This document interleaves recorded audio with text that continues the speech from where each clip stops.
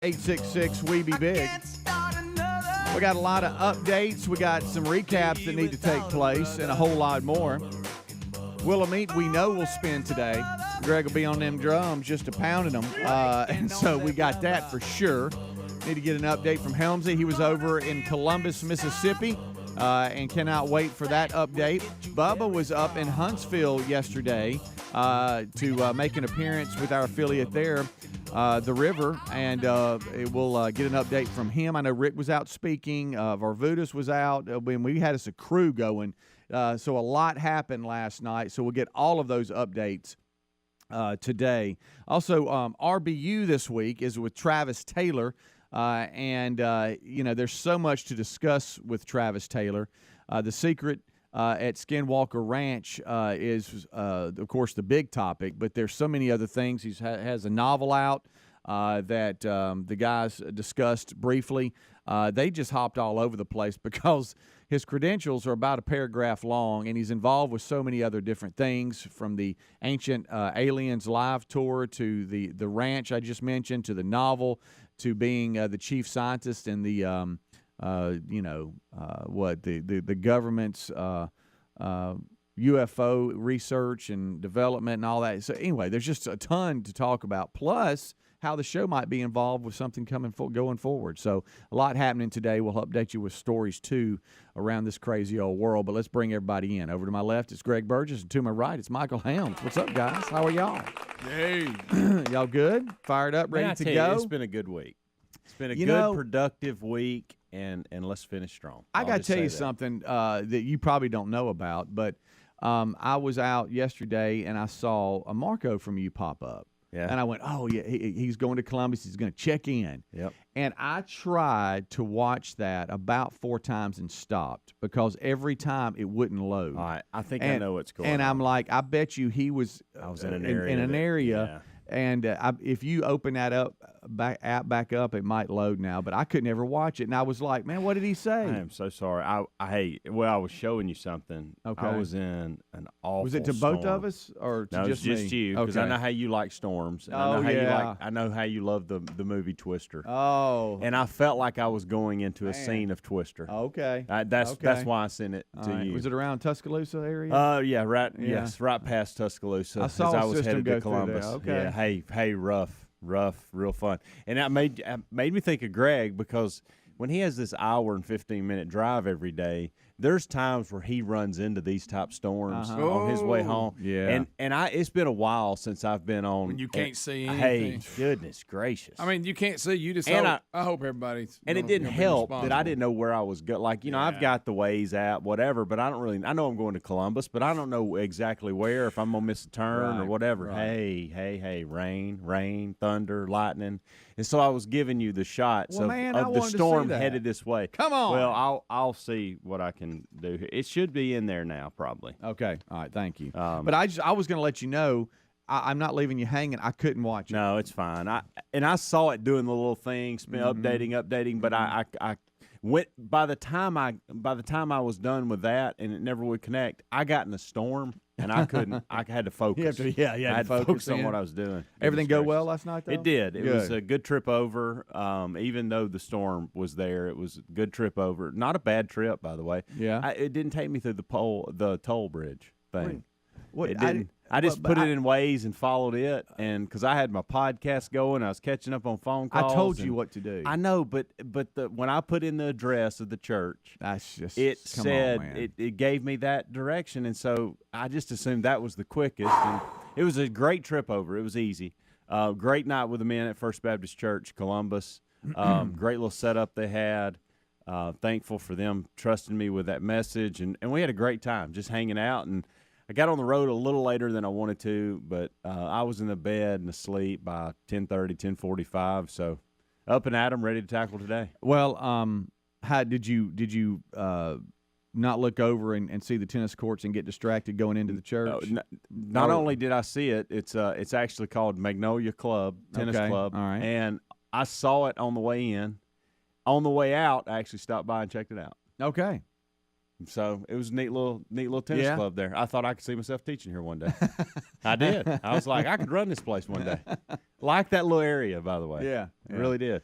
Well, once the rain stopped, it was beautiful. I was I was communicating with Bubba a little bit as he was pulling back in from his Huntsville trip and talking about the secret at Skinwalker Ranch. Travis Taylor, part of that. It's been, it was on our mind yesterday because we recorded the podcast. The podcast, Rick and Bubba University, the podcast will drop Saturday morning on all audio podcast formats. We've got Blaze TV, Pluto TV, Facebook, YouTube, the whole shebang. Make sure you're following, setting up notifications on all that. But we also send it out on social media Saturday mornings to let you know, hey, it's out, it's available. It's going to be one you want to watch or listen to. But he was talking about how he was getting home, and it was 8-something, and I'm like, okay, he's going to go home and go to bed. And he goes, I can't wait to start episode 5 of season 1 of Secret at Skinwalker Ranch. And I'm like, you know what? I've got a chance here. I need to dive in. I had DB Cooper. It was starting, Helmsy. I know you just watched it. It was literally starting. The credits were rolling, and we started communicating. And I stopped it, and I went to Skinwalker Ranch instead. And I watched 2 episodes last night. Started the 3rd, and it got to be about 10:20. And I'm like, okay, I got to shut this down. But hey. Something weird's going on there. Let me just tell you. It's so bizarre. Cannot wait to continue that. Speaking of bizarre, I got a bizarre text from Bubba last night. Yeah? On these lines. Okay. This is what he said, and this is when I forgot he was actually out of town. You're right. And coming back in late, too. Yeah. You're not going to believe podcast this week. Yeah. Maybe the best one ever. Mm-hmm. And then he sent a second message. I really hope you're not on stage right now speaking. I can't remember. He thought he was interrupting me, and which he didn't. I got it after. I turned all that off. But he's claiming best podcast ever. It was to date. Yeah. It was a good one for sure. And there's a chance the show could be involved a little bit with some research. But are you saying that the Rick and Bubba show may be involved with research concerning Skinwalker Ranch? I'm just going to let Bubba. I'm gonna let them talk about it because I don't know what I can and can't talk about. Of all the scientists, engineers. Yeah. All the people out there available, are you saying we might have cracked the code on something? Huh? We have the potential to help. Let's put it that way. All right. But I'll let them talk about it because I can't say anything. So I think I'm vague enough to where I'm not going to get in trouble if I can. He might come in and go, yeah, y'all can talk about it. You RBU listeners, got us a good probably one. The best one ever. Yeah. To date. Yep. And for some reason he wanted you to know that. He did, and he that was a random text because normally when we communicate, it's a team deal. Yeah. Greg's listened to it twice already. I have. Rick and Bubba. Buying furniture can be a hassle, but allform.com/Bubba makes it simple. It's delivered right to your door in days. We're talking high-quality, handmade in America armchairs, sofas, sectionals, and love seats. They're premium products at affordable prices. Allform furniture can customize in all types of colors, fabrics, legs, shapes, and sizes. And it comes with a forever warranty. They offer a 100-day trial. Delivery is free, and financing is available, too. Check them out today at allform.com/Bubba. Save 20%. allform.com/Bubba. Save 20%. Terry was at her daughter's wedding for the weekend when she got a call from Simply Safe. Simply Safe had detected water in her basement just moments after the leak started. Protecting against floods is one of the reasons more than 4 million people trust their home protection to Simply Safe. With Simply Safe's 24/7 professional monitoring, you always have someone looking out for you. Go to simplysafebubba.com and claim a free indoor security camera, plus get $20 off with interactive monitoring. SimplySafeBubba.com or visit rickandbubba.com under Raycon's everyday earbuds offer quality sound at half the price of other premium audio brands. They have optimized gel tips for the perfect in-ear fit, making them comfortable enough for all-day wear. And with 3 different sound profiles and 32 hours of battery life, you can listen to whatever, whenever. It's no wonder why Raycon's everyday earbuds have over 49,000 5-star reviews. Go to buyraycon.com/Bubba and get 15% off your order. Buyraycon.com/Bubba or rickandbubba.com. Mom, Dad's doing a crazy dance on the patio. Ooh, really bad dancing. Sweetie, are you okay? vicious mosquitoes everywhere. Save yourselves! I'll call Cooks before you pull a muscle. You don't have to live with mosquitoes. Get proven protection from Cook's Pest Control. Call or go online for a free quote. Cook's Pest Control. All right, folks, you've heard us talking about what Relief Factor can do for your pain for several years now. If you struggle with occasional aches and pains due to aging, exercise, everyday living, consider this. Relief Factor is 100% drug-free. It's made up of ingredients that simply help your own body deal with its natural inflammatory response. And we kid you not, Relief Factor is for real. And the majority of people who order the 3-week quick start for just $19.95 go on to order more. Try it at relieffactor.com or rickandbubba.com under the sponsors. The best thing about summer, the food. There's nothing better than a summer meal, and luckily HelloFresh is bringing all the summer flavors right to our door with their limited edition Taste of Summer recipes and market selections. HelloFresh's ever-changing menu offers more than 55 weekly options that keep your taste buds on their toes, and the pre-portioned ingredients and foolproof recipes allow us to relax and enjoy the summer. Get 16 meals for free plus 3 free gifts with the code Bubba at HelloFresh.com/Bubba. Inflation is rising, and some say a recession may be coming. Remember what the last recession did to your retirement in 2008? Our friends at Lear Capital know that investing in physical gold and precious metals can be a brilliant strategy against what's coming. Smart investors are doing this, so talk with the team at Lear Capital about owning precious metals for your savings and retirement accounts. Right now, you'll receive up to $10,000 in free bonus coins based on the value of gold coins you purchase. Visit LearBubba.com. That's LearBubba.com or RickandBubba.com under the sponsor. Have you tried the innovative Helix Sleep mattress yet? Well, we love it. If you need a new mattress, go to HelixSleep.com/Bubba. Take the quiz, you order the mattress that you're matched to, and the mattress comes right to your door shipped for free. For a limited time, Helix is offering up to $350 off all mattress orders for our listeners at HelixSleep.com/Bubba. That's HelixSleep.com/Bubba for $350 off your mattress order. Or you can visit rickandbubba.com. Well, if we're being totally honest, maybe we don't always make the best food choices. The CDC says we should eat up to 6 cups of fruit and veggies a day. Now, there's zero chance of that happening. So that's where Field of Greens comes in. With Field of Greens, you have more energy, you feel healthier, and it can help you lose weight too. Join us and take Field of Greens too.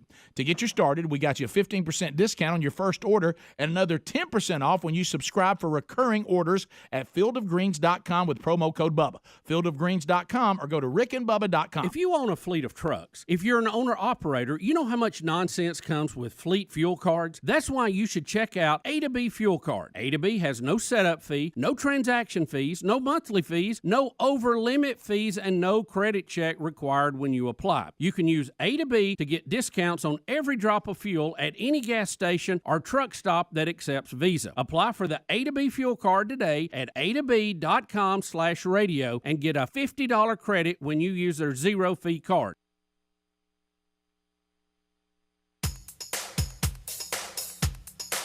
Rick and Bubba's in Ohio. Rick and Bubba. Pass the gravy, please. Rick and Bubba. Ooh, it brings me to my knees. Rick and Bubba. I can't start another. Rick and Bubba. Day without 'em, brother. Rick and Bubba. Ooh, there is no other. Rick and Bubba. 22 minutes past the hour. Thank you so much for tuning in to the Rick and Bubba Show. Kickoff hour is live, and all parties involved are rolling in. Main show starts right after top of the hour. As we roll on back, the things we've discussed in the break sometimes are a continuance of where we went to break, and that topic continues. Sure. And then sometimes it's like, hey, did y'all see this? Did y'all see that? And then some things spark our interest and go, yeah, let's talk about that.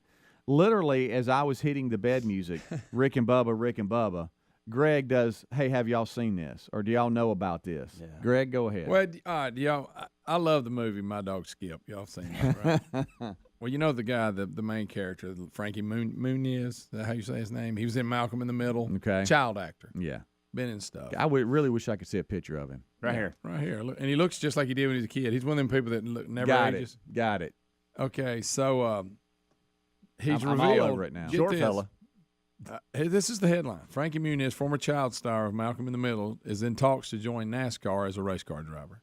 Do what? They say he's been racing for over 15 years and now considers himself a full-time driver who acts on the side. He used to be an actor who drove on the side.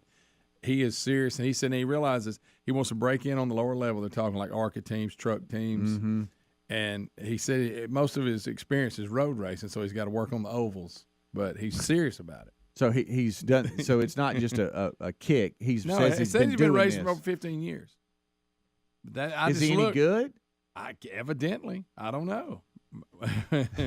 Says we're talking to a bunch of teams, both in ARCA and the trucks and Xfinity series. And like I say, that's Greg, a lot of people use that. I've been playing a ton of tennis for 15, 20 years, but I'm not ready for the ATP tour. I listen. I'm with you on this. I'm a little skeptical. I don't know that him doing this as a hobby is going to may prove me wrong, and I hope he does. Well, he says he wants what a great story. He said, obviously, I haven't done a ton of oval racing, so everything I'm going to do next year is going to be new. So he said in the same sense, he wants to move up quickly, but he don't want to throw. Sounds like Cole Trickle. It does, doesn't it? Ain't nothing I can't do with a race car. That's it. Anyway, but like he said, he's serious. He said he considers himself an actor on the side, but he's actually a race car driver.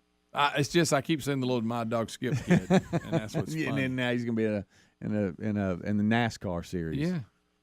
But so ARCA still a thing. Truck series.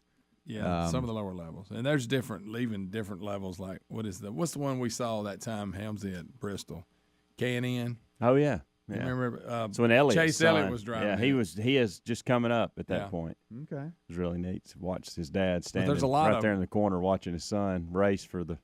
I know. As he was growing into the profession. Of course, he's owning it now. Yeah. Oh, yeah, he is. But anyway, I just thought that was kind of funny that My Dog Skip guys just go in here and race. And what's funny, he still looks just like he did when he was a little kid. You know? If y'all had, as you said. If you had the resources to try to pull something like this off, what would it be in your world? Like. That would be one. I mean, that's figured you would go with that. Jump on that, but that would probably be the first pick. Right. Yeah. We'd have to be pretty good at it. So is this just, are we dreaming? Well, you're really good. You're really good. You've been doing it for 15, 20 years. Okay. It's more of an obsession, not a hobby. And people have complimented you and gave you hope going, hey, you missed your calling here. Either that or synchronized swimming. Be one or the other. Well, I'm not gonna brag. This is just the way it is, but I'm pretty good at cornhole. Okay, that's it. So I've heard that. I would join the cornhole circuit. But you remember, was it Paul Newman was a legit race car driver? Yeah, he sure was. And I've seen a documentary on that. Raced, and he flies planes too. But I think he's actually done some racing. Well, Tom can do anything. Right? He can. But now I remember Paul Newman. It was one of them road course series. He was like a legitimate driver in it. I think right before he started making that salad dressing. I'm sorry, guys. I'm picturing the show ending. And the staff saying, "Now we got to hurry up because let's go watch Greg. He's, you talking about fill in the blank swimming or just anything." I'm just picturing that. Or hey, let's go see Helmsley. Or hey, did you hear about Adler? He's a professional, I wish you jiu-jitsu artist or like something. I'm gonna do something almost realistic. I wish you did like team roping, and we didn't know it, but that was your obsession, and you were a team roper. Yeah, and we'd had to go watch it at the rodeo, and you act like you cared. Yeah. Get that back leg, yeah. What if it was something that we didn't know we had this gift? We were some phenom. You owned it, and we still don't know it. And then we did it, and it's like, man, you're unbelievable. What if I was a yo-yo champion? You could just work. I could do all kinds of tricks. What if I could yodel and you didn't know it? And I just started yodeling. And you owned it. Yodeling. And you were known as the world's greatest yodeler. And I didn't know it till I was messing around. Somebody went, that's pretty good. Right. And like Helmsley got teary-eyed, so that's beautiful. I'm trying to picture what Helmsley would be doing. Huh? It'd have to be something sports related or coaching related. I'll tell you what I wished it would be. Realistically, it would be. We were watching. We had the video the other day of that state fair. I wish he was one of them pacer drivers. The horses that pull. Yes. You know what I wish? I just wanted him in it because of the uniform. You know what I wish? I wish that he was like really, really hungry one morning, and he started eating, and he could eat a lot. Oh, and he became and all of a sudden- Joey Chestnut. Yes, and all of a sudden he could just like slam food down, and he would just like be eating. Then he grabbed your food and he started eating. I was like, my gosh. And we brought a bunch of hot dogs in there just to see if he could actually, Yes, qualify. And he yes. ate like 80. Right, and then we go one day and we watch him like at the Pelham Civic Center. He just like. And he is just tearing it up. And it wasn't just hot dogs. He'd eat wings. He'd do it all. Oh, yeah. All right, y'all move on. I'm just tearing it up. So you're a professional eater. Yeah. All right. I'm some calf roper. Yeah. And Adler's in adult films. Or no. Craig Burgess. No, I'm a yodeler. That's right. I'm a yodeler. I forgot. Greg, don't do that. What if I wish you could like cut logs with a chainsaw and you were some. What if you were a chainsaw sculptor? You ever seen those? Ice sculptor. Ice sculptor. Yeah, but there's people with chainsaws that they do ice. Yeah. They use Hey guys, chainsaw we gotta get stuff. to Southside. Greg's sculpting that statue. You remember? It's an ice statue. He's doing It's an gonna Emma be Sanson statue. Oh, just trying to help Adler there after you said What? Yeah. Huh? I had him more like wrestling or something. Well, yeah, that too. No, rock climber. He can do both. Rock though. climber. That's it. Yeah, and he's Either in the that, world, and he's in the world game. But I think he missed. I think he missed his mark. He should have been a horse jockey. Now he could have been a jockey. Yeah, now, but he'd be real big. You don't think that was a suggestion I had? Yeah. No, well, no. I don't know if we can go see that. Greg. No, well, you can purchase it. I guess. Greg. But even though he's a tiny little fella to us, in the jockey world, he would he'd be like big. He'd be like Red. He'd be like the Hulk. What was Red's last name on Seabiscuit? Yeah. Red Pollard. Right. I wish you were a log roller. You know how you get on the water? Oh yeah, I like spike that. shoes. Bubba, Rick and Bubba.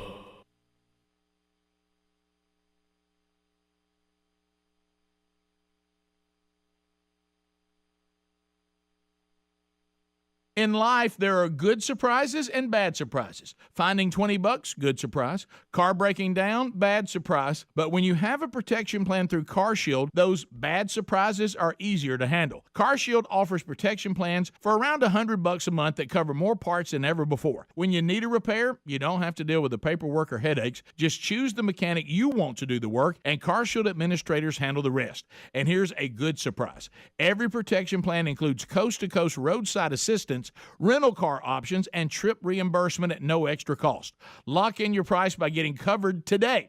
And how about this? It'll never go up. CarShield helps make surprises of your car breaking down easier to handle. Get coverage like we did. Go to carshield.com/Bubba or call 1-800-391-8888 to save 10% on your plan. That's carshield.com/Bubba or 1-800-391-8888 to save 10%. Or visit rickandbubba.com under the sponsors. Well, if we're being totally honest, we don't always make the best food choices. The CDC says we should eat up to 6 cups of fruit and veggies a day, but if you're like us, we don't always have the time or energy to make that happen. So that's where Field of Greens comes in. With Field of Greens, you'll have more energy, you'll feel healthier, and it can help you lose weight. We all want a simple nutrition plan with results so powerful that when we take our next physical, the doctor compares our old lab work to the new lab work, and he says, hey, keep doing what you're doing. This wonderful product is powered with a full spectrum of essential vegetables and fruits, plus science-backed herbs and prebiotics. It can help you stay healthy, plus it's organic. So join us and take Field of Greens too. To get you started, we got you a 15% discount on your first order and another 10% off when you subscribe for recurring orders at fieldofgreens.com with the promo code Bubba. That's fieldofgreens.com. Use the promo code Bubba. Oh, look, honey, the ants are back. Wow. We leave one itsy-bitsy speck of food out, and they appear out of nowhere. Yeah, it's pretty hard to believe we used to try to get rid of these guys. Now they're just part of the family. To be honest, I liked our family the way it was before they came. I guess it's time to call Cooks. You don't have to live with pests. Get proven protection from Cook's Pest Control. Call or go online for a free quote. Cook's Pest Control. As the sun comes out and small businesses are back in business, LinkedIn Jobs makes it easier to grow your team. LinkedIn Jobs helps you find the people you want to interview faster and for free. Create a free job post in minutes on linkedin.com/Bubba to reach your network and beyond. Every week, nearly 40 million job seekers visit LinkedIn. Post your job for free at linkedin.com/Bubba. That's linkedin.com/Bubba, or visit rickandbubba.com under the sponsors. Terms and conditions apply. The best thing about summer? The food. There's nothing better than a summer meal, and luckily, HelloFresh is bringing our favorite summer flavors right to our door in limited edition Taste of Summer recipes and market selections. Now, these restaurant-worthy recipes elevates the dining experience at home while minimizing oven use, because less time in the kitchen means more time at the pool. And the complimentary sides, snacks, and apps from the HelloFresh market round out the meal and always please a crowd. Their ever-changing menu with 55-plus weekly options keeps our taste buds on their toes, and pre-portioned ingredients and foolproof recipes allow us to relax and enjoy the summer.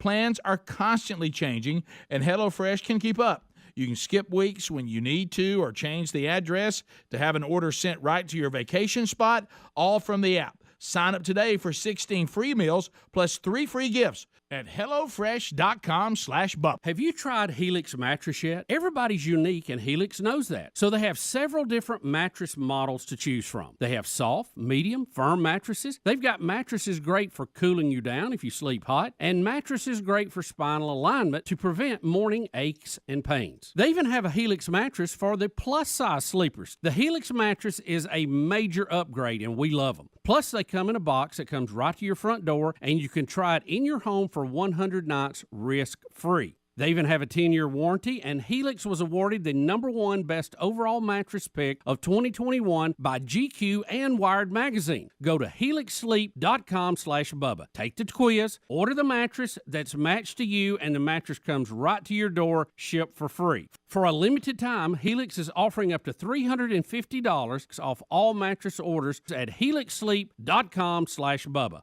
helixsleep.com/Bubba. Visit rickandbubba.com under the sponsors. Rick and Bubba. Pass the gravy, please. Rick and Bubba. Ooh, it brings me to my knees. Rick and Bubba.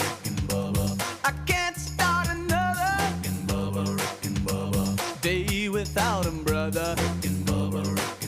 25 minutes until top of the hour. Thank you so much for tuning in to the Rick and Bubba Show. A couple of things we need to update you on. The Wheel of Meat will spin today. Not sure when, but it will spin. You never know. You never know. I heard it wasn't spinning. Greg will be on them drums before you know it. So be looking for that. Wheel of Meat will spin today on the Rick and Bubba Show. Rick and Bubba join us in about 30 minutes from now for the main show. Rick and Bubba University is getting ready and will publish tomorrow morning, Saturday morning, on all audio podcast formats, as well as Blaze TV, Pluto TV, YouTube, Facebook. It's all going to be there. If you are not following us and subscribed to the podcast, shame on you, but you need to set up notifications and all that. But we do send it out on social media links, both the audio and the video link at Rick and Bubba. So be looking for that Saturday morning. We have Travis Taylor with us, engineer, best-selling author. Good gracious, the PhDs, you name it. It's basically a paragraph long. He got some degrees, don't he? He's got him some titles and some degrees. Reminds me of myself. They break down the the secret of Skinwalker Ranch that's on the History Channel. It's also, I think, the first 2 seasons are on Netflix. I jumped into that, saw 1 or 2 of the first episodes last night. Hey, good gracious, there's so many questions I have. But we break it all down with Travis Taylor, and so you don't want to miss RBU this coming weekend. We've updated you a little bit on Helmsy going to Columbus.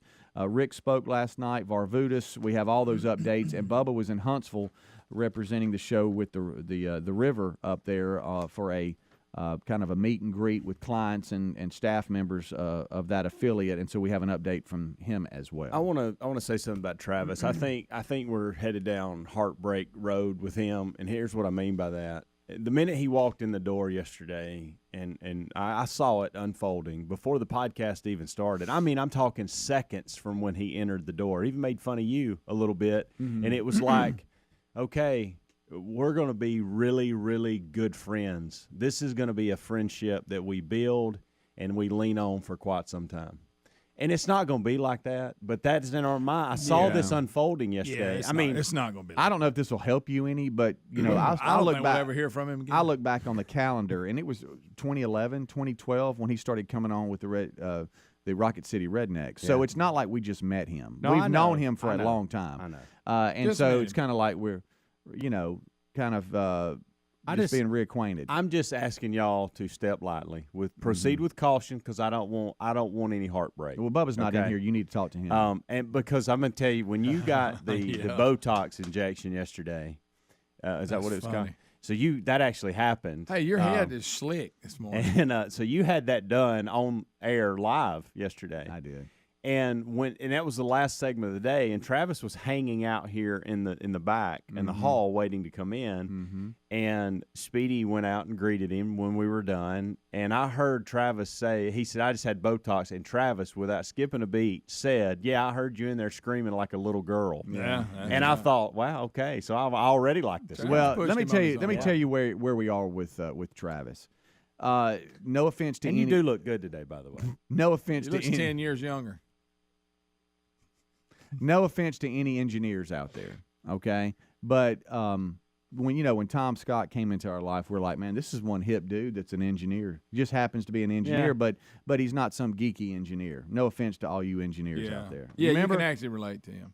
Well, if I tell you, hey, guys, we got somebody coming in. He's got 2 PhDs, 3 master's degrees, 1 BS, licensed PE in Alabama, 35 years with DOD, NASA, Intel community, top secret level clearance. You would think, well, we got probably a little geeky guy coming in here, and he's not. He's not. He's not. He's a man's man. Yeah, and so that's another reason why we hit it off. He is the newest member of this diverse, highly skilled team, and brings a vast wealth of knowledge to the Skinwalker Ranch, and so we talk a lot to Travis about that. That hits tomorrow morning, so make sure you're checking it out. And Bubba claims probably one of the best podcasts, just skipping all over the place and covering a wide range of topics, so be checking that out. Bubba was rocked back like Winnie Ralph when he was leaving. Yeah, I know. How were the bee stings? How do you feel? I feel fine. I forgot. I forgot it happened, and Terry. Did I just remind? Oh, okay. Terry got home from work late yesterday, and she looked at me. She said, "Oh, okay." And it's because I still had the little red dots from the shots. It looks. And she and for those of you that don't know, and you're going, why did you get Botox? Because he's vain. Dr. Melanie Petro came on the show yesterday to talk about a couple of different things that she offers, and also to talk about these online injections that people are purchasing, and you don't know what's in it, and go to hotel rooms and get a butt implant. Right. I mean, She's come on, basically just giving a public services announcement, going, don't do that. They Make sure you go the silicone like you use on houses. And right. Stuff. Go through a licensed professional and get that done. That's not something you just inject into your body and not know. And oh, by the way, while I'm here, I'm going to give somebody Botox, and then of course y'all look at the bald guy. That shows a lot of forehead. I mean, it was a canvas. And I noticed. It's like an artist looking at a canvas. But I want both of you to know that I know what you both did. What? And what are you talking about? What I we don't did? know what I did. I look up, and you do it a lot. Okay, and that is when you're uncomfortable or whatever. There's a lot going on. You'll claim there's something else you got to do. And there's always something else I got to do. I just choose to do it in that moment. Right. And I just want you to know. I just want you to know that I know what you're doing. But I didn't sell you out. I didn't go, where's Helmsley? Well, I did come back in here to see the procedure. If you noticed, because I wasn't going to miss that. I know. I saw your teeth. I was just not grinning. I was not going to miss that at all. And then this one in here. No, who never goes. I couldn't find you. Hey, I was looking for you because I wanted to enjoy it with you. never goes into the TV room. Yeah. All right. Okay. That's where you were at. Closes the door, hides over by the drums. All right. Funny. Gets in there with Adler, and finally peeks around the little window, and I go, well, there where that son of a gun is. I went in there to get some Adler's peanuts. Okay. I didn't have any. Whatever. And while I was in there, the segment started, and Adler's closed the door because he's got to have silence. I know what you both did, and I just want you to know you left a man hanging. Okay. Here I am. I'm in here all by myself. Well taken care of. I'm in here by myself. I look around and I don't have my buddies with me. Huh? Well, we're afraid. Y'all thought y'all were going to get pulled in and start getting like shots and stuff. Yeah. But hey, I took it. I got it. You look I got 10 it, years friend. younger. Yeah. Sad news yesterday. I'll be honest with you. When I saw the notification, I saw Trump and I saw wife and everything else, and I was like, oh no. And then I read it a little bit further. Donald Trump's ex-wife, Ivanna, 73, passed away yesterday. And she was found dead inside her New York townhouse after suffering what is believed to be some type of cardiac arrest, and was found at the bottom of her stairs in her New York townhouse. She was out earlier at a New York restaurant, but apparently was found at the bottom of the staircase of her Manhattan home by a member of the staff who called police and told them she wasn't breathing before medics pronounced her dead. Wow. Now, sad news, and then former President Trump put out on social media and confirmed the story as it was breaking yesterday. But that's sad news for that family. Yeah. And very sad news. But she was found laying at the bottom. Huh? That's Ivanna. You know, the daughter's name's Ivanka, so that's a Right, little close. right. It says here it was a female member of the staff that arrived for work who unlocked the door and discovered her there, and so that's really sad. Yep. She was best known as the first wife of Donald Trump, who the mother of his three older kids. And Olympic they were skier, I married. believe. Yes, from Norway or something. Maybe that may be wrong. With some foreign country. Yeah. Let's see. She married former President Donald Trump in 1977 when she was a real estate heir and business professional and mother of the three eldest, as we just said, Ivanka, Eric, and Donald Jr. They divorced in 92. Anyway, that's sad news coming out of the Trump family and Czechoslovakia. There you go. Slovak. We'll take a break. We'll be right back. 866 We Be Big is our number. A lot to talk about and break down. It could be unscreened phone calls before we join the main show, so you never know this last segment. We'll take a break. We'll be right back. You're listening to The Rick and Bubba Show. Rick and Bubba, Rick and Bubba.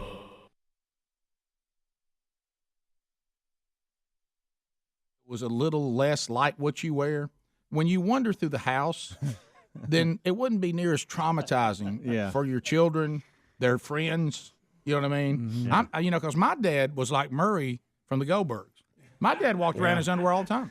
I mean, is that not one of the funniest shows? Yes, I love the Goldbergs. My wife said one day, she goes, "Hey, shut the door in here. The boys walk by, you're in the shower." And I said, "Hey, they need to learn to work through it like I did." I said, "I saw my dad naked all the time." I said, you talk about. He thought he was in a locker room. He had no modesty, none.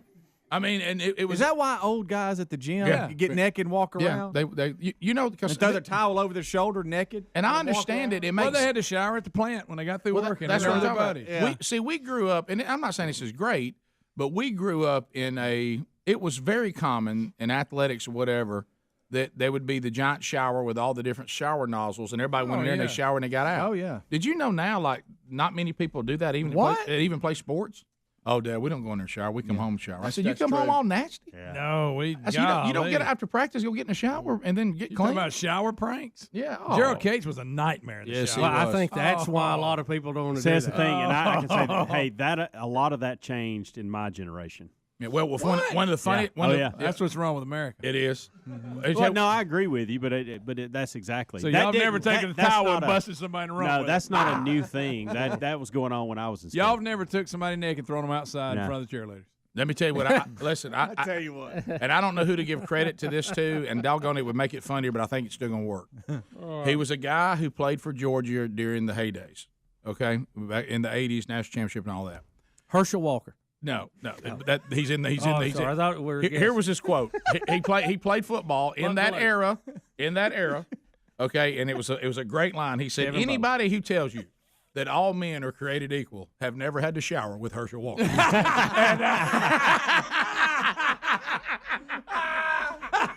That's good. That is awesome. Oh, what a good one. That is so good. But see, that's the kind of trauma you got to work through. Yeah.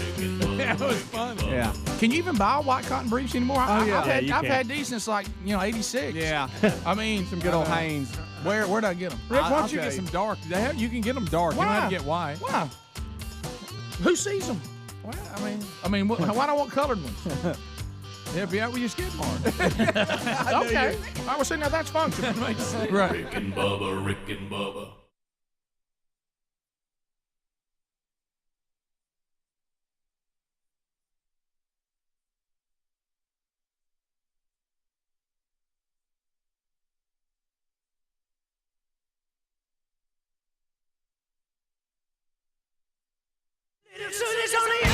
There it is. The supergroup Tesla with Little Susie. How about it? Well, I was trying to look over all the various people here. I know we were talking about that. You and I were talking about it in the break. The people that are now saying they will not attend an inauguration. I know Garth Brooks has tried to clarify his situation, and somebody has set themselves on fire. But other than that, I think we're ready to go for the inauguration coming up on Friday. Well, listen, I'm a lot like Greg on this set yourself on fire or hunger strike. I say more power to you. Go to it. Well, just stand back. Bubba, I don't want to be accused of not being pro-choice. I mean, if somebody chooses to do something, by God, we're supposed to just let anybody do whatever they want, aren't we? Well, again, I go back. If you believe in evolution, you need to let these people take themselves out because they have a defect. Yeah, right. Well, and I heard the guys saying, which I laughed in the car in the kickoff hour when they said it may be rain at the inauguration, so maybe the human fireballs, at least the rain will put them out. Yeah, at least that. So that will be. The weather in D.C. for an inauguration is usually, and many times has been really bad. I mean, there's very few where they go, well, this is a nice spring day. Brutally cold. I remember one of Reagan's, they had to move inside. I mean, it was like people couldn't survive outside. It's middle of January. I know. In Virginia area. I know. Maybe we need to move that thing down. Right. I'm just, late March or something. It's like, well, hey, we'll do whatever we have to do. Remember to get all the bowl games and important games to climates that we think because we need to have it outside, and it's going to be a big day. The inauguration's pretty big. Yeah. But yet we've put it right in a place that really January can be pretty nasty.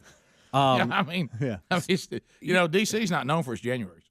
You talking about crazy? The whole inauguration process has just got very bizarre. It's weird enough on its own, but this time it's capping off a campaign that has been weird beyond comprehension. Rick and Bubba. Pass the gravy, please. Rick and Bubba. Ooh, it brings me to my knees. Rick and Bubba.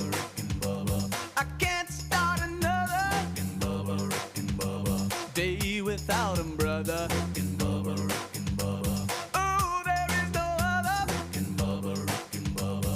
Waking on their blubber. Rick and Bubba. We got 10 minutes, leaning on 9 minutes until top of the hour. It's the Rick and Bubba Show. 866-WE-BE-BIG is our number. This portion of the Rick and Bubba Show brought to you by 24/7 burglar busting protection for your home or small business. We're talking about simplysafebubba.com. This advanced whole home security system puts you, your home, your family's safety first. They've even got the possibility to take care of your small business too.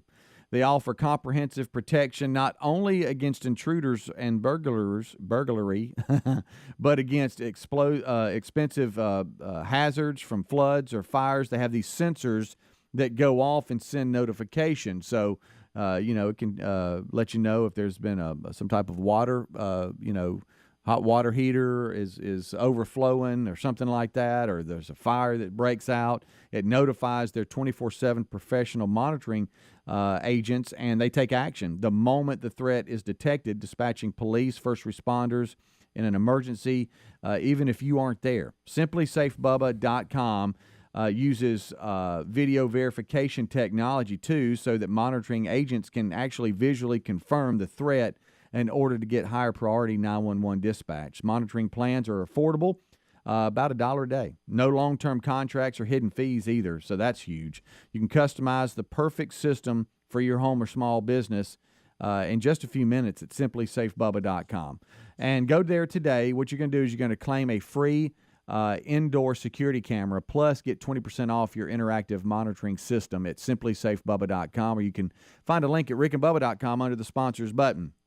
I have the Simply Safe system, and they have their standard packages where it comes in a box and you can just order that or whatever, or you can go, okay, wait a minute, I got X amount of windows, X amount of doors.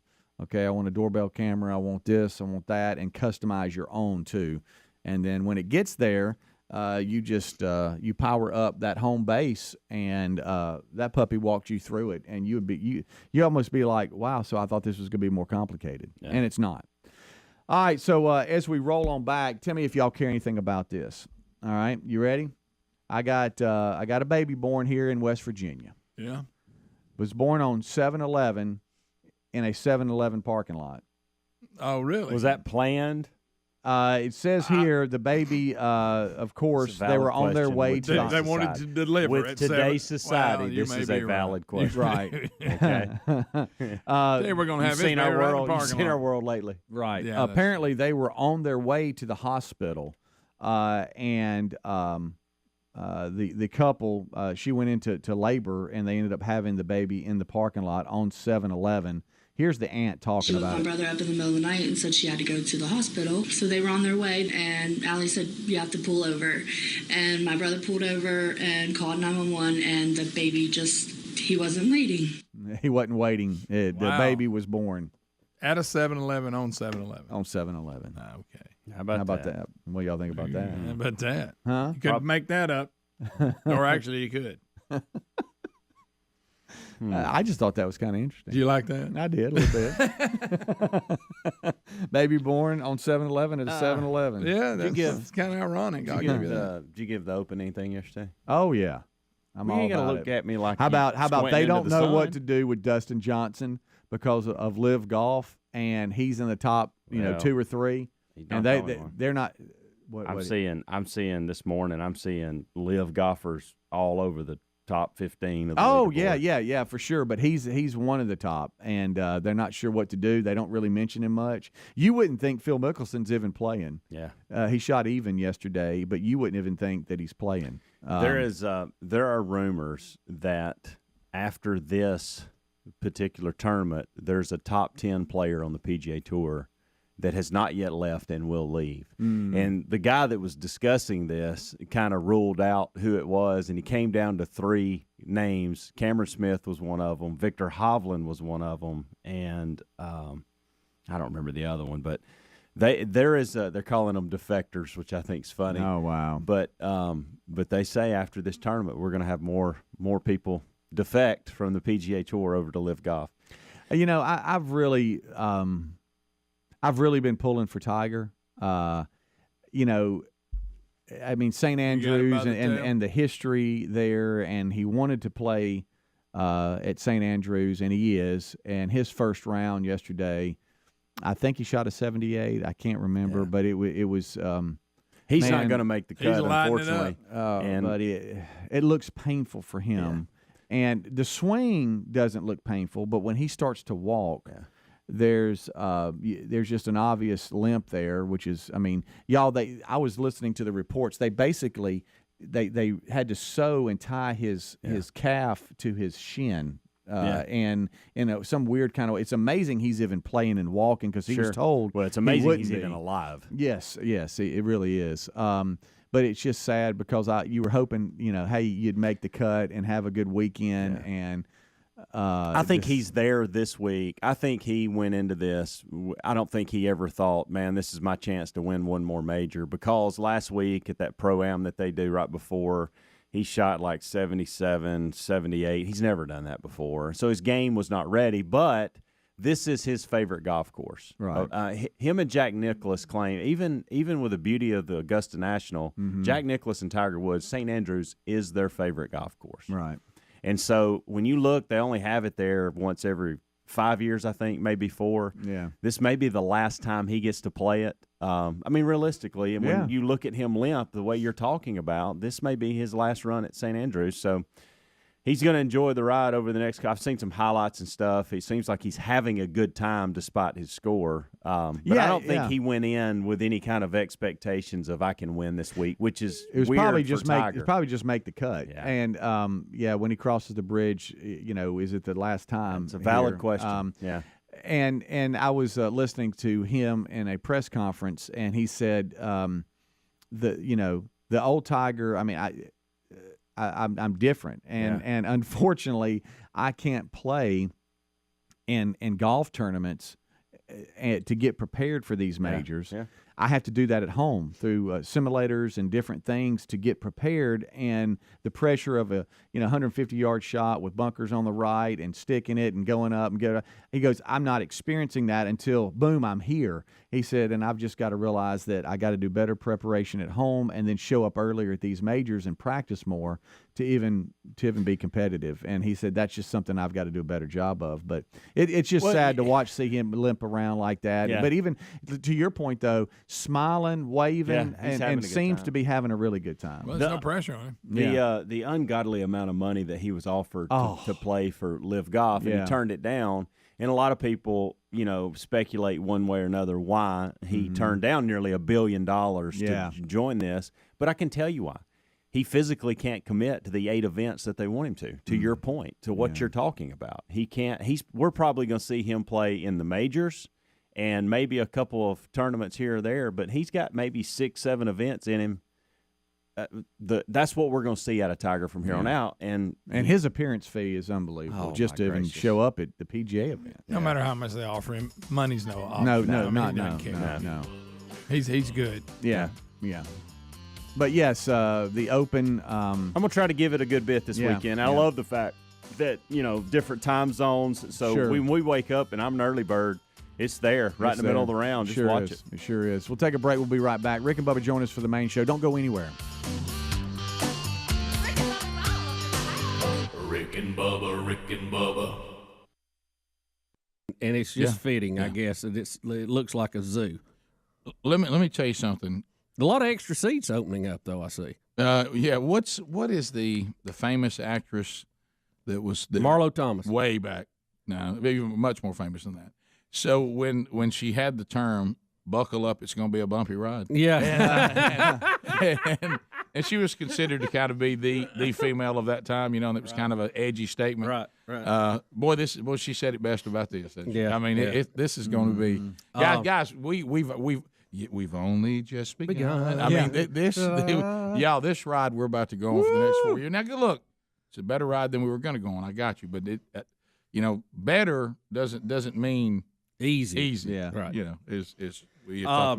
One of the stories that is getting some national attention, overlooked in some areas, is Talladega College. We mentioned it. They're not very far from where the program originates here. And they were trying to raise money to go to the inauguration. They were invited to perform. There were many people who objected to that, thought that they should not be supporting a President Trump for whatever reason. Still haven't come up with that. They tried to raise $75,000 for the trip on GoFundMe. They raised over $600,000. The president of the university said it has been the best thing that has ever happened to the university. That's right. That's the reason why you have to be. You have to disregard when these people get in your ear and tell you what you should do and how you should feel. Right. You should make those decisions for yourself as far as what's going forward. If you really don't believe that Donald Trump hates black people, then go ahead and go play. Yeah. Mm-hmm. And I got 600,000 reasons that was a good idea. Yeah. The John Lewis protest is now spread to other Congress people. I don't know the exact numbers. Is it 40 or 50, something like that? It's on up there. And again, I'm just perplexed at that. I understand you don't like him, sure. But you need to respect the office because, see, what you don't understand, and I hate to keep going back, it appears history is repeating itself at a rapid pace here. You remember when people objected to the executive order? Because it was really meant for parades and holidays. And let's name a park. Yeah, I mean, it was fluffy stuff that really the Congress didn't need to be involved in. And this president has taken that power to a whole new level. And there were many people that objected. Well, you're just a racist. You're just a hate monger. Well, you can't disagree with it. You can't disagree and we said, no, because you're setting a precedent that the next president will use, who you may like or may not. And we clearly pointed out, you don't want to hear that. Well, there's a new sheriff in town now. Anything that can be done, legislated by an executive order, can be undone. And you're going to see that this week. You can't skirt the Constitution just because you think the cause is worthy. On a lot of topics. Yeah. Rick and Bubba's show. We're back. 866 We Be Big. I was going to make the comment, a couple of them, when the hypocrisy of an inconsistency that is the left, and again, because it's based on emotion. The guys mentioned, first of all, John Lewis claimed he had never protested inauguration before, and then someone inconveniently found out he actually did George W. Bush after the Al Gore George Bush thing, and he had to come back and go, oh yeah, we forgot about that. So he actually has, and like Bubba made the point, both these presidents were white, so Lewis may be a racist. But to the other thing, and this crazy, one, ain't it? We've all been there. Let's just call it. You have an event coming up, and it's appropriate to invite somebody that you really wish wasn't there anyway.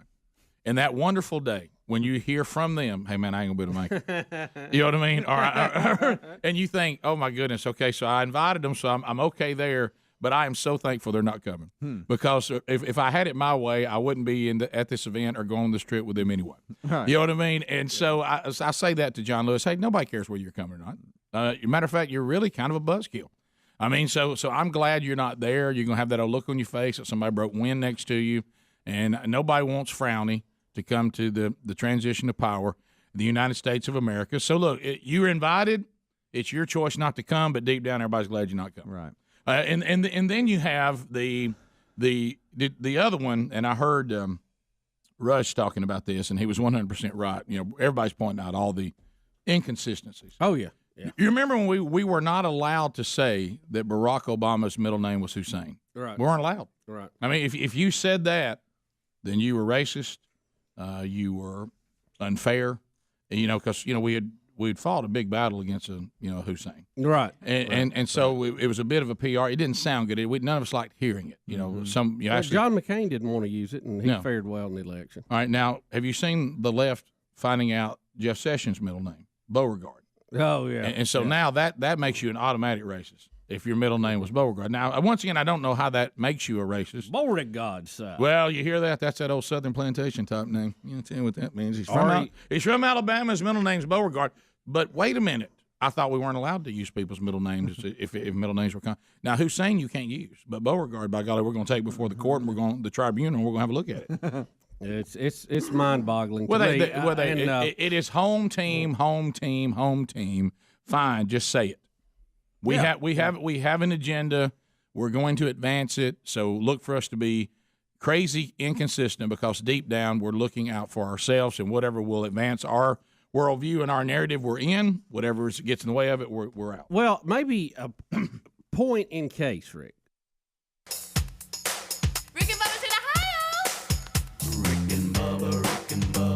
Pass the gravy, please.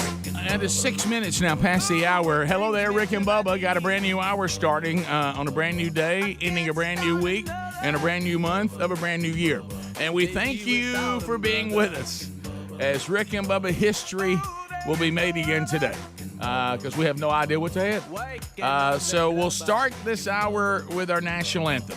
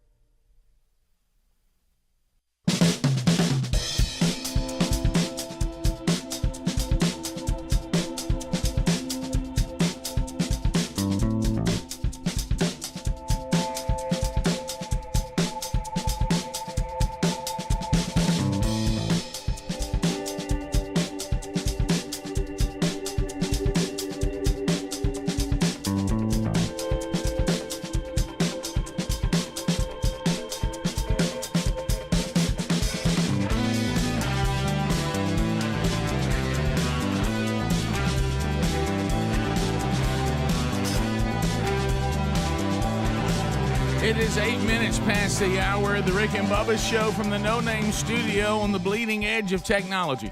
Speedy, the real Greg Burgess, Helmsy, Eddie Van Adler, Team Rick and Bubba, all here and ready to go.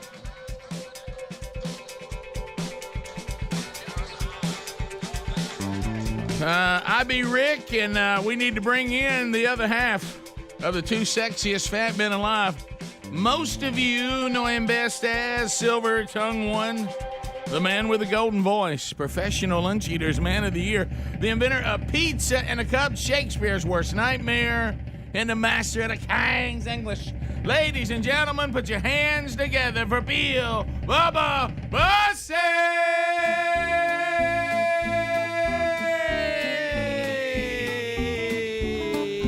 Howdy, Bubba. How about it, Rick Burgess? Friends, neighbors, associates everywhere, welcome to the party. It's Rick and Bubba. Yes, it is.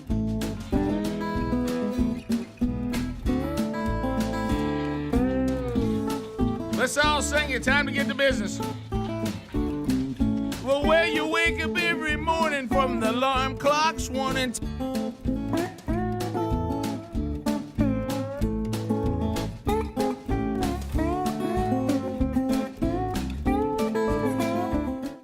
And if your train's on time, you can.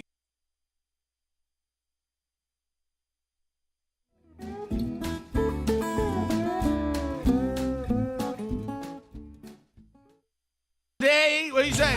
And we'll be taking care of business. Take care of business, boys. Taking care of business. Every way I be taking care of business.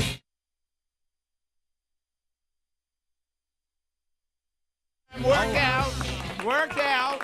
Yeah, about it. Bubba, how are you, sir? How are you, sir? Good to see you. Whew, we got a lot to cover. We will look back at yesterday, active day. Team Rick and Bubba heading a lot of different directions. Bubba, anxious to hear about your visit to Huntsville. Lovely Huntsville, Alabama, the Rocket City. You know, when I'm driving into Huntsville and I see that big old Saturn V sitting there at the Space and Rocket Somebody Center, means business. just past the gate there to Redstone, I just get giddy. Somebody means business. Yep. You got your Saturn V out there. Somebody means business. Yeah, they do. Huh? Yeah. Of course, You sadly. mean the rocket that carried me into the moon? Right. That we've looked up at since the beginning of time? Yeah. Go ahead. Of course, sadly, if you work at Redstone, they put a mask back on you. But, Yeah. yeah. I'm sorry about that, guys. Come on, man. What are we going to do next? Ride horses to work? And you throw all of that in, you get to visit some friends and see some of the folks that we work with there at the river. Yeah, and man. Throw JT in the mix, and hey, you got yourself something else. JT called me, as he always, and you don't hear from him, and all of a sudden it's y'all are en route there. Hey, so you where we're meeting tonight? and I'm like, I said, I'm afraid this time Bubba's headed to Huntsville. I'm headed to Jasper on two different assignments. So, Bubba, we'll talk about your visit. Helmsy was in Columbus, Mississippi, the land of 96.1 last night. So you went to see the Rocket folks. Helmsy went to see Laser 96.1 folks, and I went to see the ZZK folks. So we were in three different Rick and Bubba markets doing three different things, and we'll recap some of the highlights from that. Oh, Bubba, if I bring up Rick and Bubba University podcast, what would you say? Well, Rick, I would say that how many episodes have we done? 127, somewhere in there. And we've covered a variety of topics, from comedy to personal to serious stuff to just informative, things that we think people need to know. Oh, yeah. Yesterday, I left taping the podcast with the most bizarre feeling I think I've ever had. I've never seen Bubba in such a dilemma. Okay, because this could not have been the worst guest for this situation for Bubba. Because Bubba was headed to Huntsville to represent the show and Grip and Grin and work with one of our affiliates there and our sponsors. He needed to leave as early as possible after the podcast. We even tried to get the podcast started 10 minutes early. Our goal was 15, but that was just not a reasonable goal to get started so he could be out of here quicker. The guest got here early so Bubba could be out of here quicker. But the guest was such a connection between the guest and Bubba, he couldn't leave. I left before Bubba. Yeah. And all I was going to was a lunch down the street. It's like, Bubba, I knew you. I could just see you fighting the Bubba that needed to leave and the Bubba that never wanted to leave. You know, Rick, it was a war of Bubbas. It was. And, Bubba divided against himself cannot stand. That's right. And you were both going back to Huntsville, too, if you could have just rode together. What a conversation. Worked that out. You couldn't get back to Birmingham. I don't know if I want to ride that long with Travis. He may still be radioactive. That's true. That's Well, a good point. And I am so mad at myself because I had my Geiger counter set out yesterday. I know. To bring it in, and I was going to give him a good scanning before we started. I know. I've got a new one. I've never really used it before. It's the latest Chinese model, and it's they If only, the fact that you've got one, we should have stopped there. Helmsy, you're missing that he watched. Now he's seen more episodes, but as of yesterday, he and I both had seen 3 episodes. I saw 2.5 because I fell asleep. I'm up to 6 of Skinwalker Ranch. And he'd already ordered something from watching that show that he needed. He realized there's some equipment he didn't have. Okay. Hey, and I'll take it. I didn't have a portable one that I could carry out. Rick, so last night, 8-ish, we're communicating, Bubba and I, and I, that's midnight to him. Yeah. Oh yeah. He's rolling back in from his visit up to Huntsville, and I'm thinking, oh, he's going to crash. He said, man, I can't wait to get in and start episode 5 of the Skinwalker Ranch. I'm like, what? Wait a minute. And I'm like, who is this? I got in a couple before I passed out. Wait a minute, it just hit me that you were coming from Huntsville, got home and watched some of that before you went to bed. Yeah, I had to. All right, well, I had to go see when Travis got radiated. All right, when we come back, we'll tell you, because some of you were saying Travis Taylor, you don't even know what we're talking about. So we'll tell you about our guest and about the recording of RBU. We'll talk about life on the road. We'll spin the wheel of meat today. We'll break down the stories of today. We'll take your phone calls at 866-WE-BE-BIG. Lot to do when Rick and Bubba continue. Rick and Bubba, Rick and Bubba. What you're saying, case in point. We've heard so much about the Russians hacking. Right, oh yeah. Okay. Oh yeah.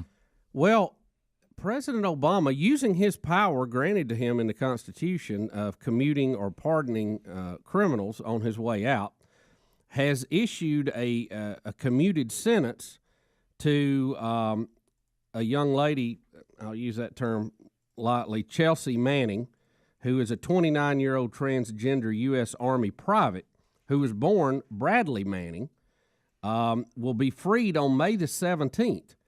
He was sentenced to be released in the year 2045. Okay, well, that's a big. Now he was sentenced to 35 years back in 2013 for his role in leaking diplomatic cables to the anti-secrecy group WikiLeaks. What jail is she in, male or female? I don't know, Rick. Because at some point we have to declare it. Whatever you think in your There's mind. There's a picture here. She looks like a girl. Yeah, because she is. Right. Can I tell you why she looks like a girl? She is. Well, no, I think she was born a dude. She's a dude. She's born a dude. Which one is she born? Dude. Okay, that's what she is. Yeah. Okay. Then he. Listen, this transition took place while in jail. Which jail? Male or female? I don't know, but remember when this case came, it was Bradley. Yeah. And then Bradley gets sentenced to jail. I got you. Yeah. And while in jail, suddenly Bradley wants to be a chick. Right. And if you've seen a picture, he's ugly. He's an ugly chick. Did Bradley go the full gamut? I don't know. Now, I'm not sure about that. Now, he may be just wearing a wig. The leak that Bradley caused was the largest breach of classified material in U.S. history. Now, what Obama has done is commuted the sentence. It won't be a pardon, which many had called for. But, why? For what reason? But he will be out. She, basically, after serving a few years instead of the full sentence of 20 to 45, which, again, he can legally do. Not saying he can't do that. But it is strange to me. We're so worried about hacking of emails and classified information getting out. Right. But when we finally catch somebody, they don't punish them. Well, I will say I will say this: if Bradley, is it me? Is it me that sees a problem with that? How about that? If Bradley was in trouble, Hillary Clinton should have been in trouble. I mean, he's another one of those cases. Well, I mean, but now Obama's going to try to fix that. See, I get the sense. Brian was going to bring that up. Brian, I didn't mean to jump on your topic. I already had it loaded here to go. But I was going to say this. I get the sense this has nothing to do with our security and a lot to do with some kind of propaganda type move. I wonder if he wasn't transgender, if he would get a. If he was still Bradley, he would probably be there till 2043.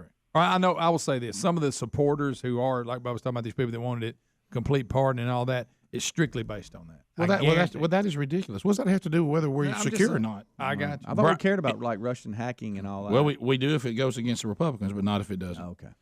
Brian in Indiana, what do you think?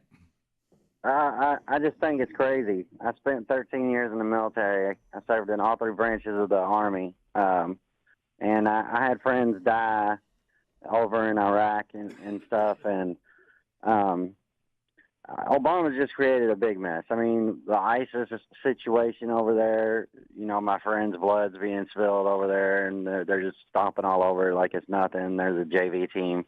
And then this girl or dude getting pardoned or whatever it is for all this classified information.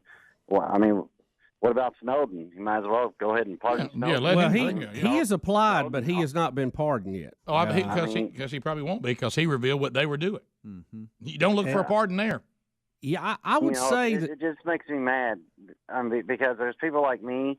I've got a severe back injury that I got from the military, and they medically discharged me after 13 years under Obama. And I sit here and wait 3 years like several other veterans do. Waiting, a long time to get a denial letter for our VA benefits. And then we have to reapply, and they tell us, well, it's going to be another 4 years before we look at it, and then another 3 years before we make a decision on it. Yeah. But then, you got somebody releasing top-secret documents like this who gets, Well, it's crazy inconsistent. Yeah. Thank you for your service to the country. I've got a few other numbers worth mentioning on the commuting and pardoning here before we leave the topic, and some phone calls. Bubba, you want to say one more thing before we go to this? Well, Rick, just by the numbers so far, President Obama has commuted 1,385 sentences. That's just changing the time you're serving. He has issued 212 pardons. But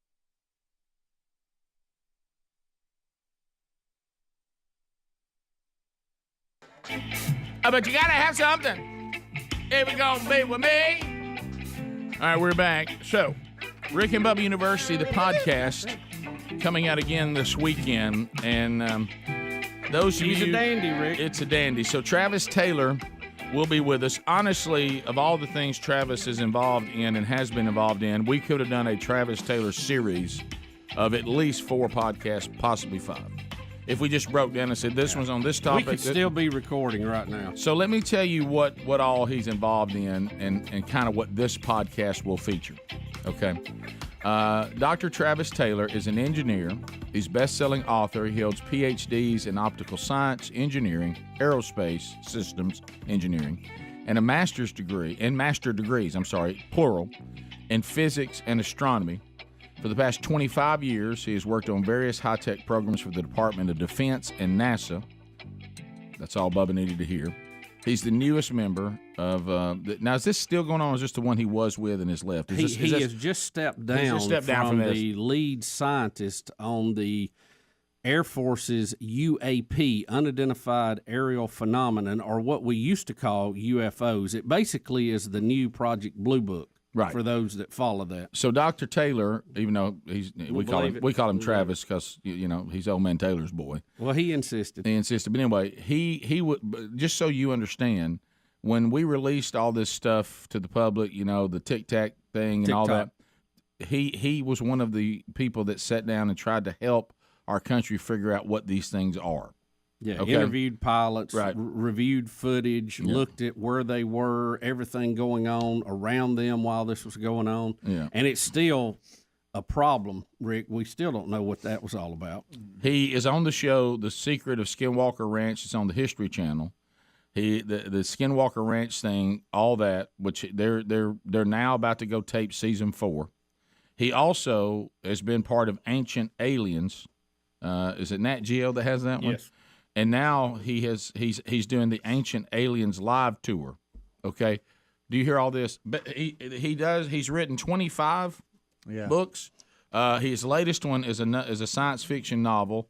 One of his science fiction novels, the Department of Defense called him in and said, "Now hang on a minute, we need to talk to you about what you wrote about. What was that called? Alien Nation or something?" It basically was a plan for what the United States should do if we make contact with a hostile alien civilization. Right. So anyway, and they decided to make it into a textbook. Yeah, it was so good. Yeah. So anyway, the latest one is Ballistic. The world held hostage from space. Only astronauts can save it, and it's a new sci-fi novel that is out wherever you get books. All right. Now why Travis? No way we could cover all that in one podcast, so we didn't. We covered mainly Skinwalker and his work with the alien stuff that we've all seen.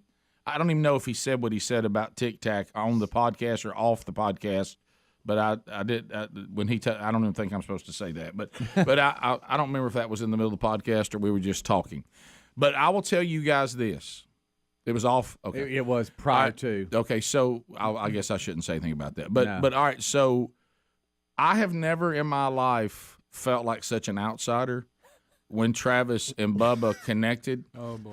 It's almost like I thought to myself, just for respect for both of them, I should just leave, because there's no way I could really get in, and I don't mean that in a negative way. They had so much, they connected in such a way that I couldn't connect to.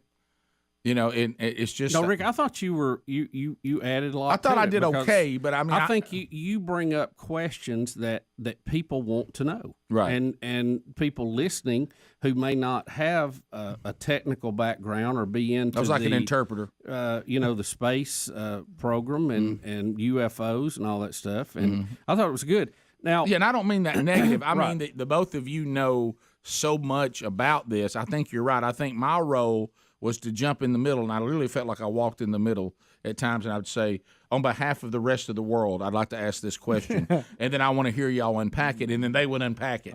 And I couldn't unpack the technical side of it the way they could. I would almost come in and say, here's the next thing y'all need to unpack, and I'd back out. You know it? Yeah.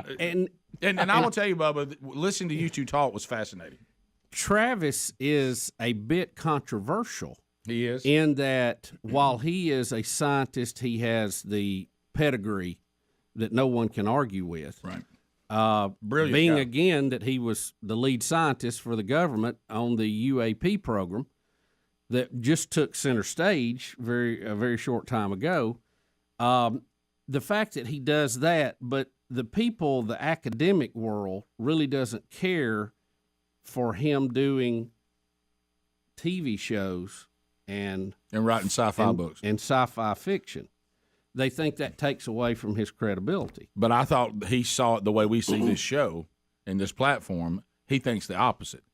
He's thinking like Von Braun did. If you don't get the rest of the country to buy into what we're all doing, and we talk about that, it's actually, he thinks, like we see, like things that went on last night and things that were going on, the show works in a way to bring people into things we really care about, or we think that we try to get you to care about, but we earn the right to do that through hopefully having some fun here and entertaining.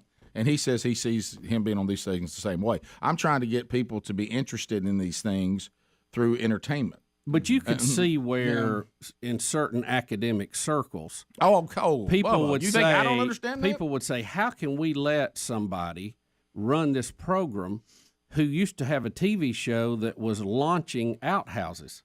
No, I know. I got you. They just don't see, they don't.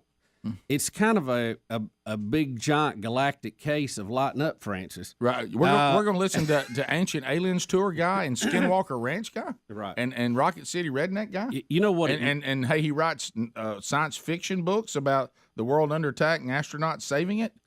And he's going to come in here and talk, and we're going to talk serious with him. And what he did part of the podcast was say, I just want to remind everybody, I do have the credentials. Right.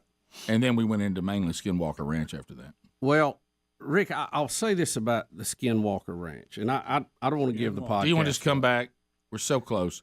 Yeah. If you go down this Yeah. road, Yeah. let me tell all of you, do not. We had a conversation after the pot. You left. Yeah. Adler was you were still supposed here. to already be gone. I couldn't leave, Rick. I just couldn't leave. You were supposed to be gone before I was. I was pulled in like he was a white giant, and I was just, I couldn't get away from the gravitational But pull. Bubba's follow-up A with red me, giant, white dwarf. podcast about, and I'll be vague here, how the show could have an we impact gonna talk about that today? on going forward is bizarre. I think we need to. Yeah, It's so we can't talk bizarre. about that on the show? I don't know. I think we need to. Oh, okay. I'm gonna tell you what. Some of it. If this is your cup of tea, When I wave you off, just stop. whatever you do, just catch RBU this weekend. Watch it, listen to it, whatever you got to do. It may be the best podcast we ever done. Well, now I'll see, just say I that. know why. I know why you think that. He But- sent me a text that said just that last night. Yeah, I think it was the greatest podcast for you I've ever seen. And again, I found myself, and I think you saw it. I got caught up in your enthusiasm, and it pulled me in. You know who is also looking into the Skinwalker Ranch and making comments about the show now? David Pilatus. Missing 411. He's very interested. No, Yes. he's not. Yes, he is. That's Yeah. what I got an email. Said somebody, you need to go see his reviews of this. Bottom of the hour. We'll be right back. Rick and Bubba, Rick and Bubba. More than the total granted by the last 12 presidents combined. Mm. In America, a pardon only lifts the sentence. Not only lifts the sentence, but it removes other penalties, such as the bar on convicted felons sitting on federal juries, state-level prohibitions, such as voting or possession of firearms. Commuted sentence is when the sentence is lifted, but the civil handicaps outlined above remain with the person. A pardon or a commuted sentence is not an acknowledgement of innocence. Yeah, but who cares? You're out. You're out. Who cares? You're not hassling with it anymore. Right. San Antonio, Texas. San Antonio. San Antonio. San Antonio. Mike is standing by. Mike, go ahead. Hey guys, just want to let you know, and sorry if this is kind of a downer to your day, but with Bradley Manning being part of the military, the U.S. government has already paid for hormone treatments and is going to pay for the reassignment surgery. So he's going all the way home, and on our tax dollars. Yeah, I'm not surprised by that. I mean that's at all, but I do understand why we have a $20 trillion debt. Right, well that's not the role of the American people to deal with that kind of stuff. Nope, no, it ain't. As a matter of fact, if somebody is that confused, should they really have live weapons in their hands? Shouldn't we be getting in some help? I mean, honestly, that's How what. dare you? No, but I'm talking about people, not a faith stance. People who deal with mental illness have said the same thing. They're saying this deserves compassion, and these people need help. Yeah. But it does not deserve an endorsement and a pat on the back and say, "Well, good for you." I mean, and if you're incarcerated, I believe you pretty much that's not a benefit that you can have. You're in jail. You can't have. You know what I'm saying? Yeah, up to you. Because we've had other inmates that aren't even in the military get the state pay for this. Yeah, I think that goes under. You're locked up. You can't do what you want. There you go. That sums it right up. We continue. That's one reason to try to stay out of the box. That's right. There you go. Then you can change whatever. Charles in Elba. Charles, welcome to the Rick and Bubba Show. How are you, buddy? Go ahead. I'm good. I just wanted to comment that I think all these congressmen that are staying home for the inauguration should just stay home for the first 100 days, too. Yeah. That would be great. If we could get them to not come back to work for a while in protest, that'd be number one for me. Back to my example of, hey, you're invited, but deep down we're kind of glad you're not coming. Well, I kind of think that Trump has a long memory on these things, looking at past history, and when they need something and they have to come to the Oval Office, he'll go, if you could just made it at inauguration. Sorry, pal. You know that feeling. I mean, it's going to happen, and I quite frankly, I don't blame him. All of them do it. Some of y'all are out there, you know what we're talking about. You've got that person in every family gathering that brings drama. Yep. But you can't say you can't come. And when somebody walks in and said, Uncle so-and-so says not coming this year, and that the relief that comes over Yeah. you, Oh, you're so you were excited. so glad that person's not coming, even though they were invited because you wanted to be appropriate. We continue. Something they don't understand. Right. 866 We Be Big. Alan in Birmingham, 1047 WZZK. Go. Hey, good morning, guys. I heard that the reason they pardoned or whatever that girl in jail is because Julian Assange promised if they pardon him then he will turn himself in on American soil and serve his time. Greg was saying something about that too. Yeah. Well, maybe he needs to present himself at the airport for arrest, and then we do the pardon. Yeah. I mean, I what? hope he lies to him. Yeah. What? I hope he pulls his shit over Obama's face. No, he is. He's coming if they will pardon. I don't know what he said. Pardon. Manning getting the pardon is why Assange said he would come. Not that he gets a pardon. That if they pardon, right. That's what he said. But will he do it? Will he follow up on it? So probably either not. that or the Ecuadorian embassy is getting a little tight on him. Or are we? But keep in mind, this is just a sentence that was shortened. It's not, hey, you're free it's to not get a pardon.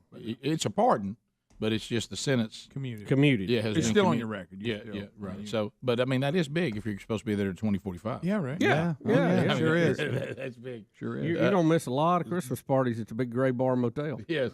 Ted and Clay. Ted, go ahead. Good morning. Hey, I saw on Yahoo News where the headline was that that liberals are in fear of the Trump presidency, stockpiling guns, food, and ammo. And I'm calling foul. They're not allowed to stockpile guns and ammo because their anti-Second Amendment shows you the hypocrisy of the idiots who run half this country. Well, remember what they said when people in the Tea Party movement were stockpiling. Obama got out there and he just put his little finger at you and just lectured you, clinging to your guns and your Bible, you deplorables. You know, this is not the best of our. And then now they're doing it, and it's supposed to be a sign of concern of the leadership. Well, see, I take it. I take it another way. They're not consistent on anything. Look, I think for the gun shop. It's past the hour. The Rick and Bubba Show.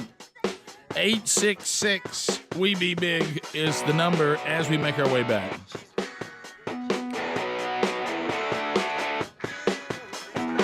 Somebody say, yeah. HelloFresh.com/Bubba. Man, I love this company. They do such a good job. And I know a lot of you out there have started using their services. Rick, I'm hearing about HelloFresh for the first time. Really? Well, we've been talking about this for a while. Let me tell you how it works. So here's what HelloFresh.com/Bubba hopes to accomplish. And man, they do a good job. They want to get the family back around the dinner table. And they want to make meal planning as easy as it can possibly be without compromising you actually participating in it and you having to compromise the quality of the food. Okay? What they're doing is they have their chefs and they come up with these incredible recipes in every realm of eating you can imagine. And then they put together the recipes. The cards are easy to follow. They ship it to your door. Or if it's during the summer, you're going to be spending a week somewhere, they'll ship it there. Just let them know where it is, okay? And then you still prepare the meals, but all the ingredients and the recipe, they're all in individual bags, and you prepare the food. Doesn't take very long, and then it's on the table, and you and the family are around the table. It's for people on the go or people that just say, I get to the grocery store, I'm trying to figure out my meal planning for the week. I end up buying things that I never prepare. Things get old that we never used. We're wasting money, and this is not anymore. Hey, wasting money on your total food bill? Not anymore. Not anymore. HelloFresh.com/Bubba. And because you listen to this show, did you know that we'll get you 16 meals for free? And we'll get you 3 free gifts using the promo code Bubba by going to HelloFresh.com/Bubba. And that's going to save you money even more. So they adapt to every time of year, including summertime, on how our lives change as the seasons come and go. They're ready. HelloFresh.com/Bubba. All right, so Bubba, we have Dr. Travis Taylor on this week with RBU. Interesting guy. Interesting guy. It was interesting to watch the dynamic, and it was the podcast went great. It'll be out this weekend. The main thing that brought Travis back to the show, and I heard Speedy telling Helmsy, who's even though he's been here for a long time, it was a long time ago when we were with the Rocket City Rednecks, and that show was on TV, and that's the first time we met Travis, and we did establish a relationship with him that is now being rekindled. Yes. So it's not our first time to meet Travis. Right. And you are correct. They came to Turkey Toss one time. Right, and all that. They were on the show, had a number of appearances. Now, your concern is legitimate, Helmsy, because we haven't talked to Travis in a long time. and yesterday the connection was almost violent. On how quick, and immediate. Yeah, it was just immediate. We picked up where we left off, like men do. That's the guy thing. Yeah, and that was my big concern. And it's a legitimate concern that because what was the concern? That we went in so hot, and we think spooked him. We think we're going to be like. Well, he went in. We think so we're going to be hot. talking to Travis, every other day, having lunch with him, spending time with him, and that probably isn't possible, especially since he's going back to Skinwalker Ranch. Well, we need to limit time since he's possibly radioactive. Yeah, that's my deal. I like Travis, but the fact that he's radioactive is an issue for me. Yeah, that hurts. As far as spending time in a closed space with him. Well, I don't want to ride with him. It's the amount versus the time spent. So Right, you need to limit time I spent. will say this. Do I normally have lunch with people who are radioactive? I don't. No, don't make a habit of it. I mean, guys, Adler has not had any kind of equipment issues since we moved in the new studio until Travis showed up yesterday. I just want to point that out. Is that legit? Is that legit? I have some issues sometimes, but yesterday, like if something happens like once a month, all three of those things happened. I had three problems, and maybe something that would normally happen once a month happened all in one day yesterday. All right, I'm going to add to this because you're not going to believe what I'm about to say. Hear me out. Is there a bigger skeptic in the room than me? Other than yes, Greg. Yeah, Greg. Well, when I say that, I mean everybody other than Greg. Normal people. Yeah, right. I left here to go to lunch probably 7 minutes from here. Okay, that's 7. 7 minutes. I want to say 5, but you I think were 5 offline quick because I started texting you pretty quick. Yes, because I was in the food and I didn't see that call till I was already done. Hey, Willie Ralph, he was. He was. I couldn't believe it. So anyway, no, listen, I'm not making this up. Guess what happened when I left here? I'd been with Travis now. He was sitting right where Speedy is. Sorry, buddy. A piece of metal flew stuck to your head. Where are my headphones, by the way? Your car wouldn't start. Well, we need to check all that. You're close. Backup camera wouldn't work. Really? It's never. Bubba, It's been back working now. Yes. It was it was working fine. Look, it started doing this. It started flashing and shutting off, saying can't make a connection. Backup camera cannot operate. So the whole. By the way, if you've been leaning on a backup camera and a big old lift kit, you can't back up and park. Suddenly it's gone. Bubba, how do I check my headphones here that he wore? Well, I needed to bring my Geiger counter. I forgot it again. You got put both that thing in the you're car. Yeah, that was interesting. We really need to flash back on that for a minute. So, Rick, after you left, and this is, how we just talked about how guys can pick up their friendship. And it's like, flip. I got a class reunion coming up, 40 years. And I'll see some guys that I played sports with, and we'll pick right up. Absolutely. Knock a few back. Greg, That's again, Greg. Again, Greg, Don't you stop, by the way. Greg, again, we're talking about we don't all approach things the same way you do. You know what I mean? Rick can be my witness. I tried to give Greg to Travis yesterday. Yes, you did. You know I don't like Hanks and stuff. Greg, we almost sent you to Skinwalker Ranch. Guys, you know how I am about Hanks. I don't even like old mirrors. Yeah. So he said he had 10 So grand. you leave. I'm there. And Travis and I are talking, and he said to me, basically, have you got to the episode where we did this? And it had to do with an audio recording they made and a radio station there locally and some things that happened. And this is another thing that guys do, and I don't know if the ladies know this. If two guys are alone in an area and they need to be sure that the other one is telling the truth, we'll get kind of in each other's space and say, I want to know the truth. Yeah. Don't drop the. I understand you got a TV show to do. Drop everything. And I understand you're on a lot of fronts. Seriously. Serious business. What's going on? Yeah. And I don't want to look. I'm gonna help you sell books and push TV shows. I want to know. I want to know the bottom line. What's going on? I got to know. He said, Bubba, it's not about the TV show. And I'm paraphrasing. He said, the TV show is a way for me to document what's happening to educate people. It's not about the money. It's not about all this other stuff. He said, I'm too far down the rabbit hole now. I have to solve this mystery. Wow. And he said you had me at hello. And again, in our lingo, he's basically saying it owns me. Right. And to the point that, and I'm loosely paraphrasing, and you heard part of this, I can't sleep at night because I'm worried about it, and I've got to get to the bottom of it. And I've never had anything get on me like this in my life that I have to solve. And I said, good enough. I got you. Yeah, and he's saying that this goes beyond, hey, we're trying to solve a mystery. He says, based on the things they're seeing there, he really believes that these people that have lived in this basin for generations all around this ranch are in danger. Yep.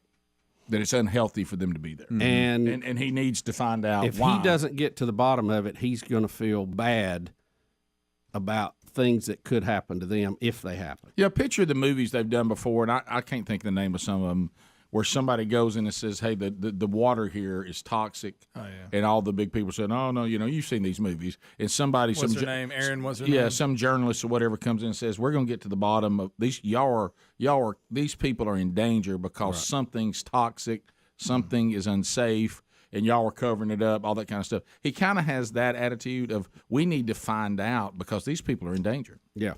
So it led to some brainstorming on a possible experiment that we could do at Skinwalker Ranch that would include this show. Y'all hear what Bubba just said? Yeah, and could I read the text you sent me? I saw it unfold. I saw it all happen. You saw it? Yeah. I don't know if I don't know what's in the text. About the sound. I don't know and if the we station. Well, I don't know how far. We can't talk about it without saying this. Do you want to just leave it? We may get let's involved? leave it at that, and as that progresses and we update everybody, we can tell them what we're going to do. Let me say, can I say this? And you say, no, Rick, that's not accurate. Right. Okay. There is a chance that this show could be involved in a future episode of Skinwalker Ranch. That is correct. Okay. Mm-hmm. And I sent Travis an email this morning. Oh, I saw it. Outlining the technical information he had requested. I don't think I've ever seen more of a detailed email from Bubba about anything.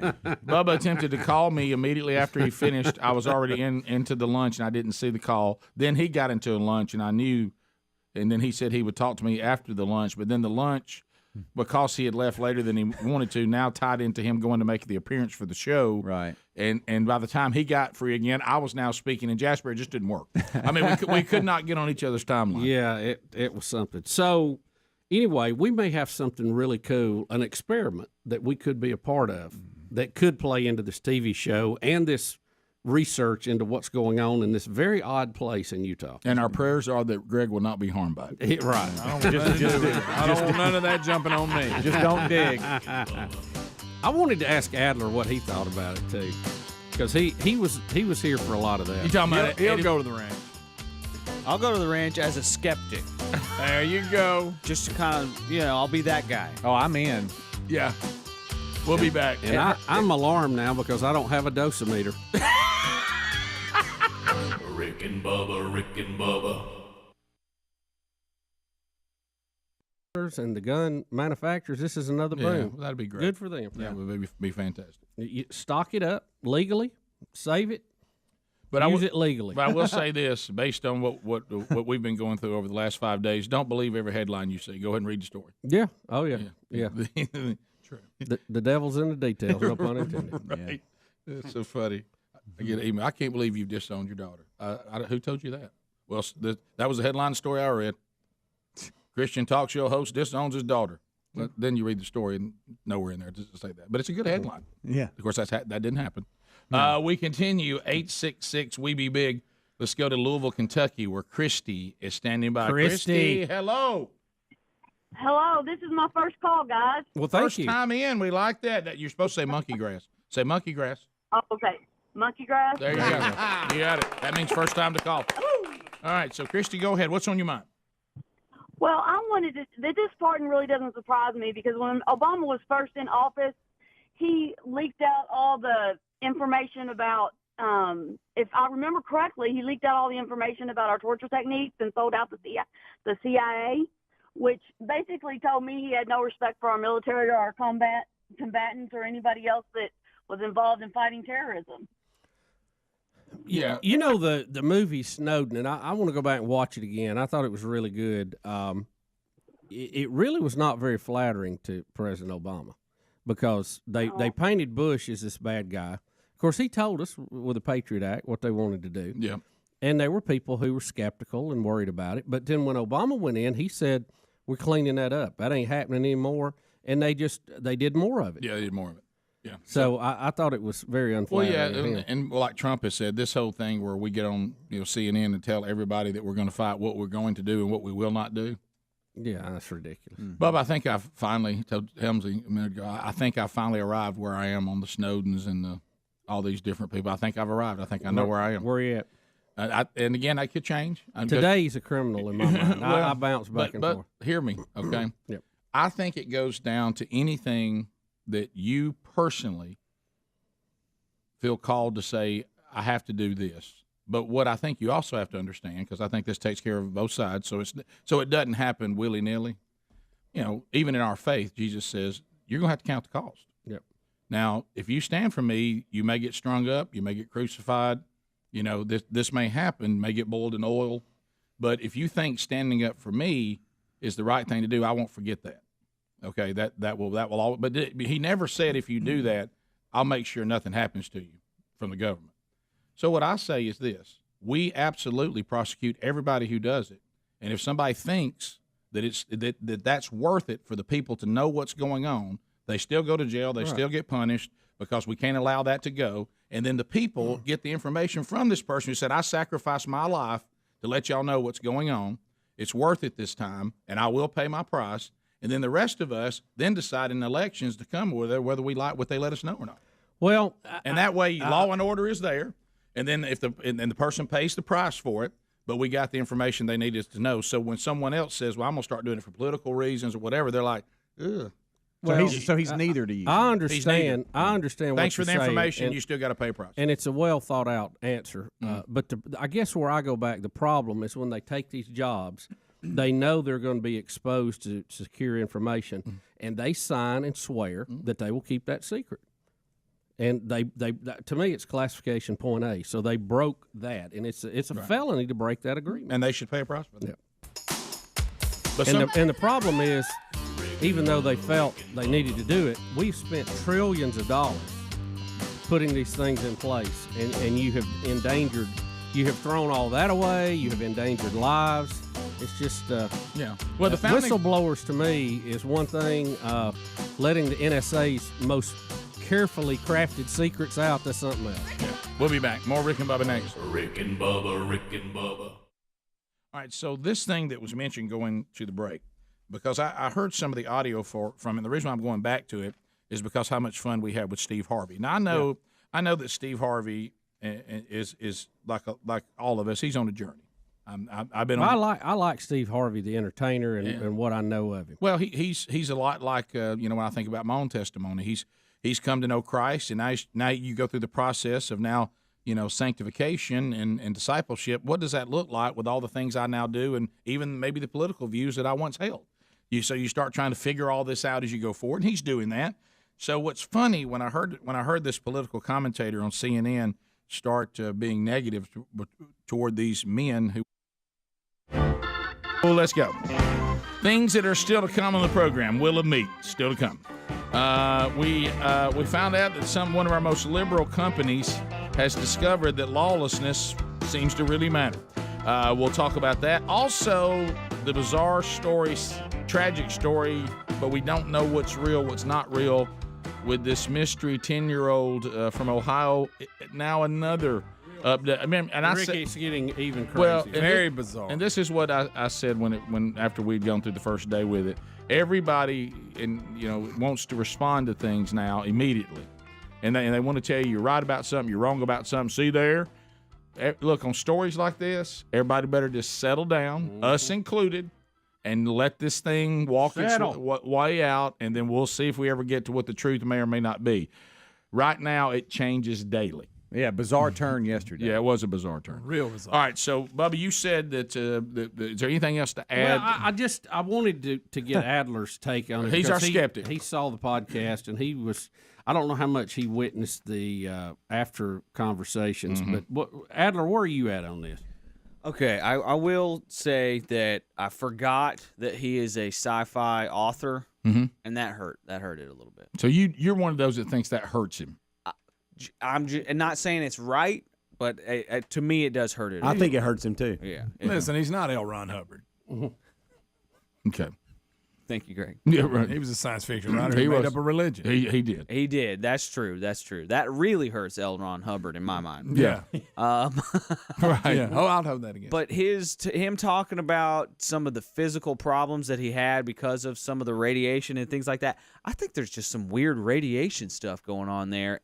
But the fact that it targeted just him, that tells me there's something going on weird with him. Yeah, I think it's well, targeted, but it does move around to different individuals. He just happened to be one of the individuals that moved to when he came on the scene. Okay. They said they had dealt with that in the past. Even the bunch that was there before them, they said just when you think you've got some consistency, it'll change. And they all had experienced. Okay, you feel like you got radiation on you, and I don't, and I'm standing right beside you. That had been going on, which made it all weird because, like Bubba said, if there's just a toxic radioactive problem there for whatever reason, it ought to just be blanketed. I mean, we all ought to be. We all got it. Well, yeah. Can I ask y'all a question? Am I because right on that? I'm not too far into From my understanding. watching this. I'm still season 1, like episode 3. But if they go back to articles well before the atomic bomb testing, and they're experiencing problems, and there's a historical, I guess, paper trail of articles and people saying on this ranch at this location, this is what's happening. Then it seems weird that, and if it was only after the atomic testing and it was radiation, then I'll give you that. But going back and being able to pull up articles and they're experiencing what people are still experiencing, now that's weird. Because now that's prior to the radiation, I would think. Well, yeah, that was me. I was ready to drop the hammer and say we did over 100 tests, as Bubba told us, above ground. We did over 1,000 total, and that this is all the drift of that radioactive problems over to this part. That's the bottom line. That's the end of it. 2 problems with that. Right. I found out talking to Travis. Number one, they were having things happening before we ever even tested a weapon. That's it. And the second one is they came and tested the environment to see if it was toxic, and it really wasn't. So the only thing left is Indians. Well, and that's on the table. We too. won't even get into some of the things he said off there. Yeah. We can't. Look, when an old Indian comes to you in your dream and touches your face. Yeah, watch out. Rick, you just said we can't. And then I'm sorry, then I you're said saying it. it. Yeah, I said it. Yeah. But not once, but twice. Yeah, but I guess if catch the podcast and Hold on, guys. see the don't reveal the series if ending. you would like. Well, we didn't talk to about date. that in the top podcast. That's true. That's good. So, but if we just had to lay everything out on the table and go, all right, here's all the possibilities. Indian curse is one. There's always Indian curse Okay, possibility. Indian curse is one. You've got And that's out what there. I put under the huge category. Then we have the subs under it. But the big category, this is under supernatural haint. Because now, and then you can go which would fall under interdimensional traveler. right, and then you can go over to then I have a heading that is just simply aliens. right. Okay, and that's you say that's not the spiritual realm in a way it could or couldn't be, but I'm saying this is spiritual realm, and then I'm gonna say that when I mean aliens, people that say not spiritual realm, actually people from another place over here. You've got some sort of environmental issue that nobody's found the source of yet. That's my third. like a mineral or that's something. my third. Yeah. So right now we got supernatural haints. Now, would that be we spaceship? got aliens, and then we got some environmental phenomenon that we hadn't figured out. Yeah. yet. Now, Cowboys versus Aliens, that movie. Are we putting Careful. spaceship is under the ground? Is that was That's that in one? there. That's in there. And it's going to like lift off and come up out of the No, ground. I didn't say that. Can I ask? It well, might. never It mind. might. I know It some people could. who've seen the last episode of season 3, and there's some drilling on the mesa that's going to be very interesting. Oh no, that Maybe an unfair question gonna here, but I'm just dig? going to ask That Mesa's problems. Ask it. because I'm wondering about this. Where is Travis spiritually? Because you brought up spiritual realm. I asked him that question. I guess it was off air. It was. Yeah. It was. So I'm not going to get that in the podcast. No. Okay, all right. No. So, and y'all may not have had enough time to go down that path. I thought y'all Well, might know. So we I thought I'd we throw that went out down there. the path because, and I'm glad Bubba did. I thought it was important to try to at least establish something. Yeah. And I don't feel comfortable saying what I took away from it. Okay, all right, that's fine. That's fair. Because I don't think that's fair. Because we're talking. Because I don't think that's fair to him. Because I haven't had a deep enough conversation. Well, that's what I'm getting at. I didn't know if you had that conversation. Mm-hmm. Right. But he's our buddy, and he's coming around more now, so we will eventually get to that. Mm-hmm. Yeah. Yeah. We clarified one thing though, straightforward of what he's not, and that was good. Okay. Yeah, and he's still in Huntsville. He didn't leave till Sunday, so because he made a comment in the podcast that warranted that question. Yeah, well, I think we've said enough. Yeah. Let's Y'all have got me fired up. check the podcast out for Check early out- Saturday morning. Check out the series, right? And maybe we can help them with an experiment to get to the bottom of this. Well, you guys mentioned at the very beginning of it. One word for you: Echo Star 105. Anyway, Echo Star 105. What is that? What does that mean? I've said enough. Well, you'll find out. One thing you guys mentioned at the very beginning is that he tries to approach all this stuff with a critical thinking mind. Yes. And that's what I'm trying to do too. Absolutely. Just critically think about this. Don't get caught up in any kind of hype or any, Right. So you and Travis are alike. Well, we talked about critical thinking in the podcast. We sure did. We That's a lost art, need it too. in a lot of our parts of our life. That was one. I'm glad that point was made too. Yeah. And then Bubba and he were just finishing each other's sentences like a little married couple. It was great. It was awesome.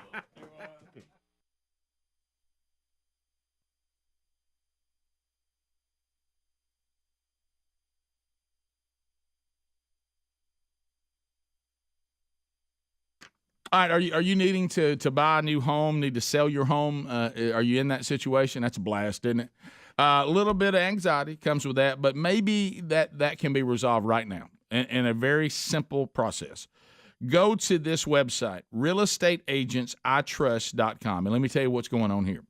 What we've done is teamed up with realestateagentsitrust.com, and the team has gone out, and they are vetting out real estate agents in every single market where the Rick and Bubba show can be seen or heard. And if there's not one in your market, you would be the exception. So, and if not, we'll find one as close as we can. But if you're watching or listening to this, we've already done the research. We've already done the homework.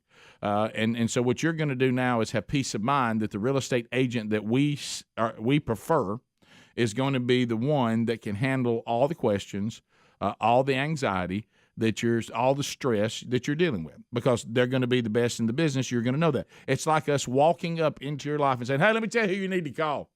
I mean, they did a great job for me. And so there's no inexperienced agents. There's no part-timers in there. They'll make the introduction, our team will, to the real estate agent in your market. Make sure you're satisfied. We'll kind of watch over the process, get things rolling. And they've got long track records. They're the best sellers in their field. So they'll get you the most for your home, and they'll get you the best deal on the home that you're trying to purchase, okay?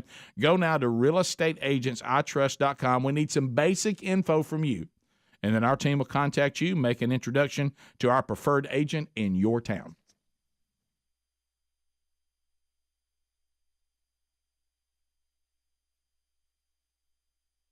To meet Trump, and if you want to hear his commentary, when I realized that Steve Harvey was one of those.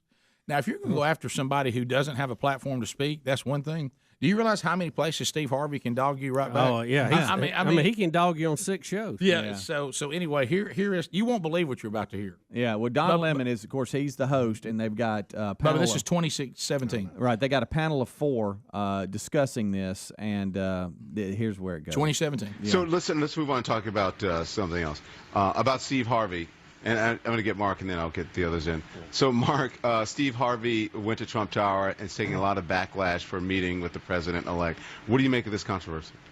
I love Steve Harvey, and I have respect for Steve Harvey, and I think his intentions were accurate, or appropriate, rather. But my disagreement is the way in which he's being used by folk like Donald Trump. Again, his intention is just to have a seat at the table. But when you're at the table, you should have experts at the table. You should have people who can challenge the president at the table. I don't care if Steve's there, but if I'm Steve Harvey, I'm bringing Michelle Alexander. I'm bringing Cornel West. I'm bringing Amani Perry. I'm bringing Eddie Glaude. I'm bringing Michael Eric Dyson. I'm bringing some folk with me who can challenge the president and inform the conversation. Otherwise, you're just being Bruce, trumpeted why up are there. you saying, oh, my God?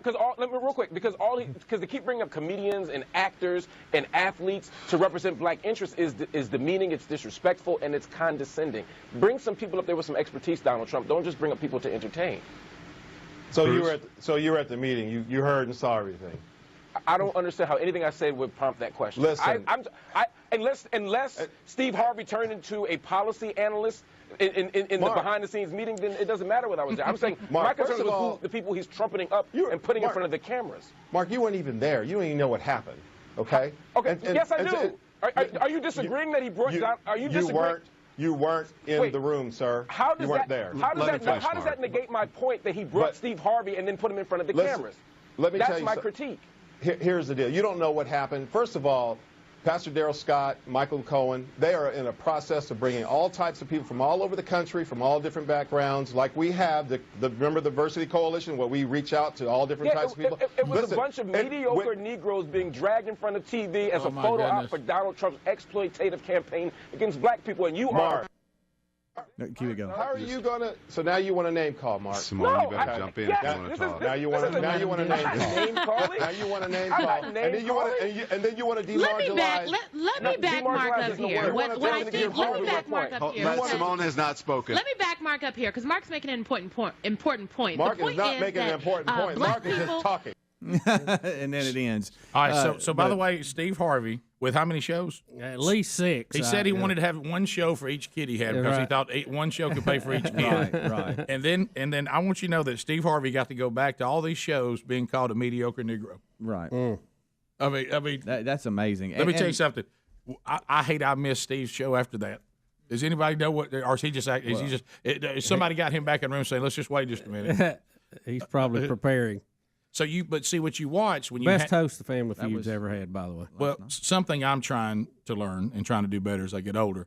You saw the other, African American man that just stayed calm, and he said, if I'll just stay calm and just keep saying you weren't there, you don't know what you're talking about, we'll eventually get him to say what he really wants to say. Right. And he did, and he stayed calm, and the other guy lost his head, and then finally told us who he really was.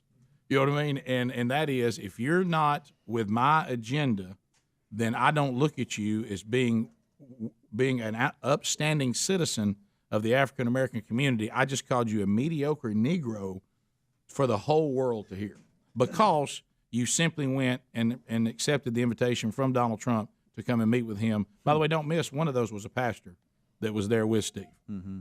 Don't miss that either. Okay, so because the other man was making that point, he goes, "Now, were you there to hear?"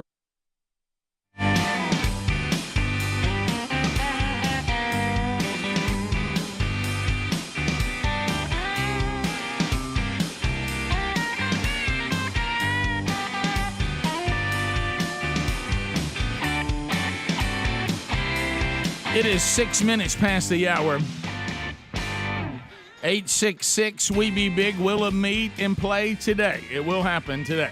Speedy, the real Greg Burgess, Helmsy, Adler, all here. Welcome back for a brand new hour. Here comes Bill Bubba Bussey. Rick, glad to be here, and thank all of you for letting us do what we do. So we told you about the podcast. Dive into that, and we'll come back and recap that again on Monday and talk a little more. Or if you have questions and phone trolls and phone segments today, we certainly will answer what we can. But Bubba, last night after we left, we kind of 3 of us headed in 3 different directions. You were headed to the Rocket City. You mentioned that briefly last hour, but want to ask you how that went. You were going on behalf of our affiliate there, 100.3 The River, meeting, thanking them for their commitment to the show, meeting some of our sponsors, doing a little grip and grin, spending the day in Huntsville. Yeah, they had a little get-together called Christmas in July last night. All right. And so we got to hang out, and Rick, we were at the Von Brown Center is what you call it. I want to say it right, Von Brown Civic Center. And they have redone the dressing rooms, thankfully, for the big arena. Yeah, and so it's so nice. They had a party back there. That's good, and it was very impressive. And one of the things I love how they decorated this, they have shots of people who have actually been in concert there. and facts about it. And Johnny Cash was one of them. And, you know, I did not know that Elvis had been there. Did you know that? I knew Elvis had played there. I didn't know the history that you told me about that. And if you look at this picture and you read the caption under it, Elvis played 5 consecutive sold-out shows at the Von Braun Civic Center in the spring of 75. And outside of Las Vegas, and then he went back in 76 and played another 2 consecutive sold-out shows. But far as tickets sold, outside of Las Vegas, Nevada, more tickets have been bought to see Elvis Presley in Huntsville, Alabama than any other city. Do you know that? I didn't know that. I had no idea. Isn't that wild? That's That wild. is wild. That's crazy. So anyway, we had a great time. Met so many of the folks there that worked with us at the river. Look who's in that picture. There's old Juliet Tango. That's it. There he is. And of course, we had a great time reminiscing, and it was fun. It's a great thing. I want to thank Eric West for putting all that together and seeing everybody there, and just good things are happening in Huntsville, Alabama. Could you concentrate after being with Travis? Did you? JT brought him out. I was still. He will. I was still thinking about a lot of that, trying to digest it all. Okay. What we heard. Yeah, and isn't it odd that JT, when we say Juliet Tango, that's who we're talking about, and he was there too, that JT, and we love him, and he's had a great history with the show, but he actually competes against us in 2 different markets. Yeah. So, but it's the nature of the business. But we're now. part of the same company in Huntsville. Right.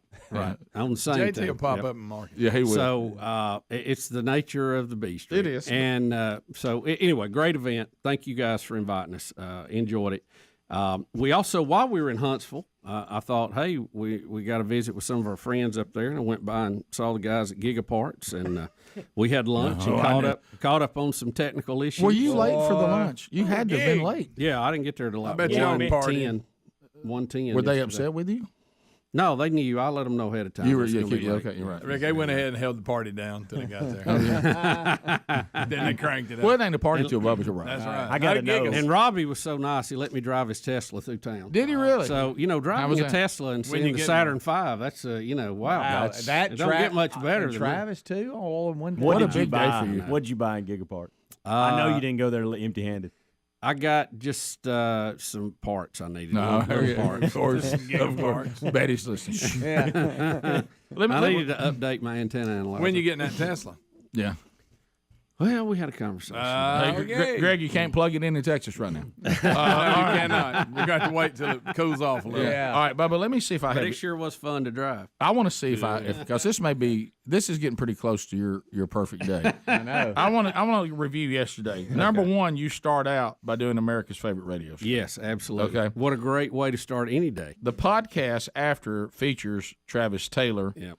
And you two, I mean, y'all hit it off and started talking about stuff. It just I meant to ask you, were you impressed that I had the answer to the question he asked some of his students? I will say this: the word "impressed" is not the word I would use because I expected it. No, straight up. I think in certain areas you know as much and more than most. As much as anybody and more than most. Well, my head is larger. I need to get something out of it. It's a strong area for you. Yeah. Now, sometimes it'll cause a deficit in some very simple areas, but in that area, you are strong. So anyway, you had the time with Travis, which you have to put as an A+. Okay. Then you travel to Huntsville, one of your favorite cities. You see the Saturn V, and you're in the world of NASA. Okay. Mm-hmm. And then you have a lunch with guys who are tech heads as well. Yes. And they let you drive a Tesla. Yes. Am I right? In what we call round figures, yes. Okay. Then the social butterfly rolls over to the Von Braun Center to discover they've redone all the dressing rooms, which they needed to, frankly. Yeah. I've been up there. I've done some events there, and we needed that. Listen, it's sharp now. And they've got it done, and you got to socialize, and you had a lunch and a dinner, I guess, or was it finger food? Yeah, well, for me it was. Yeah. But I mean, was it a real dinner, or was it kind of finger food? They had unbelievable food there. But you got to graze around and hit it all. The chefs carving the meat. I like that. Okay. I like it. So you got to have that kind of meal where you get to hover around and graze. You know what? You're not going to believe. And you get to socialize. You're not going to believe this when I tell you this. I did not eat dinner at that event. You know what? The only thing I ate was 4 crackers I grabbed on the way out. Wow. Well, you had a late lunch, and it must have been a biggie. Did something about that radioactivity get you messed up? No, off Travis? it's Bubba just- eating at one something, though. There's no telling how much he put away. He was dialed in on I socializing. had, and you can verify this, I had a salad with turkey meat in it. You've been scared straight or something. All right. So anyway, When them Indians got yeah, to right. All right. So then let me. And it was good, Let me get I'll this tell you right. that. So Social Butterfly gets to grip and grin with our affiliate and fans and sponsors, which I love. Okay, but including JT, including JT. Then you drove back to Birmingham. Now And by the way, any of y'all that were concerned that JT has changed over the years, that is not. no, he has that not. is not the case. I had a phone conversation with him when he thought I was going to be there. Then you come back to Birmingham. Now the Downers, that drive back, that hurt a little bit. Well, it was okay. I talked to some of my ham buddies. Okay, all right. So you talked to your ham buddies. When you got home, instead of going to bed, you watched more episodes of Skinwalker Ranch. That is correct. Wow, that was your day. That is correct. Hey, don't you don't have birthdays that good. Hey, that's a good day. Full heart there, friend. Yeah. I may need to relive that one on my birthday. Right. Yeah. There you go. It was a good day. Yeah. You can get It was the Boy tiring, Scout but it was a wrap good day. into it. You had you something. The only thing that could have been better, that would have made it just a click better, is if Travis Taylor could have ridden with you to Huntsville. Now, there's no way that could have worked because you couldn't get back. But what if you'd have brought him in at Gigaparts? Gigaparts, Greg. He could have walked in there strutting. Yeah. Look who I got with me. Look at here, I got my daddy with me. Look here, Gigaparts. Yeah. You know, the only thing that may have been could have made that day better, Rick, is if we would have had a Edge of Space balloon launch out at Redstone with an instrument package that provided live video. Right. Edge of Space. Yeah. The Edge of Space. Of course, if you went to Redstone, you have to wear a mask. But, Yeah, well, but that's anyway, true. but the maybe on the outside the fence. right. Now, I will tell you this. One of the most impressive things I saw was that guy that went to Edge of Space and jumped out. Oh, yeah, that Red Bull thing. That's a lot more Yeah. impressive than them dots we've been seeing at Mark Webb's. It's not Mark Webb. Oh, that's my friend. Hey. Tommy Webb. Wow, what a day, Bubba. That's that Yeah, boy. it What a was. day. Huge. What a day. Huge. Good night. We'll come back to Helmsy and I hit a couple of Rick and Bubba markets too, and we'll give you a little recap from that and something that a listener to the show told me about you and me, Bubba, that slayed me. All right, so we'll be back. More Rick and Bubba coming up right after this. Rick and Bubba, Rick and Bubba.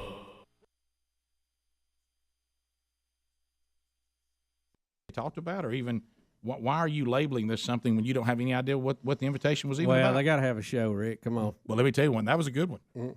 And well, look, Mark Lamont Hill is one of those that's never satisfied. It doesn't matter That's what right. you do. I mean, you have Steve Harvey, and he even came out in the lobby at Trump Towers and said, "Look, we had a great dialogue. It was a great meeting. My show reaches the inner cities of all the metro cities. Yeah. I talked to Ben Carson. One of the first cities we're going after is downtown Detroit, Chicago, and we're trying to get a plan and speak to those that have a voice on making sure that we're all marching on the same call sheet, okay? And but it's not good enough for Mark Lamont Hill because the influence of Steve Harvey is mediocre. That's amazing to me. Right. That is absolutely amazing. As a matter of fact, like you just said, I think he and Ben Carson.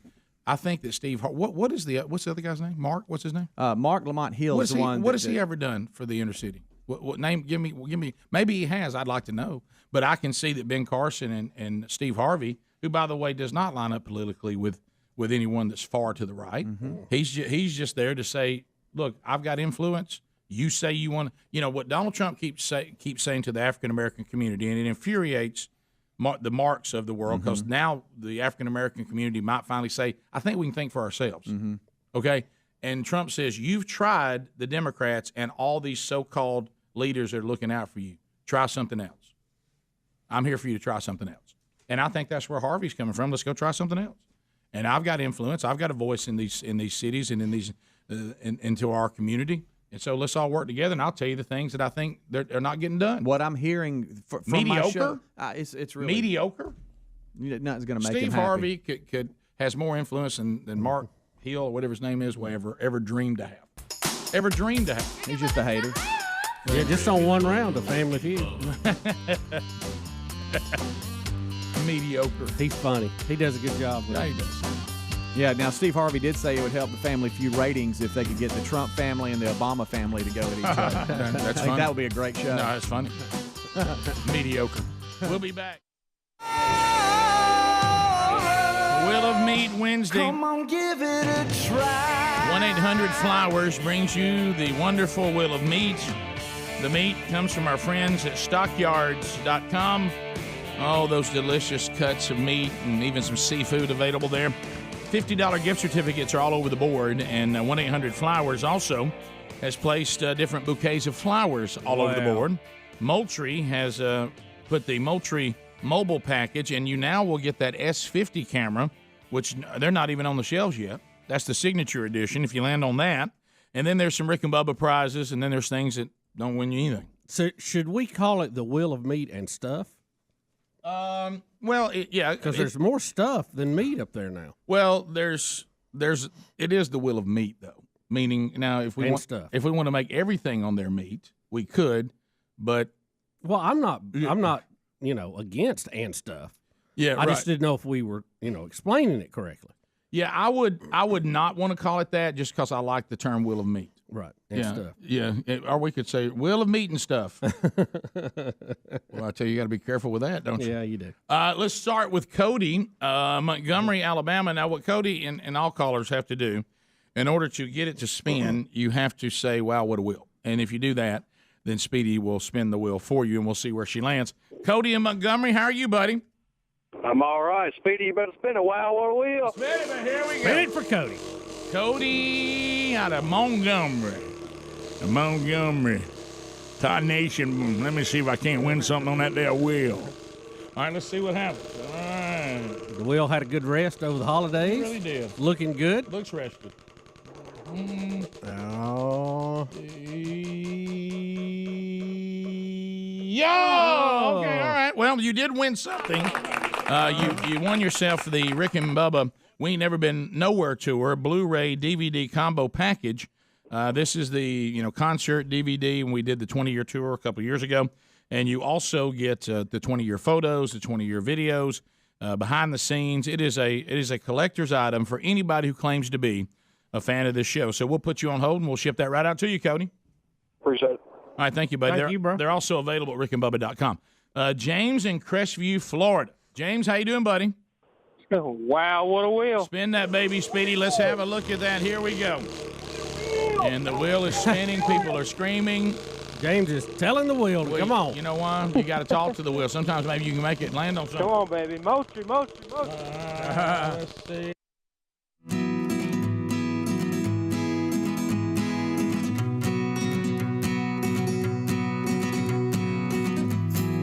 "21 minutes past the hour. The Rick and Bubba Show, we're back. Thank you for being with us.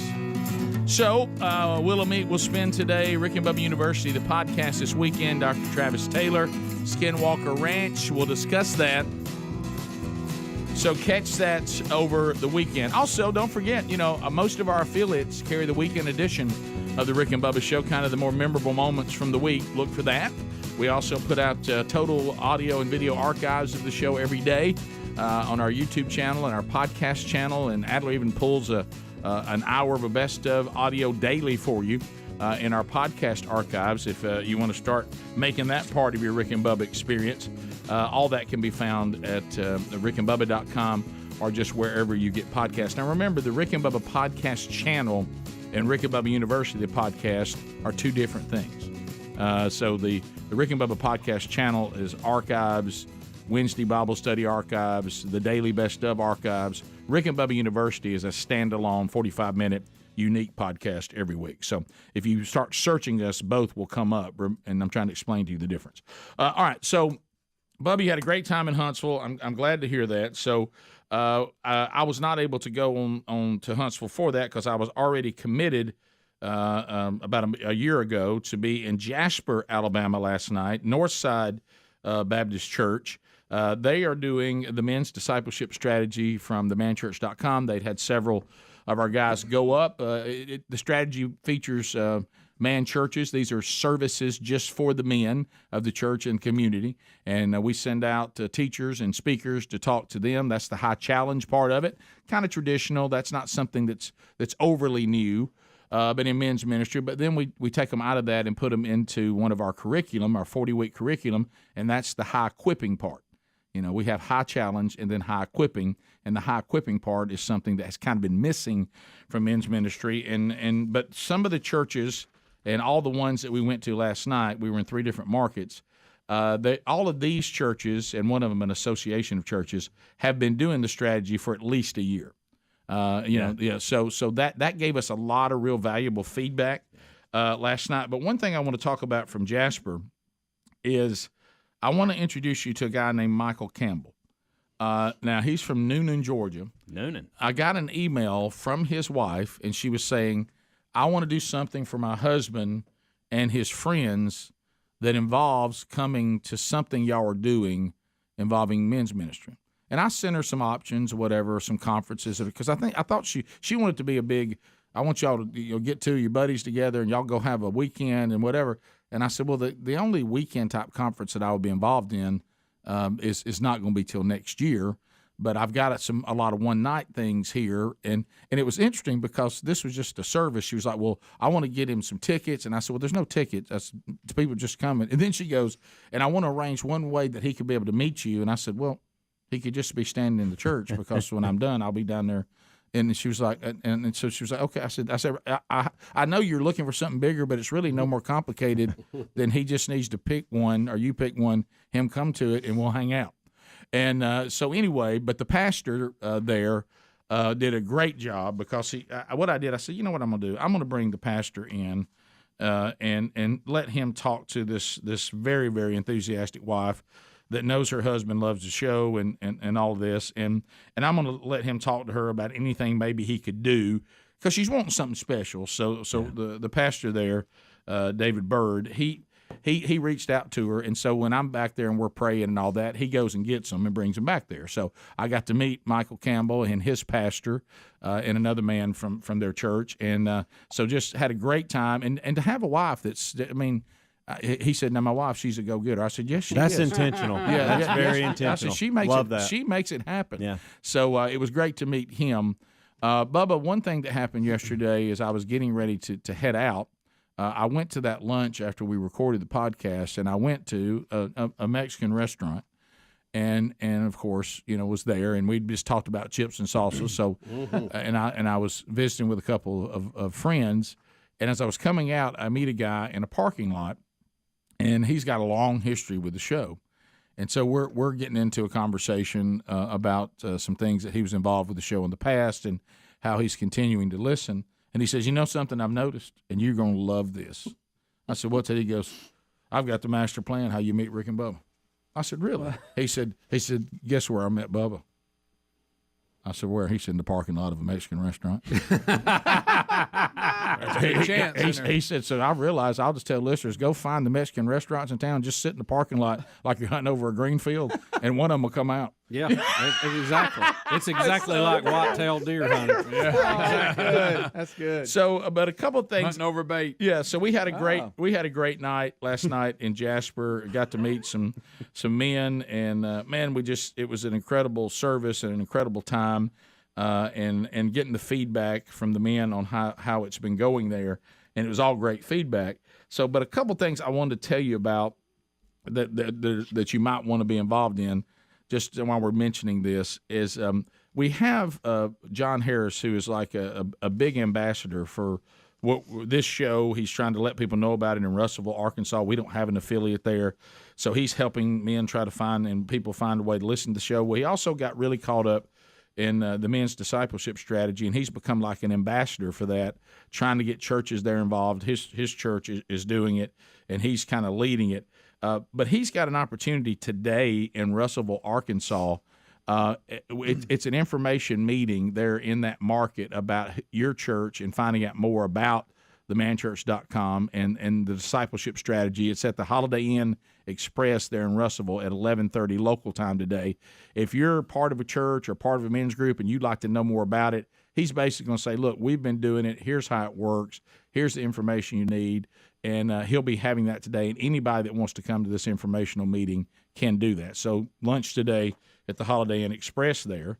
And then in Jasper, I met Al last night, who's doing a men's conference in Jasper at Jasper High School. Beginning tonight, Daryl Strawberry will be speaking, Jeremiah Castile, and Chet Williams. And then they've got some breakout sessions on different topics. So it's the 413 men's conference. That's his ministry.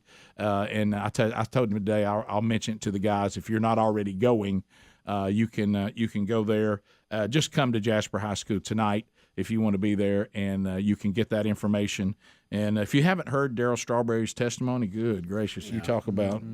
Eventbrite.com has the 413 men's conference too, or just come to the high school. And you can register as you go in tonight, and you can enjoy the entire weekend.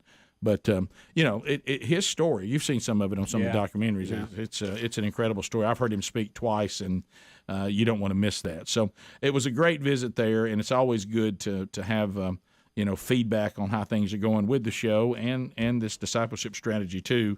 And so that was I just I know you've had the same thing last night. I just get kind of it's hard to put into words sometimes how thankful we are when people take the time to encourage that what we do means something to them. Oh, absolutely. And how it all goes. I don't really know how to put it into words, but just know that I had that conversation with a young lady last night. Yeah, and so what I guess I just say thank you. I don't know. I know that feels like I should say more than that.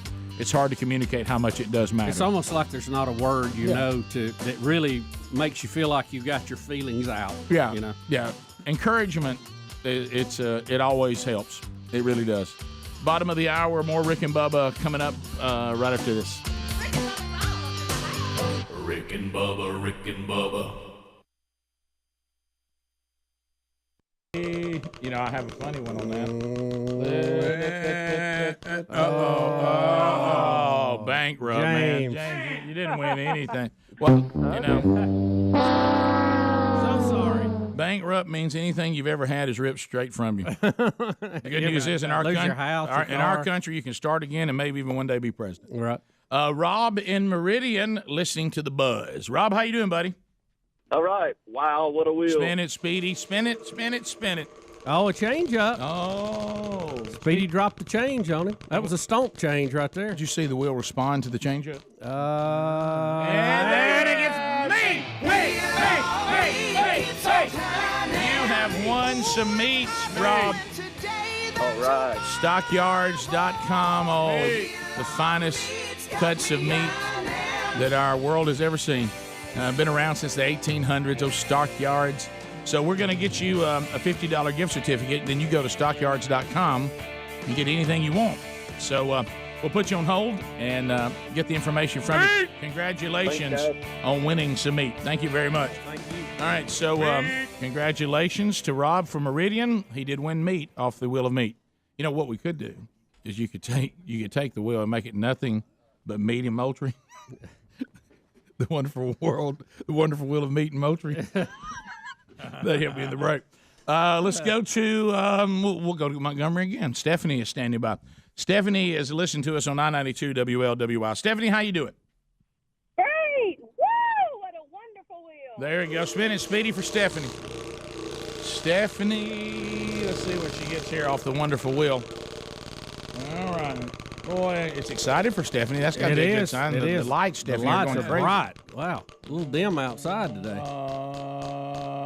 Yeah. Flowers. Smell it. 1-800-Flowers. You've got yourself a bouquet of flowers, and they'll send it right to you. Is it smell it or smell them? Smell them. Smell them. We still don't know. Is it I it? screamed it. I screamed them. It is it, by the way. I screamed smell them. Yeah, well, a combination of the two. All right, let me ask you this, since you were the first one to win. Would you like to have a dozen assorted roses, Fields of Europe bouquet, winter warmth bouquet? Which one would you rather have? I'm going to say Fields of Europe. Oh, nice choice. In Fields of Europe it Fields is. of Europe. All right, we'll put you on hold, and we'll send that right out to you from 1-800-Flowers, okay? Thank you. All right, thank you very much.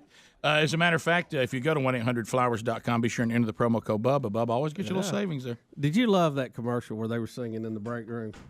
Wasn't that them? Europe. The music? Oh, yeah. That was funny. The band, the final countdown I was talking about the microwave oven. Yeah. Will in Madison, Alabama, 100.3 The River. Will, how you doing, buddy? I'm good. Wow, what a wheel. Oh, youngster I'm a Will. youngster. Junior Will. All right, here we go. You don't want no flowers. No, you don't want no flowers. I mean, hey, you can't even have. Let's see. Let's see what happens here. You did have to have a girlfriend. Will. Oh, Will, you did it. Oh, Will. Me. Grill it. Eat it. How about this? Will, you have won meat from stockyards.com. Boy, Will. Cook it. What do you want? You got a $50 gift certificate. What, you a steak guy? You like seafood? What do you like? Steak. Steak, yeah, I hear you. How old are you, Will? I'm about to be 13. About to be 13. I can tell still the voice hadn't changed yet. So this you never know. This look, hey, this piece of meat may put you over the edge. This may be it. This is it. You know what you may say after winning you know what you may say after winning this? Thank you. Hello, puberty. All right, so I'm gonna put you on hold, Will. Great job, buddy, and we'll get you that $50 gift certificate that you can get whatever you want from stockyards.com.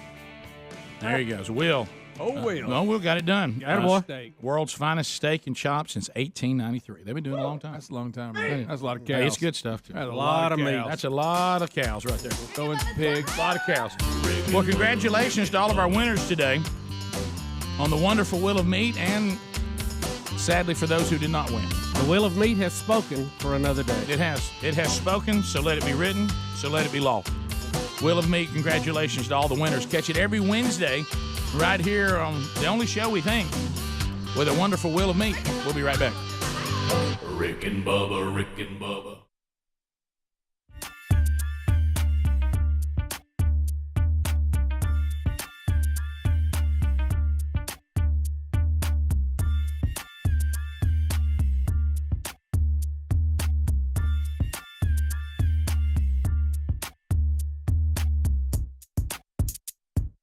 Well, there comes that phone troll music, and that means it's time for you to join us. All 10 lines are now available.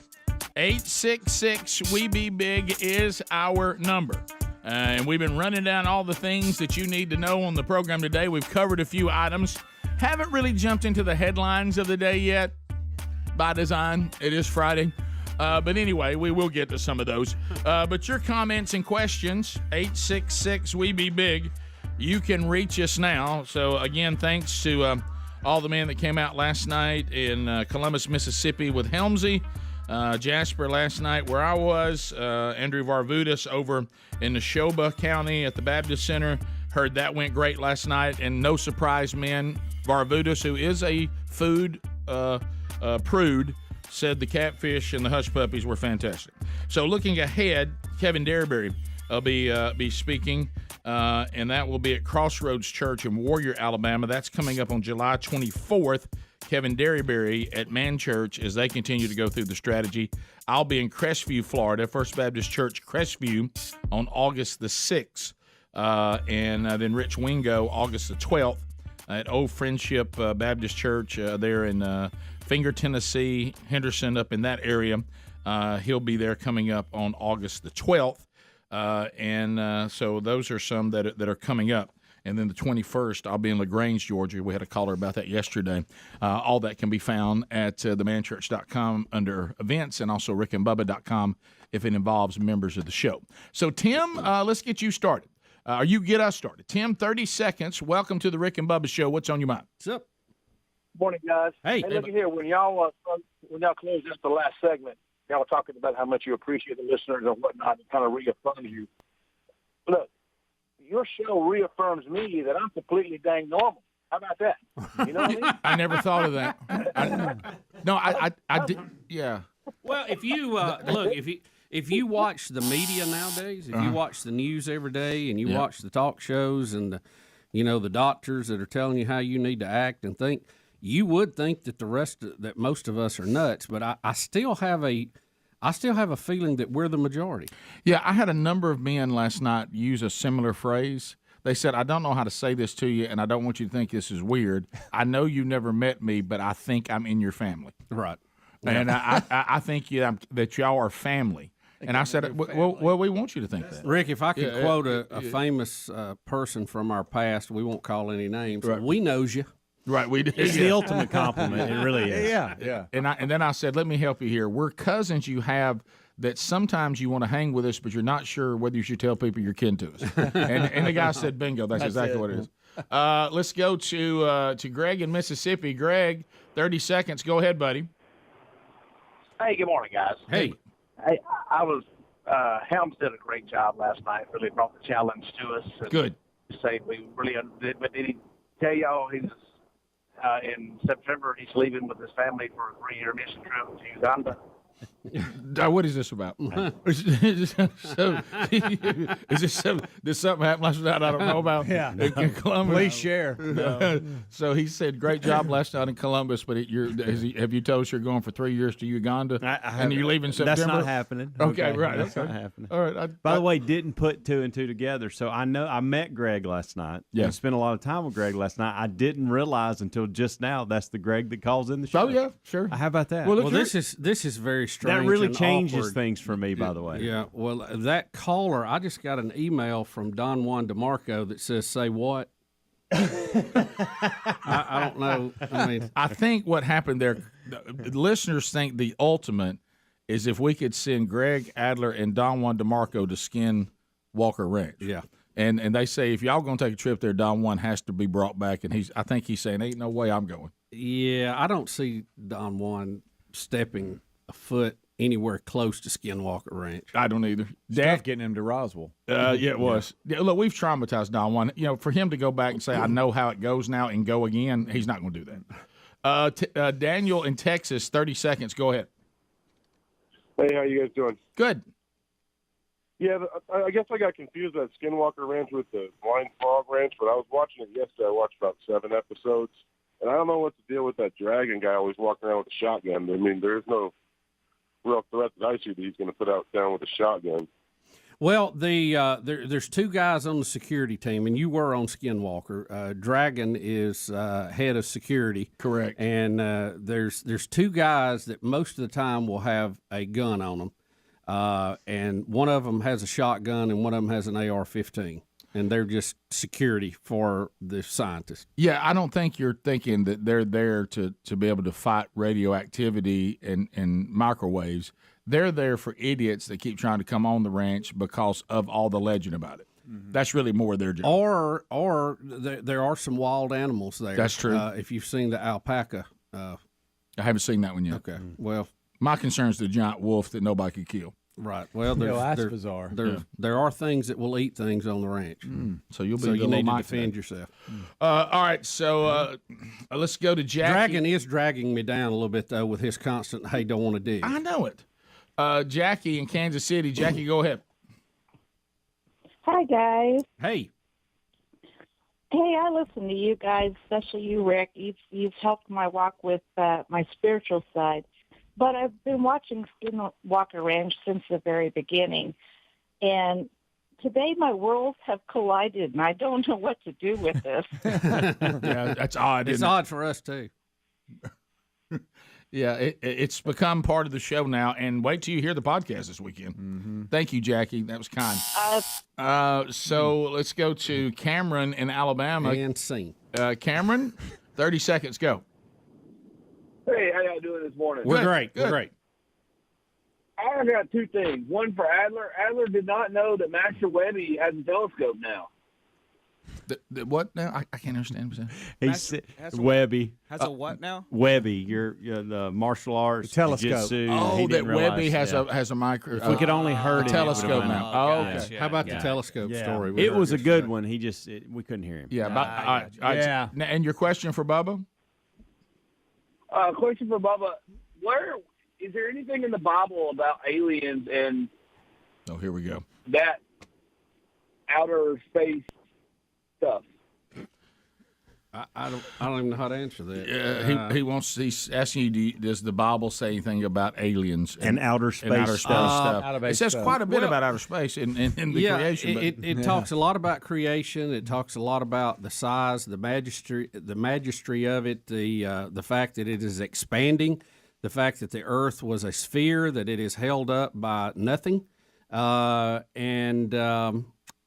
see, I guess I don't think it addresses aliens. It does address, Rick, and I hate to put it in this context, interdimensional travelers, which we have angels and demons. Correct. Mm-hmm.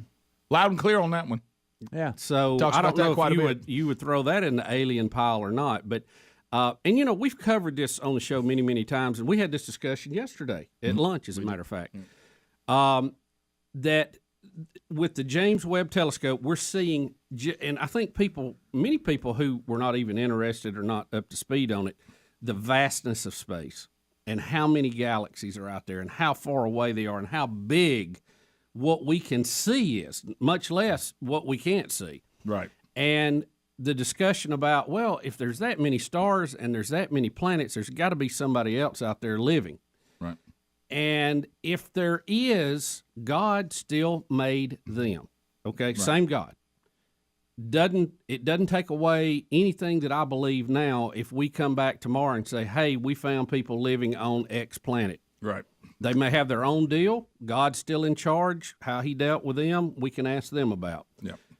If there is not anything in this multitude of stars and planets out there, how special does it make us? Mind-boggling. It is. Well, and let me give you a verse about what Bubba's talking about. There's so many, but this one really drives it home, and I talked to Travis about this yesterday. This is the Apostle Paul to the church at Ephesus. For our struggle is not against flesh and blood, but against the rulers, against the authorities, against the powers of this dark world, and against the spiritual forces of evil in the heavenly realms. So heavenly realms, in the context the Bible uses, it really is several levels. It could be the air. It could be heaven currently or heaven to come. But, right there, that is absolute proof from Paul of what we would classify scientifically as interdimensional travelers, and the fact that there are things going on we can't see with our senses and our instruments and all that kind of stuff. So, how do you argue with that? And that's the reason why when you get into this kind of stuff, I always go to what I know versus what may or may not be or isn't addressed. Here's what I know. There are interdimensional battles going on in the spiritual realm, and Paul says clearly, your battle's not against these people that are flesh and blood. The real battle is all the principalities and authorities and all that's going on in the spiritual realm. And to me, honestly, that's enough. Mm-hmm. I don't really need Bigfoot. I don't need the Mothman. To me, that tells me I got enough to be concerned about, and I need to be real careful when I'm dabbling with things like this if I'm not solidly under the hedge and the authority of the one and only living God. I better be with him in this battle, because I got no chance without him. Yep. Even the archangel Michael says in Jude that when he battled Satan for the bones and the body of Moses, because Satan knew that Moses would be worshipped as an idol by the people that he led, and God did not want his people to find where Moses was buried, and Satan wanted to tell them where he was buried because he knew it would cause trouble. And the archangel Michael said, when I battled for the body of Moses against Satan, even he brought Jesus with him. Because I'm not going to battle him without Jesus. Amen. See, that ought to be. I don't know why you need this other stuff. That's plenty for me. Plenty of phone calls left. 866-WE-BE-BIG. We'll try to get to some more of those when we come up and kind of wrap up the hour with phone calls. Right after this. Rick and Bubba, Rick and Bubba. You were telling me about this. The Supreme Court, it seems like we're getting more and more, the Supreme Court's getting involved in all kinds of things, but now the question comes before the Supreme Court.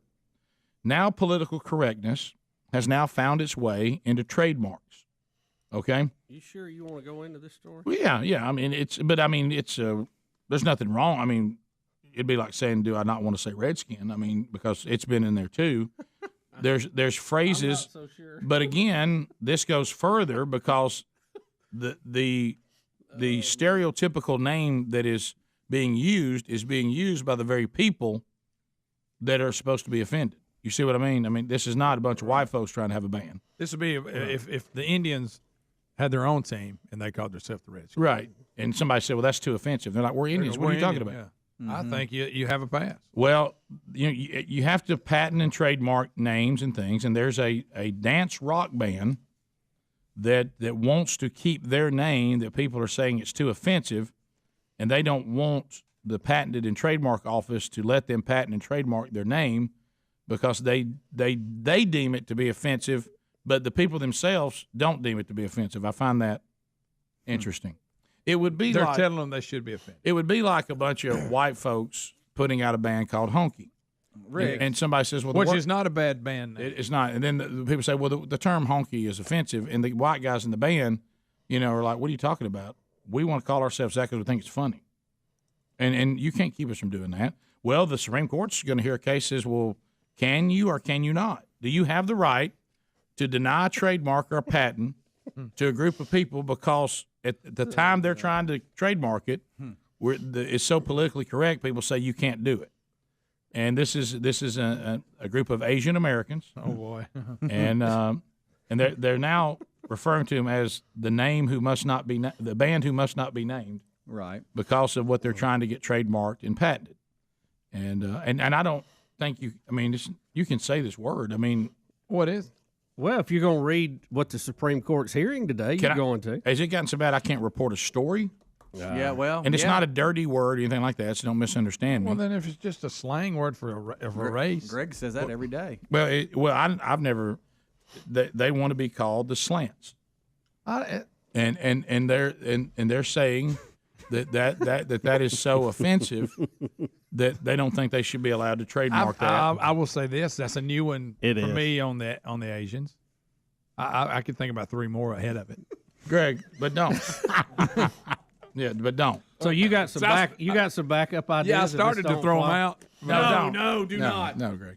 By the way, I think. But how about that's not what I expected? But we're not out of the segment yet. But if we get to break without him saying them, we've all experienced a modern day miracle. You're going to just tell me. Oh gosh, I'm cutting all mics Yeah, off. they're gonna have to be Steve Harvey and apologize. They keep it going. Right. So there's Bubba now. Bubba's been rendered. Are you able to function? I was. Greg's creativity never ceases to amaze me. No, it never will. I didn't make those up, Bubba. I've just heard them. So they're saying it's a little worse, maybe. They're saying that their name now. Number 2, I've never even heard. You hadn't heard that? No, I haven't. Yeah. They want. I thought I'd heard it all. They're having to go by the band who must not be named. But they want to be the slants. Yes, Greg. And they said they don't have any issue with it. But so the Supreme Court case is not whether they can be named that. The Supreme Court is taking. Does the law read that you can be denied a trademark and a patent just because somebody might think your name's offensive?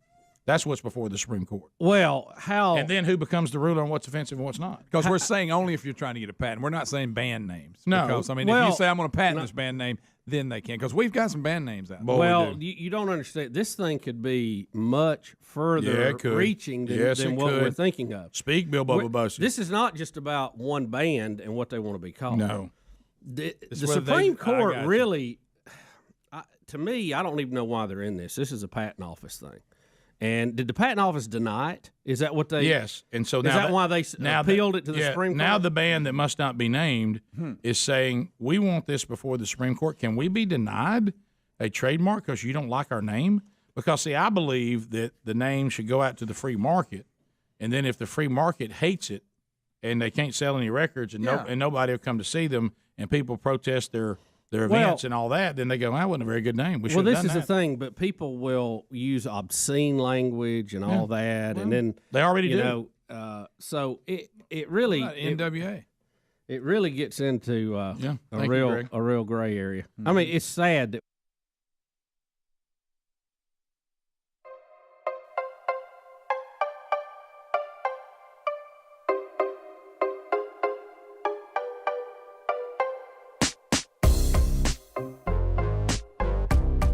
It is 8 minutes to the top.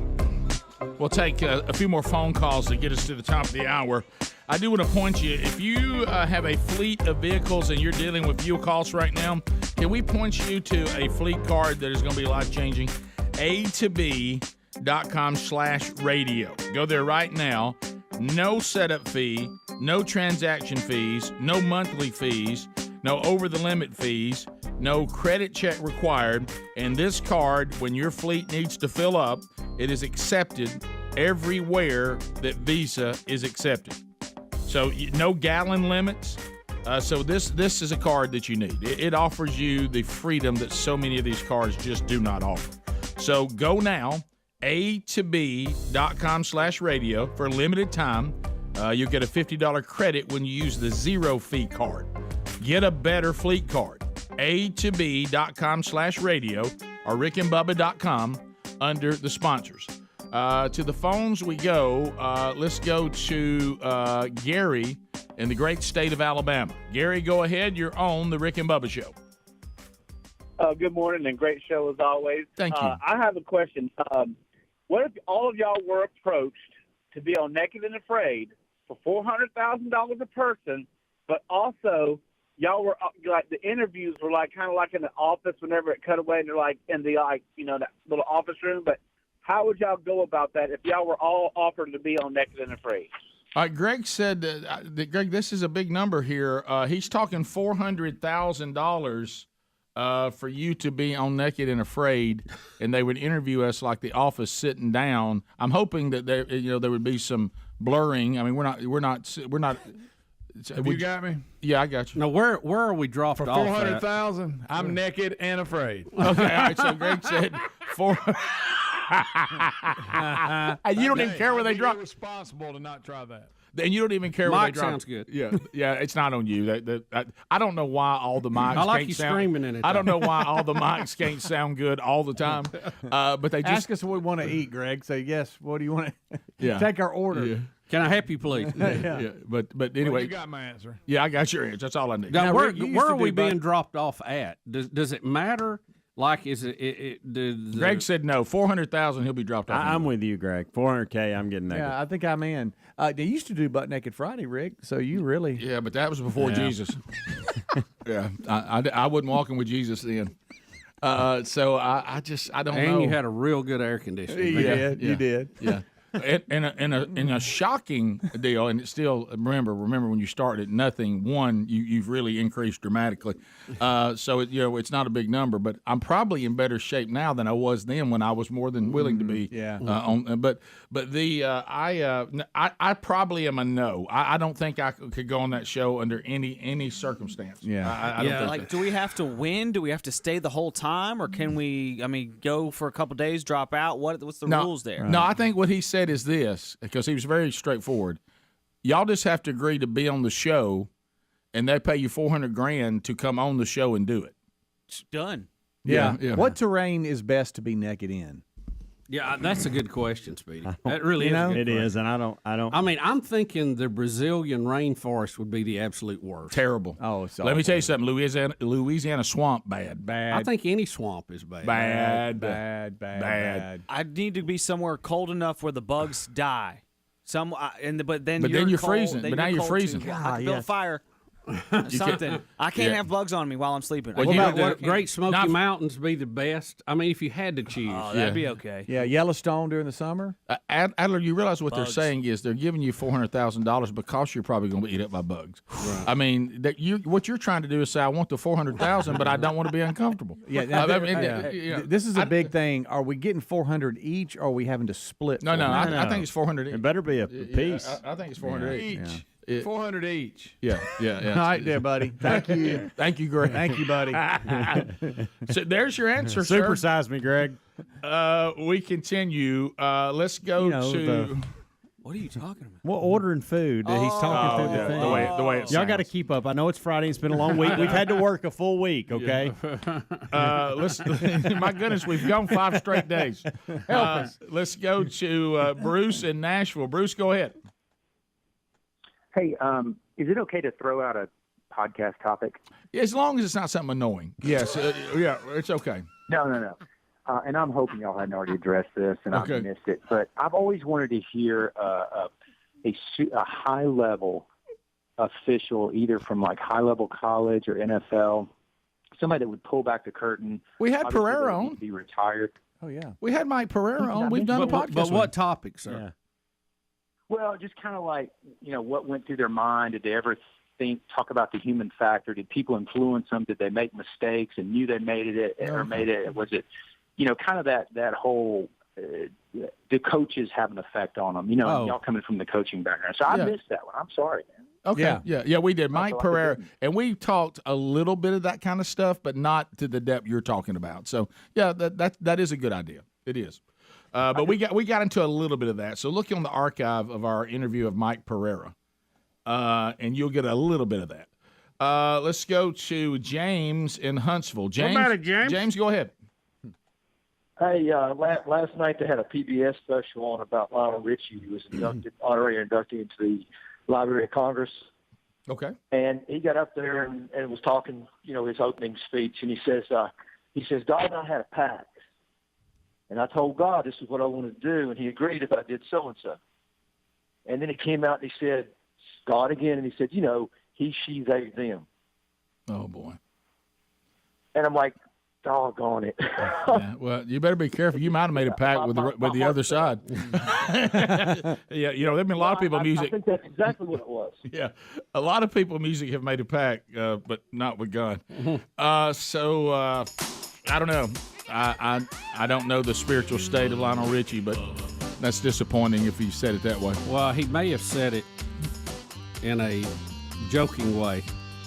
Yeah, I'd have to see it. You have to see the myself. context. Yeah, that's true. Thanks for the call, buddy. Top of the hour.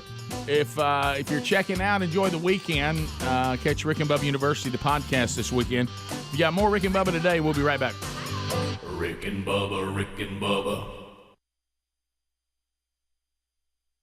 Can't, among ourselves go call ourselves yay or nay on some of this, but but I really far as offensive, that's not the most offensive thing. Most people wouldn't, unless you had seen the band, you might go, "Oh, I get it."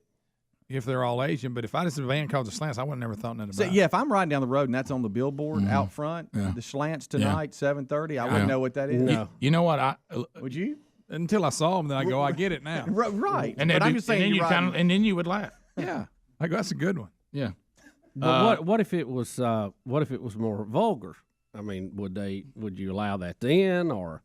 And who's to say? Slang words. This is the problem. They change over time. That's right. As we've all admitted, Right. we have people now walking amongst us. We have talked about it on this show a lot. Phallic names. Oh, here we go. Here we go. Don't open that door again. So Please don't. that changes over time. It does. It does. I mean, you could be the governor of Illinois one day or Indiana and be fine, and then a decade later, you can't even name a street after you. Matter of fact, you and I, You and I both know the person who shall not be named, just like the band, because of names change over time.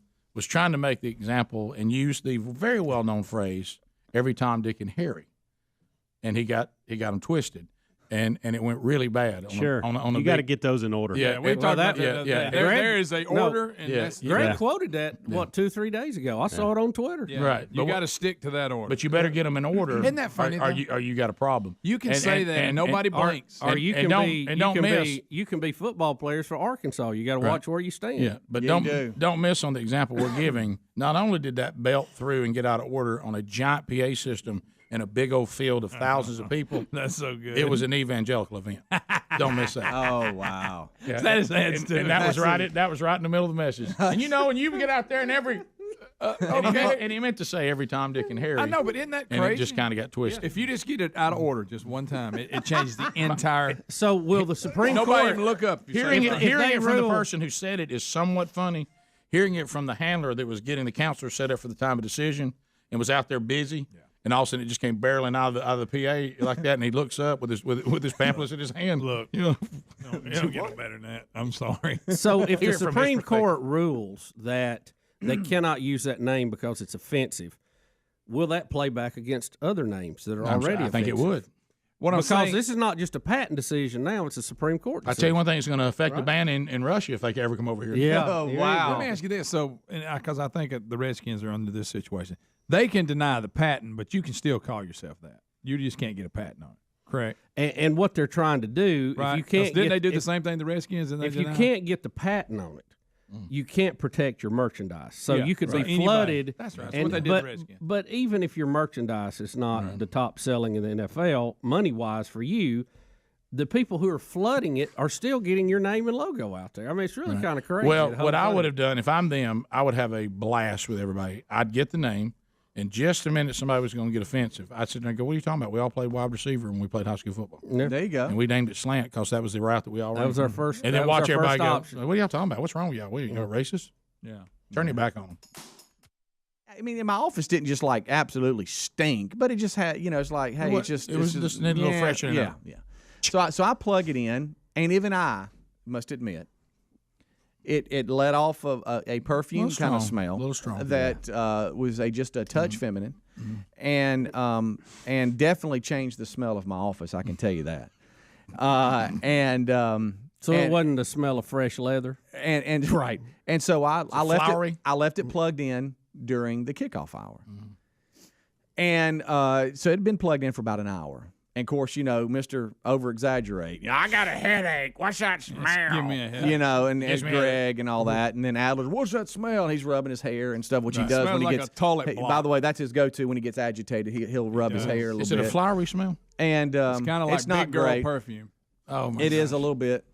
So, Oh, my God. so I. You know what I'm talking about? Kind of No, flowery, Greg, we real Greg, sweet smelling. Yeah, I can't stand that. So She's got a lot of it on her. You know what I'm talking about? That's bad. So I quickly unplugged it, but I left it on the countertop in my office, thinking, okay, it'll kind of go away. But it's just still kicking, and so now I've moved it inside my closet, and we'll probably just take it back home, and Terry can put it in one of the bathrooms. I'm or gonna put it in something. my office. I tell you what, let And- me have it for Camp And House. because I don't want to hurt it her can feelings, defeat Camp House, because it it was can defeat very anything. it was very sweet of her to do. Oh, it's very sweet. But it's definitely not the smell that needs to be in this manly office. I can tell you that. I thought Peggy had shown up. Oh. Yeah, I'm gonna go get it for you. Do you think it was just Plug it up the in choice of scent, not? Yeah, okay. What is the choice? I like the names of it. But guys, y'all hit it. The worst, and God love any of you that do this. Lavender love. To each its own. That flowery, sweet smell. God. Oh my gosh, y'all! It's just, I don't it's like just- any type of cleaning stuff or that. When they throw the powder on the carpet and then vacuum it up. Yeah.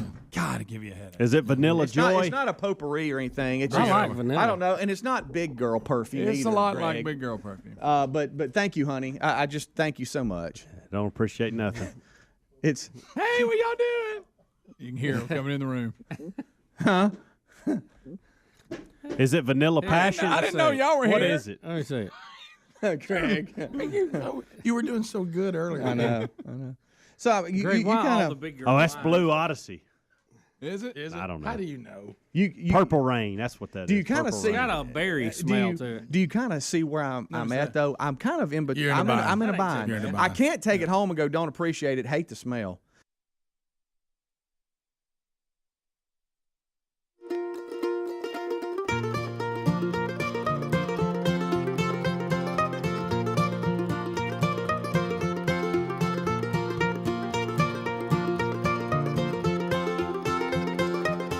From the No Name Studio on the bleeding edge of technology, a brand new hour of the Rick and Bubba Show is beginning right now. Speedy, the real Greg Burgess, Helmsy, Eddie Van Adler, they're all here for another hour. Join me in welcoming back Bill Bubba Bussey. Rick, glad to be here. Thank you for being a part of the Rick and Bubba experience. Well, Biden, we haven't gotten into any of the headlines of the day, and we've kind of enjoyed that, frankly, but we'll start jumping into that a little bit, and we've talked about things that have been going on in our personal life. I will say to the caller last hour that is offering $400,000 for the members of the show to appear on an episode of Naked and Afraid, I'm being pummeled from the team on questions they need clarification on. So I almost have to ask you at some point to call back. We'll have to ask you some questions. They've got all kinds of questions. They don't understand. Are we single? Are we grouped together? They don't understand. I don't want to spoon Speedy to stay warm at night. Right. I think I'd rather just be cold. Yeah, it's there's questions. It gets cold out there. So just I'm sorry, sir. Bug bites on the butt. Yeah. The sad part is I think they believe you're actually offering the $400,000 and that you work for Naked and Afraid. Yeah, I was going to call him back. You're right. Can I ask one thing too? Sure. What were the rules on Naked and Afraid? Do you get to carry 2 things with you? Yeah, I think they give you that bag. One or with some of two. the shots. Yeah. One or two. Yeah, you get to pick like a fire starter, fire or a hatchet. machete, or sandals, or no, you don't get no sandals are out. Sandals are out. I've seen people make their own sandals. They do. Which is smart. They do. I just might want to make a pair of drawers. Yeah, I've seen some do that. Yeah. Oh, by the way, this is from Bones weighing in. According to Speedy, the best terrain to be naked in is a golf course. Thank you, Bones. Oh, that's a good one. That's a good one. Thank you, Bones. That boy Bones. He survived that barely. All right. So, sir, I'm sorry. I didn't know this would. I mean, I think the guys think there's a chance this may happen, but can we drop it to 200,000 and just go barefoot in the fray? I just caught some members checking their home mortgage on how much the payoff would be. All right, Rick, like I said earlier, I don't know if you could hear me through that good microphone, but it would be irresponsible for me to turn that down if they offered that to me. Yeah. So you say you'd have bugs bite you every I'd day? have to, Rick. I would be financially irresponsible for me to turn that money down. You could throw a poisonous snake bite in there for me. No, you're too far. Now, calm down. Hey, 600,000. Hey, we're in a different tax bracket. Hey, okay, 600,000. 400 snake bite. Actually, 400K solves a lot of my You think issues. Greg works for Colonel Tom Parker? Let it snow. Let it snow. Yeah, it would be financially irresponsible. Well, I just can't turn down that kind of windfall. How long are we out there for now? 21 days. 21 days. Yeah, Oh, that's a long time. Yeah, 400,000, no good if you die. I can Bring do it that. on. Can y'all start a fire? No, I had to get that little thing. What do we all bring into the how to table? use that? You know how they give you a chart? What would you pick? Yeah, scale of I like gotta how have you that go, machete. how you go in, like your expertise, your score. Oh, my survival rating. Yeah. Mine wouldn't be very high. You want me to see if this is that's whatever. There's somebody called Mine would be -1. -1 because you would have to walk, Bubba, and you got bad knees. A lot of walking. Hey, you got to get to that point where they come extract you. No, you got to get to the extraction I'm not point. carrying you naked. Here's the things. Which one would win? Because I see some Bubba traits that would be an advantage to him. Yeah. But then I see the disadvantage. I don't know which one wins. and The mobility's a problem. No. Here's one I hit. How far we have to go on 21 days? I think They go pretty far. They got an extraction point. They got them out. But here's the thing about but Bus, I think, would have an advantage. He seems to have the ability to sleep anywhere. Now that's a good. He can sleep for 21 days on a log. But the problem is, can he sleep hungry? That's the part I don't know. That's it. If he could find a good lizard or something to eat, that ain't gonna be enough. I might get hangry. Hey, let me tell you one thing. This picky eating, it goes away pretty quick. Yes, it does. Before you know it, you eating anything. No You're ketchup eating either, bark. Bubba. It goes back to the great Johnny Carson comment. Remember that? You're talking about the little spoiled cat. Yeah, he won't eat this and he won't eat that. And he said, you leave it there to him long enough, he'll eat it. He'll eat a peanut butter sandwich. You leave it there for about 4 days. You let it lay there long enough. Yeah. All right, so let's see. There is a montage. Do I need to see him, the president, attempt to shake hands with nobody again? This time it happens in Israel before I see the montage? Yeah, you can. Okay, all right. So it's just a awkward moment. Again. The president has done this thing where he'll try to shake hands with people that aren't there. Yeah. And some of you are going to say, well, hasn't this already happened? And the answer is yes. Right. But it's happened again. Yeah. And this is him in Israel, which sending him in the state of mind that he's in now to something as important as Israel. He's already said things that were like, oh, for the love of all that's good and kind. Right. And all right, but here he goes. So now. to the left there is someone, but then he turns to the right, and for some reason he doesn't look before he puts his hand out. He just no, that may be worse than the last one. Look in the way he's walking. And he tried to play it off by pointing. You know, did you know that now even Democrats are saying, "Okay, y'all come on out, they got us." Y'all. They're saying, "Guys, none of us can say he's That not." right there. That's the worst shaking hands with no one. And Y'all do realize? I just want y'all to understand, the United States of America is a really big player in the world. Yeah. I mean a big one. The leader of the free world. Yes. Okay. This is the person sitting in the Oval Office. The world is seeing this. The world sees it. Did you just see that where the guy had to like basically take over and help him get to where he was going? What are we doing? Somebody edited a video of the last time he did this and this one, so it looks like he's going to shake his own hand. So there you go. Right. Look. Shaking hands with nobody. Oh, y'all. Adler, did you see yesterday the videos we always send back and forth of him coming off Air Force One? I don't know if you saw that. I showed that to you, Rick, yesterday. What was troubling? It was him exiting Air Force One when he arrived in Israel. I know he was trying to come down the steps. Oh, no, I didn't see that. Didn't go well at all. Just look back through yesterday's video sometime. All right, so the next one is a scary montage of Biden struggling to speak like I am right now. So is this apparently it's contagious. And there's of course I think I'm radioactive now. There's some moments that y'all will have to talk about where he just has this weird face, like he's confused, and you might, because to radio it'll just be nothing. Yeah. But yeah, it's wow, we got a minute troubling. 45 of it. It's troubling. Well, it flies by because you're so into it. All right, here we go. Here's the best way to get something done. If it holds near and dear to you that you like to be able to, anyway, from Charlotte, another line going from in Florida down to Tampa of Putin's kleptocracy. America is a nation that can be defined in a single word. I was going to put him. The idea that he's just looking off. Los Angeles and what am I doing here? For two reasons. One,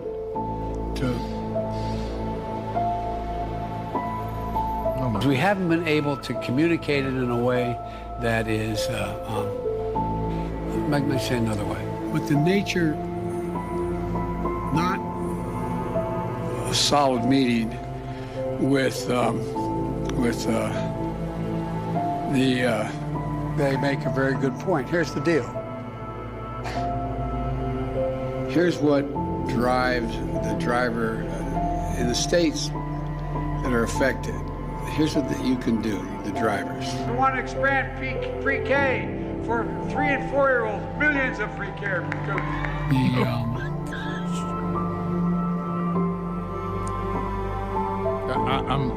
I don't know what to do. I want to say something. I don't know what to do. Something happened in this room.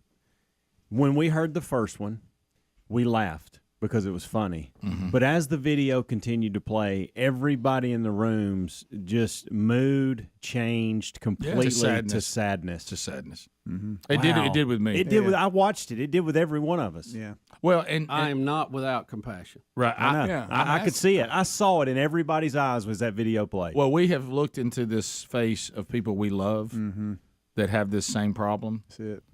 And we're looking at it in the leader of the free world. The man is ill. Yeah. The man He is. is his cognitive skills are going away, and to pretend otherwise, I think, is more cruel than to actually point it out and say we need to have compassion and do something. Right. Yeah. I mean, this is, and I know that a lot of you right now are screaming at the TV, the radio, Rick, you're talking about Kamala Harris. I hear you. Okay. Or Nancy Pelosi. I hear you. I get it. If there's ever a time that we as the American people must learn elections matter, and they matter big, however you decide to make them happen, And the whatever you may integrity. believe, it's The integrity of the elections matter too. that was my point. Yeah. I mean, however it took place, whatever happened or didn't happen, how this end result matters. Yep. However you get there, the end result matters. And I think that putting this administration in power has been a detriment to this country, and we ought to be ashamed for letting it happen. We'll be back. Rick and Bubba, Rick and Bubba. Okay, and I can't keep I can't keep it in plugged in either because I'm gonna hear this guy. What's that smell? I got a headache. Yeah. You know, that's all. How he does it. Did I have a stroke? Oh yeah. Oh yeah. Yeah. Please pass it over here. I want to take a. What is that? I want to hit. You can control how much it puts out on the top. Dialing it in. Okay, maybe I need to do that. Well, you got it full blast. That's well, the problem. I didn't touch it. I just plugged it in. How do you run it? Just dial it back. I need some of those for that front room out at camp house. Yeah. This is strong. Golly. I don't know what. I don't know what's wrong. What's causing the smell at camp house. That's the least it'll go. Go plug that back. Go plug. Probably it in. don't have good circulation under it. No, it doesn't. I wouldn't put that in here, maybe. Yeah, let's see what that That's smells a good like. one, Speedy. Let me tell you where it needs. That's a good plug I know in. she was so sweet. No, that's high dollar. Yeah. I need to know the brand of Now that. I got Eeyore over there claiming his head hurts. Let me tell you where that needs to go in our supply closet back there. Yeah. It'll It'll freeze. It gets a little musty back there. Yeah, or maybe even the gold ticket seat bathroom. I can already smell it, guys. We got to turn it off. You know. Oh, My by eyes the are way, burning. hey, smell your hands now. It's on your hands now. Oh my God! You gotta go. You gotta go wash your hands. What have you done? Yeah. Oh, it's all over. Rick and Bubba, Rick and Bubba.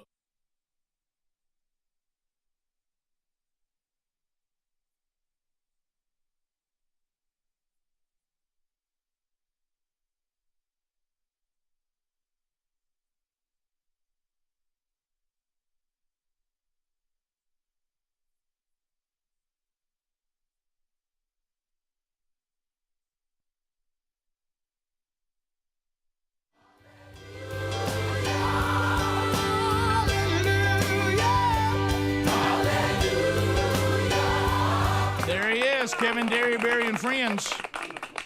Bubba, how about it? How about you, sir? Well, I obviously when I'm looking at some of the things before us, I don't want to talk about, the inauguration and all this coming on Friday. I mean, I don't want that to be all the time. There's just so much coming from it. And late in the show yesterday, I had a buddy text me, this new snowflake thing everybody's talking about, this pitiful, sad little generation of college students that can't function, and and when you think about the things they're facing, you think, well, it really must be difficult. And then you go there and find out that they need safe places from people's names and things like that, and you're like, wow, that's and so with the inauguration coming up tomorrow, some of these stories about teachers and professors and schools preparing for the sheer struggle of students that may feel bad because we're shifting power from one administration to another. I'm like you. When I'm sent some of this stuff, my first reaction is fake news. Right. That just can't be. That can't just be. Can't be. And I see you've printed it out. This was actually texted to me late in the show yesterday, and I meant to bring it up before we ended, and we got to chasing something else, and I never did. And then, of course, it became the email of the day. Well, in my case, always the second email of the day right now, but definitely the email of the day of please tell me you guys have seen this, and please tell me you're going to talk about it. And it comes from the University of Alabama at Birmingham, a flyer that allegedly, but it's being reported by everybody. Rick, even people who have students there, so I'm afraid it's real. Right. Well, they had some other counseling things I know, that's what made me realize. Looked at in the past. But and they were so ridiculous, we couldn't even report on them, really, because I thought, surely this ain't right. And can I tell you, for some of you out there, and I know that life is I remember my dad saying to me when every especially every male and females to a lesser degree, but every male, once testosterone kicks in, that's something that God gave males, okay? And so there's something that kind of starts stirring in you a little bit, and those of us that have multiple sons and have a son, we've all seen it, and Helmsy, you will see it. And when it kicks in, they can't help it. A little attitude kind of pops up that really you can't even stop. You know what I mean? Now, if you have dads like we had and have, they will stop it. And I remember the first time, and I didn't even mean to. I I eyeballed my dad because something he did made me mad. And I didn't mean to. I couldn't stop it. You know what I mean? And there was something he said, and I think people need to learn, especially young people. And I had gotten pretty big, strong, and fast at the time. And he was still a powerful man, but he was getting older. And he looked at me and he said, "Son, you haven't lived long enough to whip me." Now, he didn't say it as nice as that. That's right. And I remember thinking, what in the world does he mean by that? He just meant, son, you haven't experienced things. You haven't struggled. You haven't gone through enough to beat me. I have stuff that I've learned and have been hardened and toughened by.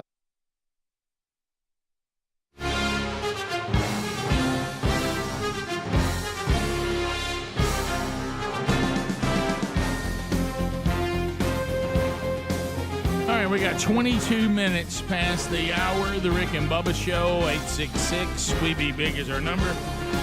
Thank you for being with us. We've talked about things that have happened within the show in the last 24 hours. We started now delving into some of the headlines today.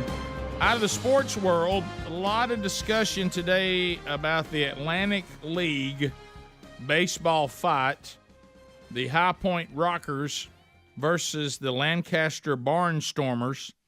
And when I saw that you know when people try to convince you to stay with the video, and they give some things. They had me at umpires throwing shoes. Yeah. And when I saw that, I thought, well, I tell you what, I think I am in. So what does anybody have? Does this require any setup of any kind? I think there's an announcer that's going to try to tell you what's going on, but Beth Mowens or somebody might have to help. Okay, it's the end of the game, and so they're in extra innings, and you're about to record, I guess, one of the outs to end, and the way it ends is ridiculous. First and third to Helmsley's But they point. want to win it here. 1 out, double play ball here. And reward the bullpen. 3-2, Torrance, chopper, right side. They'll get the out at second, back to first. Not in time, and the Barnstormers win. By the way, he's out. He was out. This is going to precipitate one heck of an argument with the first base umpire, P.J. McConville. The Rockers are all over him. The Barnstormers celebrate the win on the fielder's choice grounder. We have an ejection. That is Logan Morrison, the first baseman, who has been thrown out, and they are doing everything they can to keep him away from the umpiring crew. Oh, wow, he's coming in hot. 2 nights in a row. There's a shoe. Crazy, and now Nate Caldwell indicating that he felt bumped into. The shoe is throwing off, shoes. and Caldwell is having a fit. Now Glorious gets into it with him. So this night certainly is not over. Derek Moshe trying to intervene. There's Frank Viola getting into it again. Jamie Keefe and even Ross Peoples is trying to restore order here. I think Ross, the winning manager, may have just been thrown out. Please look at the players and coaches throwing the umpires out. They throwing each other out. They're throwing the umpires out. Please look. So now the other team's going to come in that just won, and they're arguing too. Said the winning coach has been shot. How am I getting thrown out of a game that's over? Yeah. Well, it goes down as a game-winning fielder's fighting choice in here for Devon Torrance. The Barnstormers win this one, but my. And it's almost as if both teams are involved in the argument, not with each other, but with the umpiring crew. I've never seen anything like this. The Barnstormers celebrate the win. They pull it out here 3-2, and Ross Peoples was doing everything he could to. Wow, that was crazy. I think the reason they eject them at the end of the game is because they have consequences for the next game. Oh, sure. He's trying to punish everybody. Exactly. At one point, he's just slinging. I mean, there's just people going out left and right. I don't even think it was that close a call. It wasn't.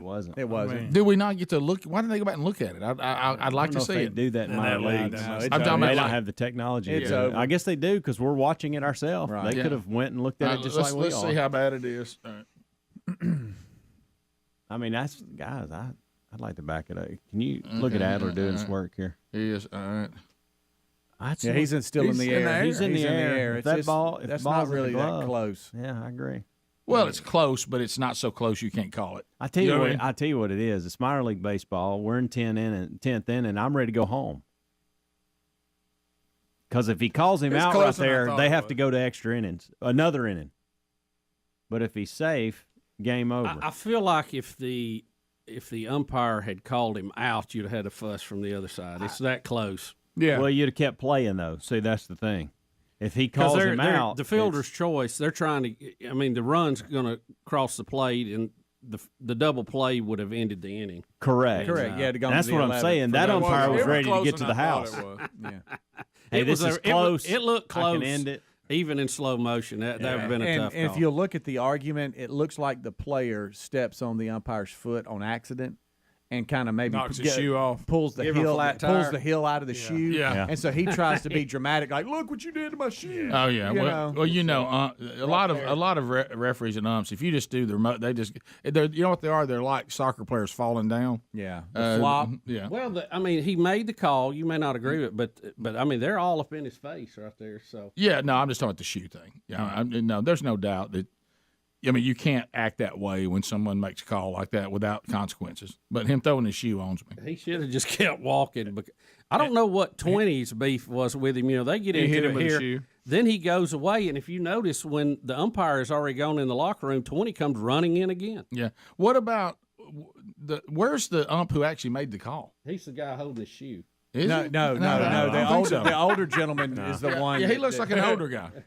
What I've noted, normally whoever made the call, the other guys come in to try to help push everybody. No, back. I understand that. Well, he's talking. If you'll look, he's talking to the guy, one of the coaches from the winning team. Watch right here. So he will. Once everybody kind of moves to right field, just an older guy. Watch right here, Rick. Keep rolling it. The older guy talks to the winning manager. He's sitting there Which talking happens to him. right. You'll see it in a minute. Which this guy looks familiar. The coach looks familiar to me. I can't figure it out. Is this some kind of? Yeah. Can anybody tell me why the winning team's getting people thrown out? Well, it looked like And why are they dumping coolers? Is this some kind of championship? I'm not sure. There There it he is, is. Rick, Yeah, I right see there. it. And Yeah. for some reason, that coach there looks familiar to me. Why is he talking to the ump when they won the game? Well, I don't know. That Well, is and kinda strange. there must be something there's something that must happen earlier in the game that with the other umpires because that's who they I went guess after. So then now the manager. Because these guys going after this guy that has I don't know what he even has to do with it. Watch. All right. So the team that loses has gray pants on. The winning team has white pants on. And so the winning manager comes in to try to back everybody up. So now you got white pants and gray pants trying to push everybody back. So that first Let me ask guy you in this. red is. Can we go back and watch the You original see the white pants come in play right there? Because I want to see. Did something happen at second base that they wanted called like interference, or he slid into me or something? Because why would that umpire be brought into it?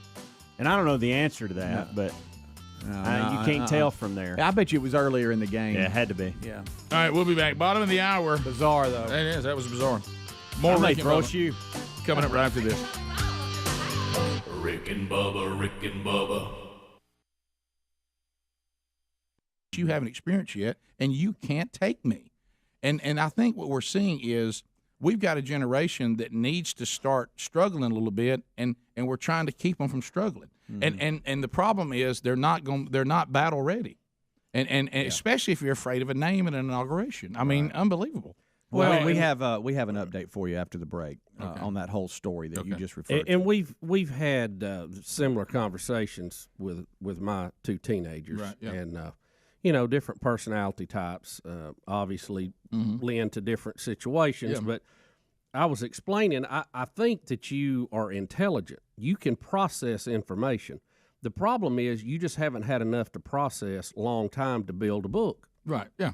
Of what to do. Right. You're going to make judgments strictly based on your ability to reason. Sometimes that's good, sometimes it's not. But if you have books on the shelf of past history, you can go and go, okay, this situation came up. This was a plus, this was a minus. I think I'll go with a plus. It's no offense to you. No. That you don't. You can't even help it. That you fall under the term that you like to use a lot of times in a comedic way of young and dumb. You just don't have the history there to make good decisions. That doesn't mean you're not intelligent. No, and it doesn't you just mean don't have you any wisdom. You don't have it doesn't mean you don't have the ability to figure it out, but you don't have the real world experience you need in that situation. Now, you will gain it as you go, but in that process, you're going to make mistakes.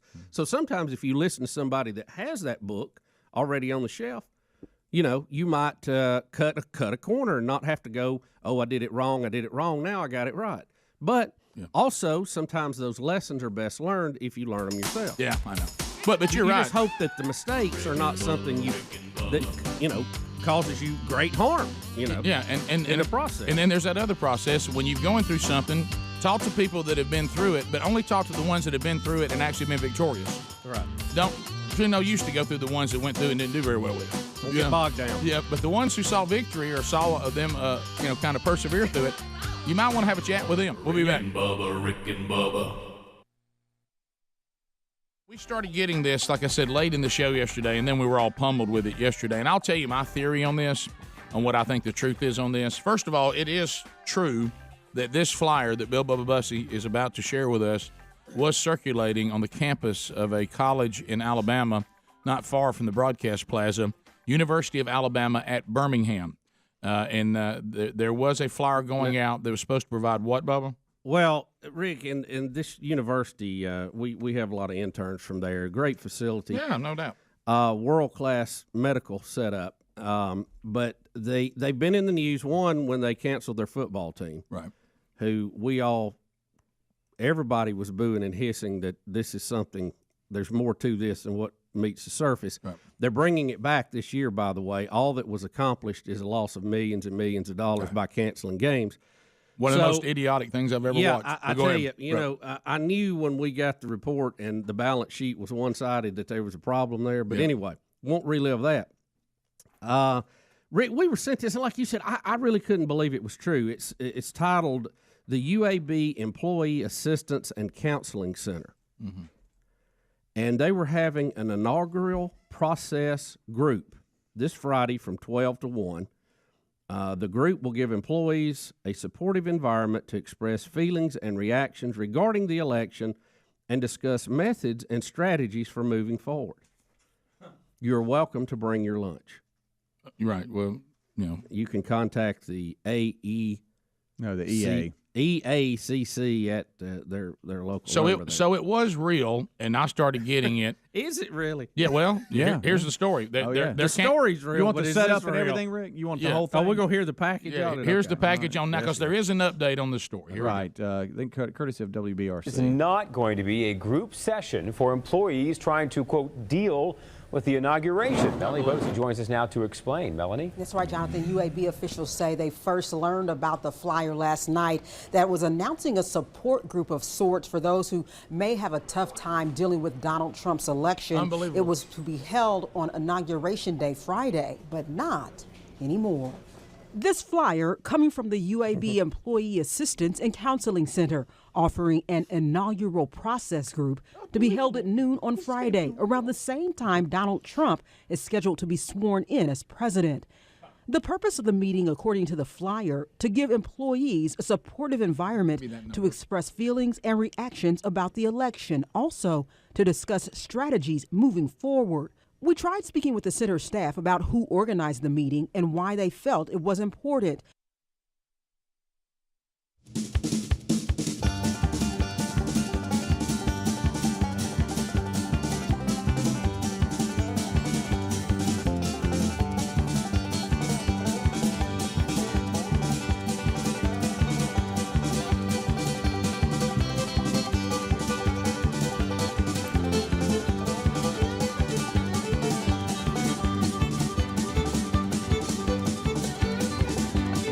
"35 minutes now past the hour of the Rick and Bubba Show."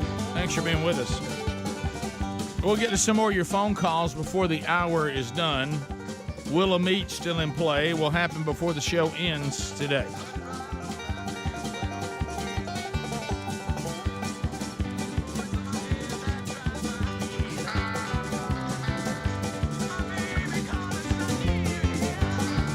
Greg, well, you know what? Well, let's have that thing. I'm shifting gears. Yeah. Hey.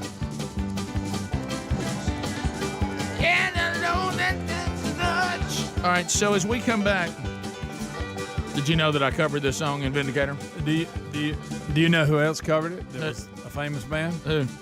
White Line. Did they really? Yeah. No, you're right. I remember that.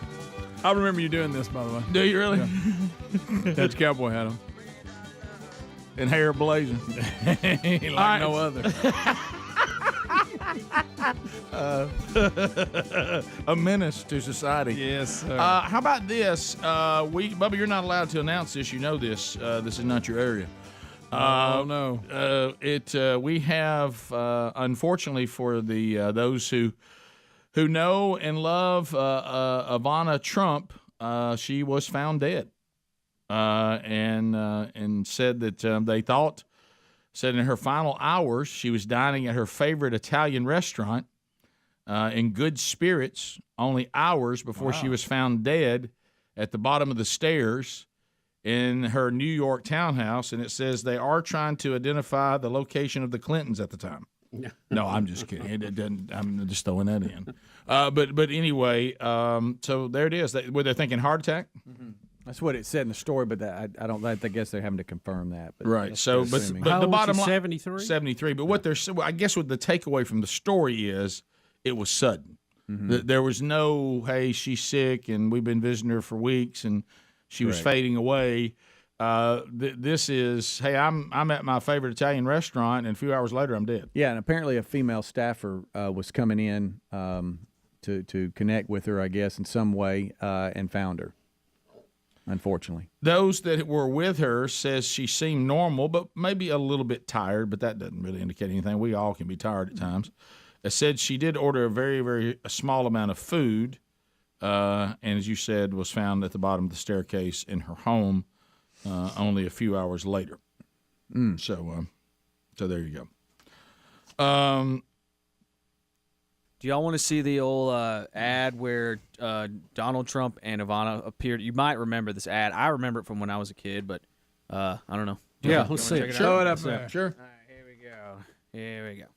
Do you really think this is the right thing for us to be doing, Ivanna? What will people think? Let them talk. Donald. Ivana. It's wrong, isn't it? But it feels so right. Then it's a deal? Yes, we eat our pizza the wrong way. Crust first. Introducing stuffed crust pizza from Pizza Hut. With a ring of cheese baked into a totally new, thinner crust, you'll want to eat it the wrong way. Crust first. May I have the last slice? Actually, you're only entitled to half.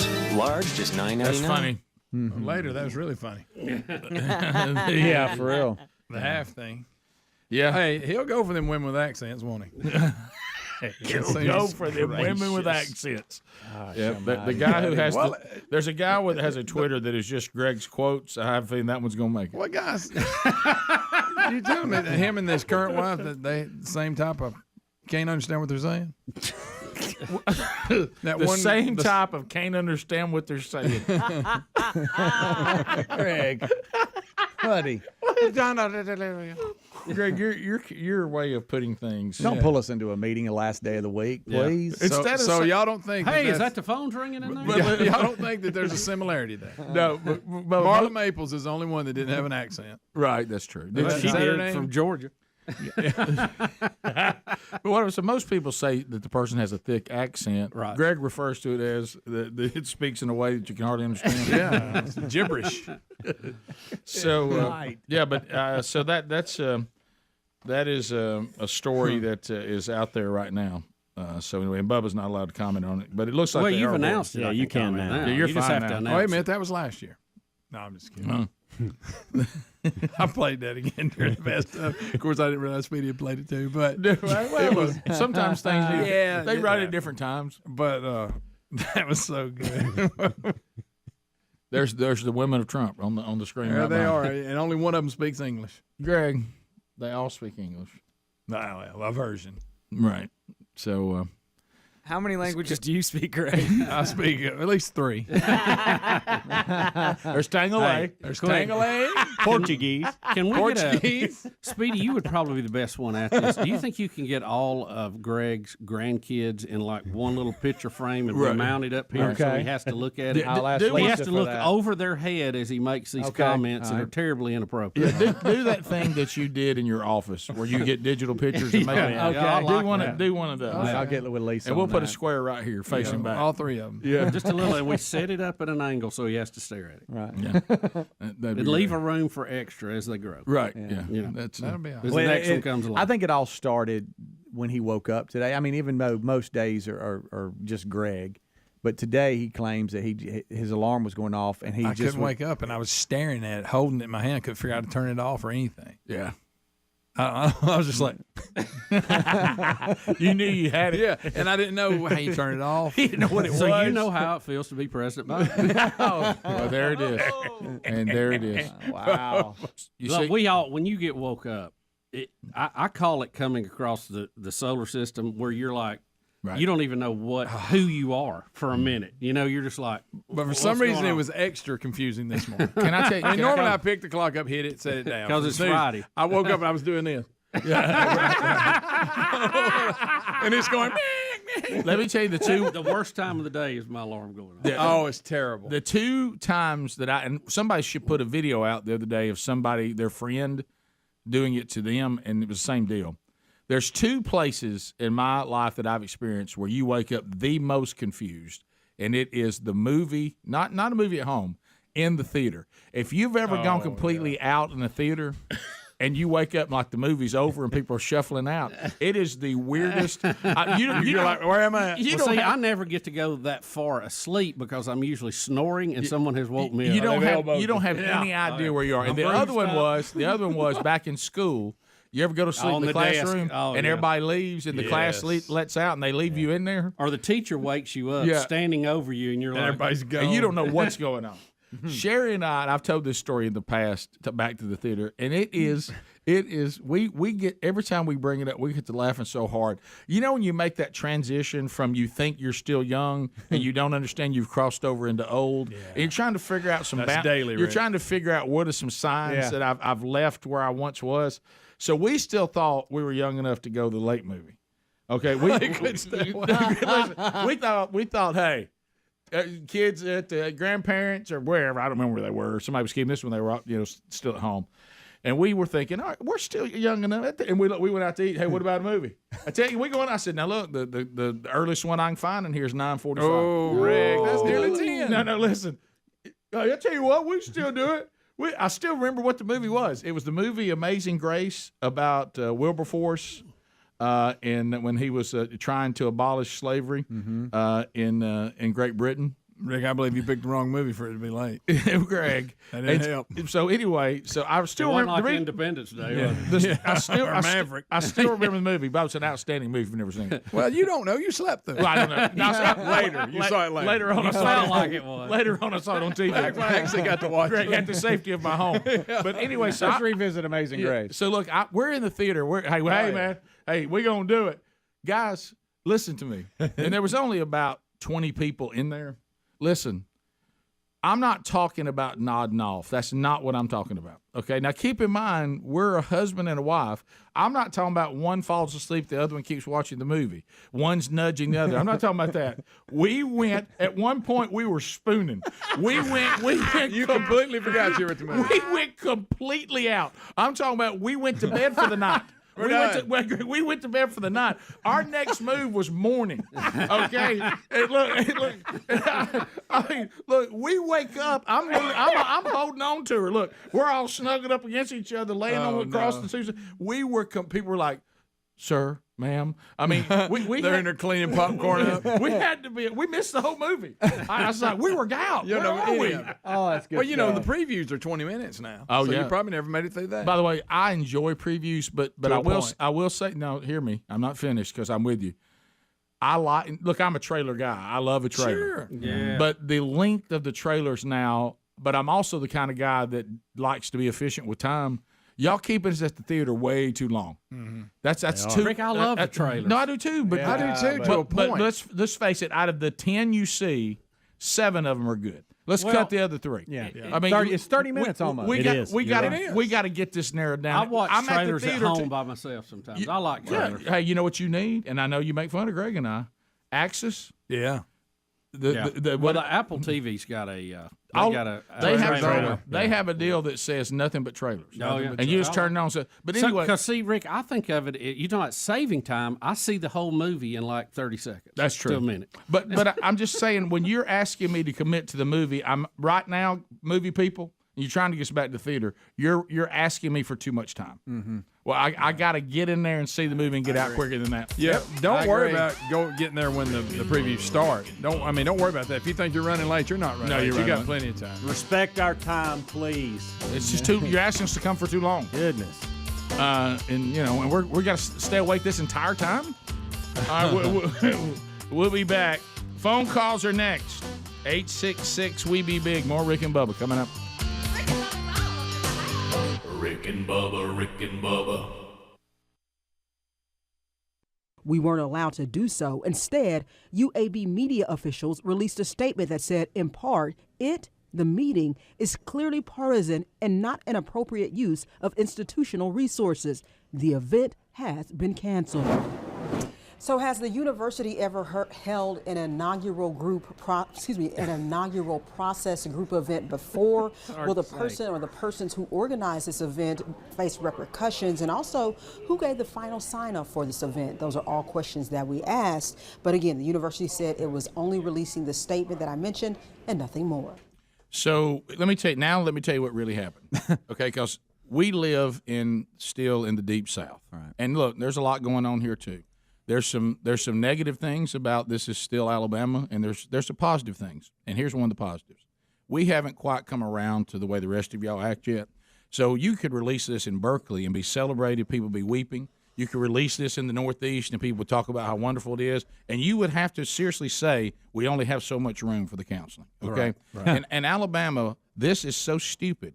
And it has been made fun of and mocked for the last not quite 24 hours, but almost to the level that UAB said, somebody pull this. I mean, we're the butt of every joke in this town. Everybody thinks we're a bunch of idiots, and this is totally embarrassing. We tried to do this. It got out, and we're getting pummeled. Our phone won't stop ringing. Will we please cancel this?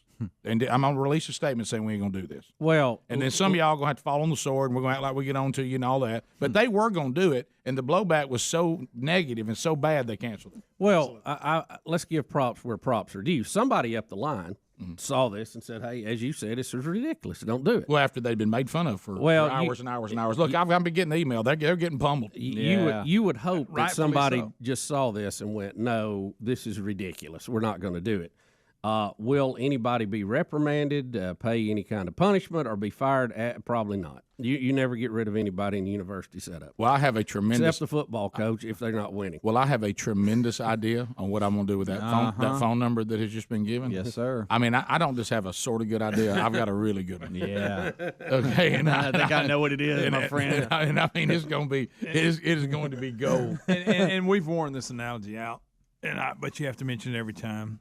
Let's go back to the last election. If you would have had somebody trying to have a whatever you want to call this grieving meeting over the inauguration of Barack Obama, racist, bigoted, you would be just destroyed. Hateful. So destroyed. No. I mean, how about this? Whatever you did for a living, you would no longer be able to do. You would not. No. Your whole world would be taken from you. You'd have to wonder how you're going to pay your power bill. Next month. To quote Larry Talton's article, you would have been led before the tribunal, and they would have screamed off with his head. Oh boy, wouldn't they? How dare someone say that they're struggling with Obama being sworn in? You were not allowed to say that. I'll give you a apples for apples. I didn't really care when Clinton went in the very first time because of the way he treated Bush.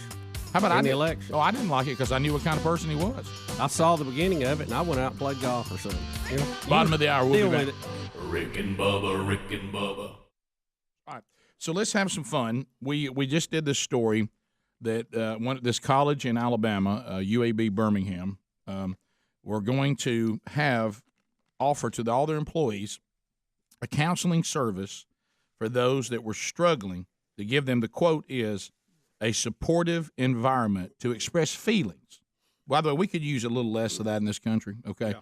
Express feelings and reactions about the election and to discuss strategies, how they will be able to function moving forward, okay? Yeah, I'm with you. I think everybody ought to maybe just keep their feelings to themselves a little more. Well, I'd like just kind of eat it, deal with it. Let's see. Well, here's one thing I'd like. You know what we all need to be able to deal with? The truth. Okay, not feelings, but truth. So anyway, I'm going to call them and talk about my need of counseling as Dickie Nadmeyer, but it won't be about Trump because obviously Nadmeyer's all in. Okay, so we're going to leave them a message. All right, Speedy, go ahead. And then let me know when we're ready for the message. Remind me to have a meeting about this. Yeah, we have long segments. Is not available. You have reached the UAB Employee Assistance and Counseling Center. Currently, we are either helping someone else or you have called after our normal hours of 8 to 5:30, Monday through Friday. You may press the pound key at any time to skip the rest of this message. All right, let's get a pound key going. Okay.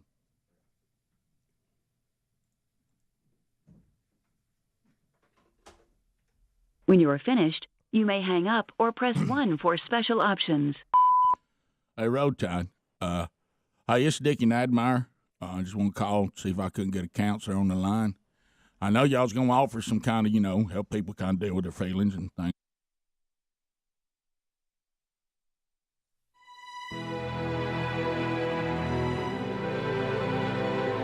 It is 9 minutes to the top of the hour, the Rick and Bubba Show. Your phone calls now at 866-WE-BE-BIG, and we'll chat with you. I do want to hit this before we do, and I love the response that we're getting on buyraycon.com/Bubba. Man, it's got great settings that, adapt to exactly what you're going to be listening to. You got a setting, hey, I'm listening to the Rick and Bubba archives. Another setting, I'm listening, to Parliament and Dr. Funkenstein. Hey, this is for my country music or something kind of in between. Look at the different settings there based on what you're going to be listening to. Also, though, the noise isolation and awareness modes are fantastic too. I'm isolating noise if I need more privacy, but I'm keeping an awareness if I need to know what's going on in the room while I listen. How about 32 hours of battery life, and 8 hours of playtime? These everyday earbuds have over 49,000 five-star reviews, and that's not even counting all the emails we get from all of you that love the Raycon earbuds. They fit discreetly. They're much more comfortable. They're durable. Buy Raycon.com/Bubba. Don't forget, too, they're about half the price of a comparable audio brand. About half the price of the other brands out there, and we're getting you an extra 15% off your Raycon earbuds when you go to buyraycon.com/Bubba, or just go find the link.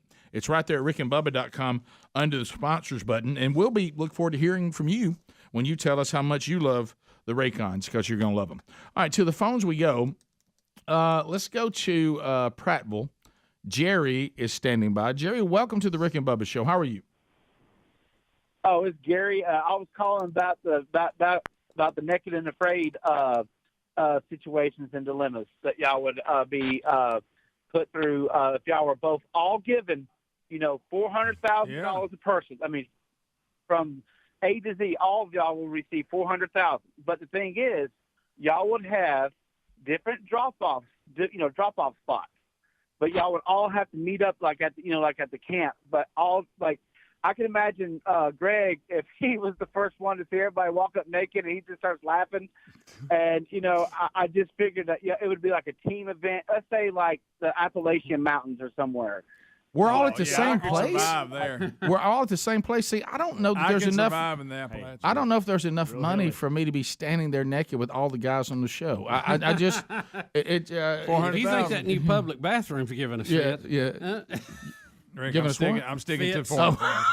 $400K. I'll sit here the entire show naked right there in those seats. Yeah. Oh yeah. Yeah. Let's make it easy. I love when Greg said, no matter what the consequences, it was financially irresponsible not to take that risk. It is. That's funny. And so did his manager, Colonel Tom Parker. Yes. Exactly. Let's go to Russell in Chelsea. Russell, go ahead. Hey, good morning. Hey, buddy. I think y'all been on picking on Greg a little bit too much here lately. Yeah, I do think too. He's just been trying to be sharp, is all it is, and that's one thing about it. A little bit. Yeah, so I have to try to be sharp on a regular basis. Yeah, that's it. Greg, you just trying to be sharp. He's trying to keep my I sharpness. think he just picked on you. He did. He did. Timothy and Opelika. Pushed you on your own property. Timothy, go ahead. Fine. He ain't here though, but yeah. Timothy, listen to I-92. You're on. Go ahead. Timothy. Hey, Timbo. I have pictures of UFO, and you're out. James in Texas. James, welcome to the Rick and Bubba Show. How are you? Hey, Rick and Bubba. Hey. Funny thing happened yesterday. I was heading home from work about 4:30, and the custodian called me and said, there is a Kia plugged into our Family Life Center charging the car. And I said, I'll be there in a couple of minutes. And the custodian, she said, I got about almost there. And the custodian said, they bolted and they took off. But we got license tag and everything. It was a rental out of Dallas, 250 miles away. So how could they plug into the Family Life Center? The electric cars, can you just plug into any outlet? They have a charger they carry with them that's 110 I volts. see. So you could, but it takes a lot longer to charge. Yeah. Yeah, so they were trying to pick up this little energy over there off the Family Life Center. They were trying to boost it up a little bit on their trip. That is hilarious. They figured it was an outreach program of the church. So that's our new thing now. Now this is the electric car version of siphoning gas from people. Yeah. Basically, it is. Yes, you got it. Let's go to Jr. He's out of Foley, Alabama. Jr., welcome to Rick and Bubba. Thank you, guys. Hey, I got a question for Greg. On this Naked and Afraid for the $400 grand, I was wondering if this might be a deal breaker. You have been dropped off. You're waiting for your partner. They always have a female partner who you do not know. Waiting for your partner, and out of the trees, butt-a naked, appears Joy Behar. And I wondered if that was wow. Well, that's they may have to bump it to 500,000. Sundown. Let's go to Timothy. Timothy, welcome to Rick and Bubba. How are you? How you doing today, sir? I'm fired up, Timothy. Yeah, and me too. No, I've been trying to get in touch with. I've been hearing y'all talk about Mr. Travis from Skinwalker Ranch. I've got some pictures on my phone during the middle of the day that I didn't know who to call, and I heard y'all been talking to him. Maybe you could pass this along to him, that I've got some pictures to show him. And what are they pictures of? I don't know.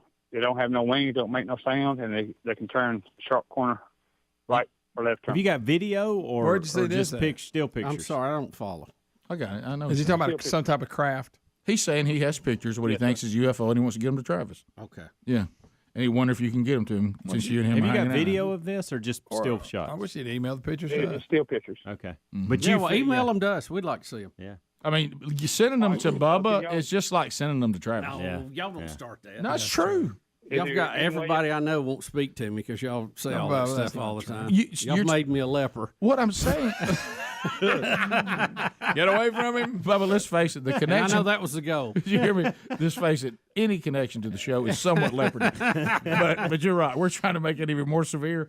No, what I meant was you probably could give him some information just from you looking at it as well. I'd just like to see it. Yeah, and that you and Travis, are kind of on the same expertise level. That's all I'm saying. No, we're not. Trust me, no, we're not. I just like to see them. Are you saying that's the kind of comments you're talking about? Yeah, that was kind of right there. And we've got a positive email here. I don't want to mess that up. Top of the hour.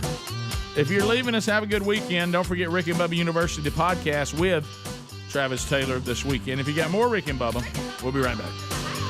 Rick and Bubba, Rick and Bubba. As far as Trump's concerned, I say roll Trump. I got no issues there, and I know it's difficult. I'm having to call the University of Alabama at Birmingham. I ain't even a real school, but I just wanted to call and try to talk to a counselor because I got to tell you what I need to learn how to process, and my feelings is Bama lost. I mean, we was right there on the verge, number 17, and tying the bear, Saban, and all that, and it didn't happen. It didn't come through. And I just wonder if there's somebody there, help me talk like something French. And it's one of the things that's kind of bothered me, road tide. I mean, I got bad feelings toward Dabo. I mean, Dabo was one of us. I mean, he's over there with that ugly orange. And who in the world, wears orange and purple? I mean, who does that and puts that on the field, road tide? I don't like Dabo. I'm mad at him, and I don't know how to work through it. My wife's upset. We was all excited about 17. It didn't happen. And this little Jalen Hurts, now I got feelings. I don't know if he's good or bad. I don't know whether that's going to help us or hurt us. I mean, we may not win another game if he's going to be back there. Okay. First time ever I've thought about firing Saban. I mean, I can't feel like that. Okay. I know that's not right. My feelings all twisted. Me and Harvey Updike went up there, and I woke up, and there I was with a sledgehammer in one hand and Howard's rock standing in front of us. And I thought, my goodness, Dickie, what are you doing? You need help. You got to come to yourself if you're ever going to get help. So I didn't know if there's a counselor I could talk to about Bama's loss. And I know y'all UAB and all that. Y'all ain't even got a team. Well, you're going to get it back. But, it ain't a real team. But if you could call me, and I'd love to talk to a counselor, not just about my feelings today, But how am I going to process this going forward? I mean, we may not get back to the national championship game till next year. So if somebody could call me, I'd appreciate it. Or just maybe leave a message with Bubba over at Rick and Bubba Show. I don't like Rick. Don't want to talk to him. He's a man. He's just a jerk, sanctimonious ass. So if you could do just Bubba at rickandbubba.com, and then I'll talk to Bubba and he'll tell me where to go. I just ain't my cell. This belongs to my buddy over at the plant. So if you just do that, I'd appreciate it and help some of us work through this as Bama fans. A road tide and a road Trump. There you go. You're liable to send somebody into convulsions. Oh, well. You don't like Rick. I love it. What about the struggles with fees for Dabo? Well, one of us. He's struggling. I wish I could be there when those idiots heard that voice. Oh, Rick. Oh, if I could just be there. Bubba, look for a call. Yeah. Yeah. I'll stand by on that one. Let's go to David in Hoover, Bubba Alabama. Don't need a bypass anytime soon. David, how you doing? Hey, guys. How are y'all doing? Good. Great. All right. Y'all know my love of the Blazers. Oh, yes. Yes, I do. I am also an employee down here, and when I saw that flyer yesterday, I about choked and fell out. But to the credit of our administration, they have shut that thing down. Yeah, I don't know if y'all got the update on. No, that's All what right, it just did. And I'm going to tell you why they shut it down is because you're still in Alabama and everybody started telling you what an idiotic idea that was. There's Right.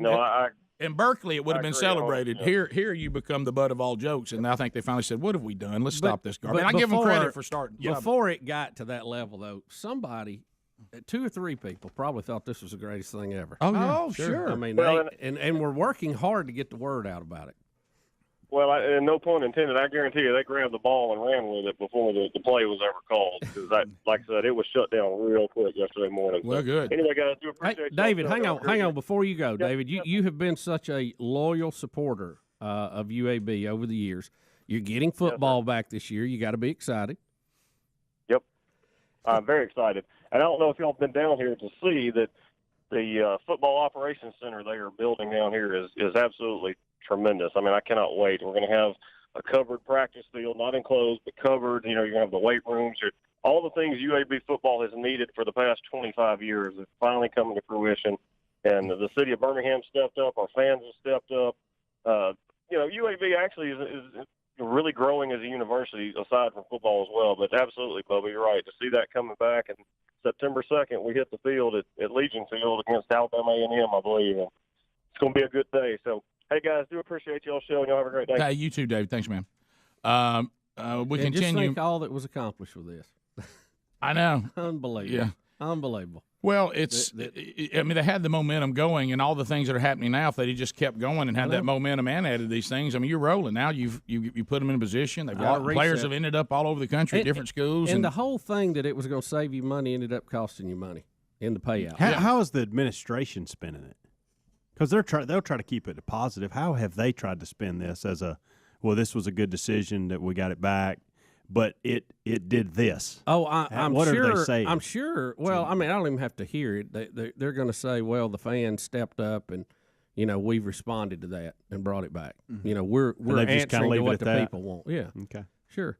Yeah, that has to be it. But I mean, you realize how bizarre it looks. Millions of dollars paid out that you canceled games. You just stopped it for one season. You only stopped it long enough to destroy it and have to start all over.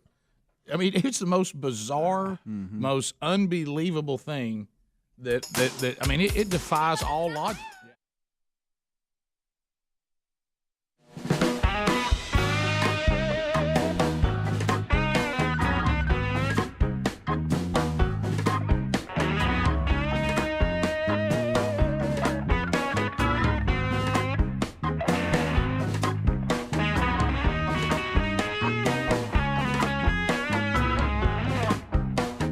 Rick and Bubba Show. Thanks for being with us. Breezes and the southern wind running down around the corner, man. Speedy, the real Greg Burgess, Helmsy, Eddie Van Adler, Rick and Bubba all here. Well, everybody, will you please say hello and welcome back the pride of Cedar Springs, Alabama, Mr. Bill Bubba Bussey. Rick, thank you very much. All we ask for is 5 hours each and every day. Not too much to ask, I don't think. I just don't think it's too much.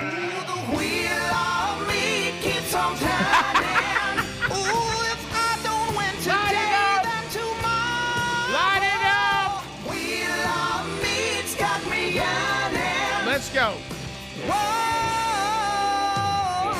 And slap. Come on, give it a try. It is the wonderful Wheel of Meat. It's been illuminated here in the No Name studio, and it's ready for action. Rock and Roll City settles into their position in Adler's little world as they'll be in the background. Eddie Van Adler on the axe. Also lead Vox and the real Greg Burgess. He's settled into the drum kit. So that's going on there. And Speedy, you'll spin the wheel. Let's check that wireless. Testing 1, 2. Don't do that. That's testing funny. That's funny. Rick's on edge. Be careful. Well, is it unreasonable? If you're saying it's unreasonable, I'll stop doing it. I'm not saying that. I'm just saying you're on edge. I would think you, from an engineering standpoint, would find that to be a reasonable request. What I'm saying is the other one is just don't have them. Say, well, this you can give me fewer, but if you're going to say you got this many, I want them all to work. Even if they're 2. Right, right.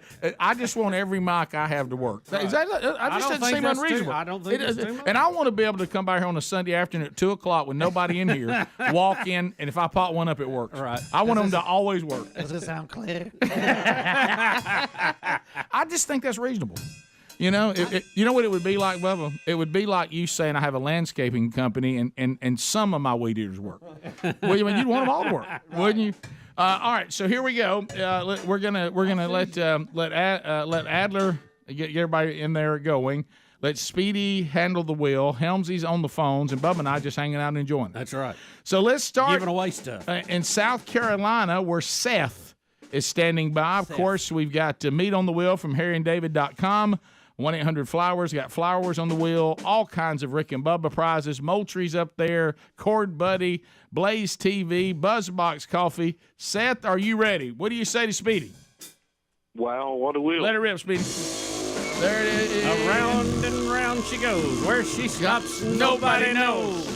Here we go. The wonderful. Look at all the different patterns of lights, Bubba. And on the TV monitor, it's even more extreme than looking at it because of the scanning rate. Well, there you go again. I'm sorry. You and Travis hanging out. All right, here we go. You've been up to GG parts.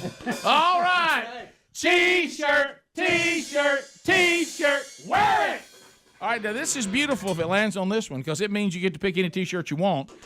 So at rickandbubba.com, Seth, if you'll tell us your size and Rick and Bubba style of shirt that you want from all the many Rick and Bubba shirts we have at rickandbubba.com. We'll get that information, and our online store will send that right to you. Thanks, guys. I appreciate it. No, Seth, how do you get the show there in South Carolina? Tune in and YouTube mostly. Well, what part of South Carolina are you in? I'm just outside of Columbia, capital city. Got it, yeah. All right. Cool. Thanks, Seth. Appreciate you, buddy. All right, let's go. We are now going to Kathy.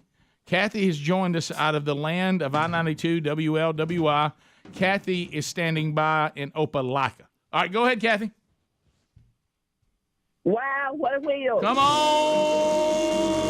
Wow. That's a good spin, son. All right, let's see. Here, let's get that. Come on, Will. All winners today. Kathy, come on, winner. Come on, winner. Come on, baby. Let's go.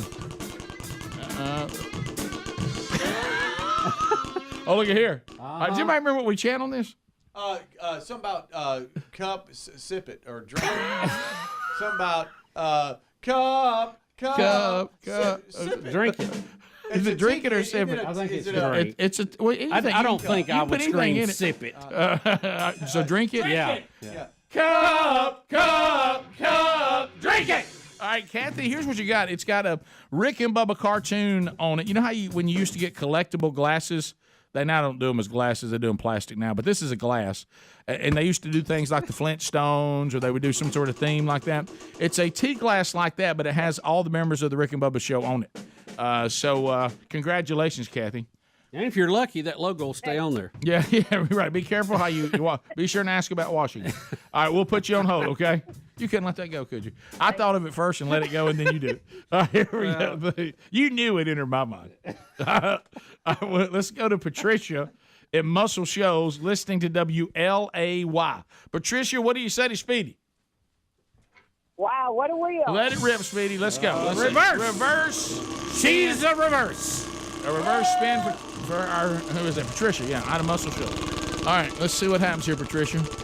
Boy, the wheel looks fantastic today. Oh, it does. Really, Very really bright. Yeah. Flowers, flowers, flowers. Smell it. 1-800-Flowers.com, Patricia. Would you like to have 2 dozen multicolored roses, 2 dozen red roses, or a vibrant bouquet of summer lilies? Oh, summer lilies. Summer lilies it is for Summer Patricia. lilies make me feel fine. Rolling with a jazz and all right, Patricia, putting you on hold. So congratulations on the flowers. Let's see. Who have I not? Oh, here we go. Sally is out of Helena, Alabama. Here we go. She's got us on 104.7 WZZK. Sally, what do you say to Speedy? Wow, what a wheel. Let it go. And a big spin it is. How about 3 out of 4? It seems I know. It's The winners are falling everywhere. It's a ladies' wheel today. Oh, yes, it's ladies' wheel. It is what a thrill. Oh, yes, it's ladies' wheel. Oh, what a wheel. Oh, what a wheel. Yeah. Buzzbox, Buzzbox, Buzzbox. Drink it. Sally, congratulations. Are you a subscriber to receive the greatest coffee the world's ever known? No, I'm not, but we would love it. Well, there you go. We'll send you a free pound of the world's finest coffee. I hope you'll enjoy it. If you enjoy it, I hope you'll join the others that we ship coffee out every month. 10% of those coffee sales goes to the Bronner Burgess Memorial Fund. So let me put you on hold, and you enjoy that coffee, okay? That's awesome. Thanks for listening to the show. All right, so let's go. I think we get one more. Jeremy is out of Opelika too. So Jeremy's listening to I-92. Jeremy, what do you say to Speedy? Wow, what a wheel. Let it go. Let it go. Oh, just a little change English. up. A little bit of English. The just stomp change. A little bit of English. Let's see where it lands. Look at here. Look at here. Yeah. Topaz, topaz, topaz. Have you thought about it? Jeremy, you've got the Topaz T-shirt, my friend. So congratulations. All right. Yeah, so you'll get to walk around and proudly have, what do you think about a little Topaz? So let's put you on hold, get a little bit of Topaz. Let's get your size, and we'll send it right to you, okay? Appreciate it, guys. Thank you, Jeremy. We appreciate you listening to the show. Well, there it is. All winners today. Big winners. All winners on the wonderful Wheel of Meat today. Nice work, Speedy. Rock and Roll City. Nice work in there. Helmsy, appreciate you. And Bubba, I enjoyed hanging out with you watching the wheel. So if you're a tuber right now, a little Rock and Roll City action for you in the commercial break. For everybody else, we'll be right back. Rick and Bubba, Rick and Bubba. All right, Greg. Check. Can you hear me, Greg? All right, here we go.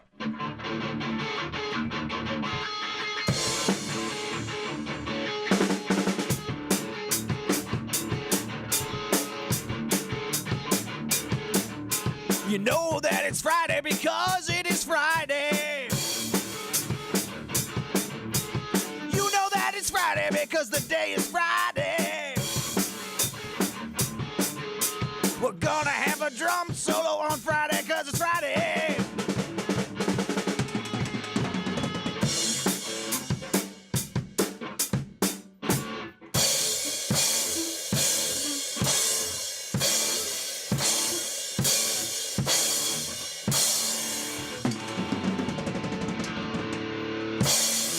Welcome to Rock and Roll City. We just gave you a citizenship pass to be a citizen of the city of Rock and Roll City.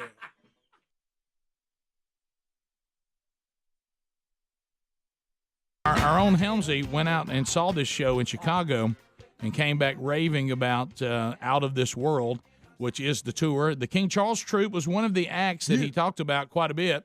And we've got Ramel and Evan here from the King Charles Troupe, the basketball troupe that plays on unicycles. Guys, welcome to the show. Hello. Thank you for having us. Hello. Yeah. Morning. Well, y'all are up early. Yes, you are. Oh, yeah. Yeah. Now, here's the question right out of the gate, and Greg was asking this. You know, it's kind of like chicken and the egg. Which one came first? Were you exceptional unicycle people who said, let's try to play basketball, or were you basketball players that said, how about let's try it on unicycles? Well, for me, I started playing basketball. I was 7 years old, and I was always a big kid. I was like 7 wearing a 7, 8 wearing an 8, that kind of kid, yeah. So my mom, she just was like, yo, you need to do something. Like, I need to do something with him now. So long story short, I got in a basketball tournament. I was playing with the kids that was from like the age 9 to 13, and I was 7. So I just was, I was always playing with the big kids and was always like that. So my uncle seen that in me, that I love basketball, and I was 10 years old, and he took me to the show. He's like, yo, do you want to do this? You know what I'm saying? And I was just like, yeah, bring me a bike. I'm going to get on it. So And you saw the circus act with the unicycles and the basketball. Yeah, because my uncle was a part of the team. My uncle been down with the team since he was 7 years old. Okay. So he's been first generation, second generation, third generation. So it ran in the family. Yeah. And he just passed it down to me, and I just stuck with it, you know? Well, I fell in love with it, man. I just never turned back. What about you, Evan? Which came first, basketball or unicycles? Oh, basketball all the way. I started when I was about 2 years old. I'm ranked on ESPN.com right now, so I had a scholarship in college until I broke my shoulder. Oh man! And then my family called me. I was working at Best Buy. They were like, "Hey, we have an open spot on a unicycle team," and I was like, I have a broke shoulder, right? Right. Yeah. Right. It doesn't seem not like a good combination. It doesn't seem like a unicycle will be the place to go to protect a broke shoulder. Exactly. Exactly. So I was real weary about it. Got a couple calls. Looked up online how everything worked out. Didn't know how to ride a unicycle ever. Oh, wow. I learned it within 2 weeks. 2 weeks? 2 weeks. Ended up. To play basketball that good? This team has been in existence for about 60 years. Yeah. He's one of the top 3 that has learned it as fast as he has. You were born to play on a unicycle. You didn't even know it. Right. Right. It's a short list. He's on a short list. Who needs 2 wheels? One's all I need. Before people know that you're with a circus, do you ever challenge them and they're like, and go, I tell you what, I'll beat you on a unicycle. You gotta let him know, man. He played with Damian Lillard before. Yeah, I used to be on the same team with Damian Lillard, Wow. Oakland Rebels. I played against a lot of people in the NBA right now. A lot of people. But people challenge me every day. They hey, you don't play basketball, you sure? I'm the number one He's the main challenger. guy. I'm the main one. The main guy. I'm the main one. Do you bring? I don't play with him. Do you always bring it up? And who he say I play like though? Jimmy Butler. Yeah. So, And I'm a Bulls fan. So when you this unicycle though, I mean, it's very, very difficult. Yes. I mean, it's and basketball is very difficult. Yes. To all that happening at the same time, and we remember. I mean, all of us here we went to Ringling Brothers as little boys, and we saw the troupe as little boys. Oh yeah. And so you guys, as you said, are part of that legacy. And I mean, I can still remember it, still seeing it, and thinking, wow. Yeah, man. I mean, the team was with Ringling Brothers for 19 years straight. And just for a little history for the guys out there that don't know, for the people out there that don't know, it's we was the first all-black act to ever perform for a circus, broke the color barrier as far as the entertainment world. I didn't know that. Yeah, we was the first all-black group to ever do anything like this, circus world, stage show, wherever you want to, anything. We was the first group. Could y'all beat the Globetrotters? We'll spank the Globetrotters. Yeah, and 5-on-5 without a unicycle? Yeah. Pass the gravy, please. Rick and Bubba. Ooh, it brings me to my knees. Rick and Bubba. I can't start another Rick and Bubba. day without him, brother. 20 minutes past the hour. The Rick and Bubba Show, 866. We be big as the number as we make our way back. All right, so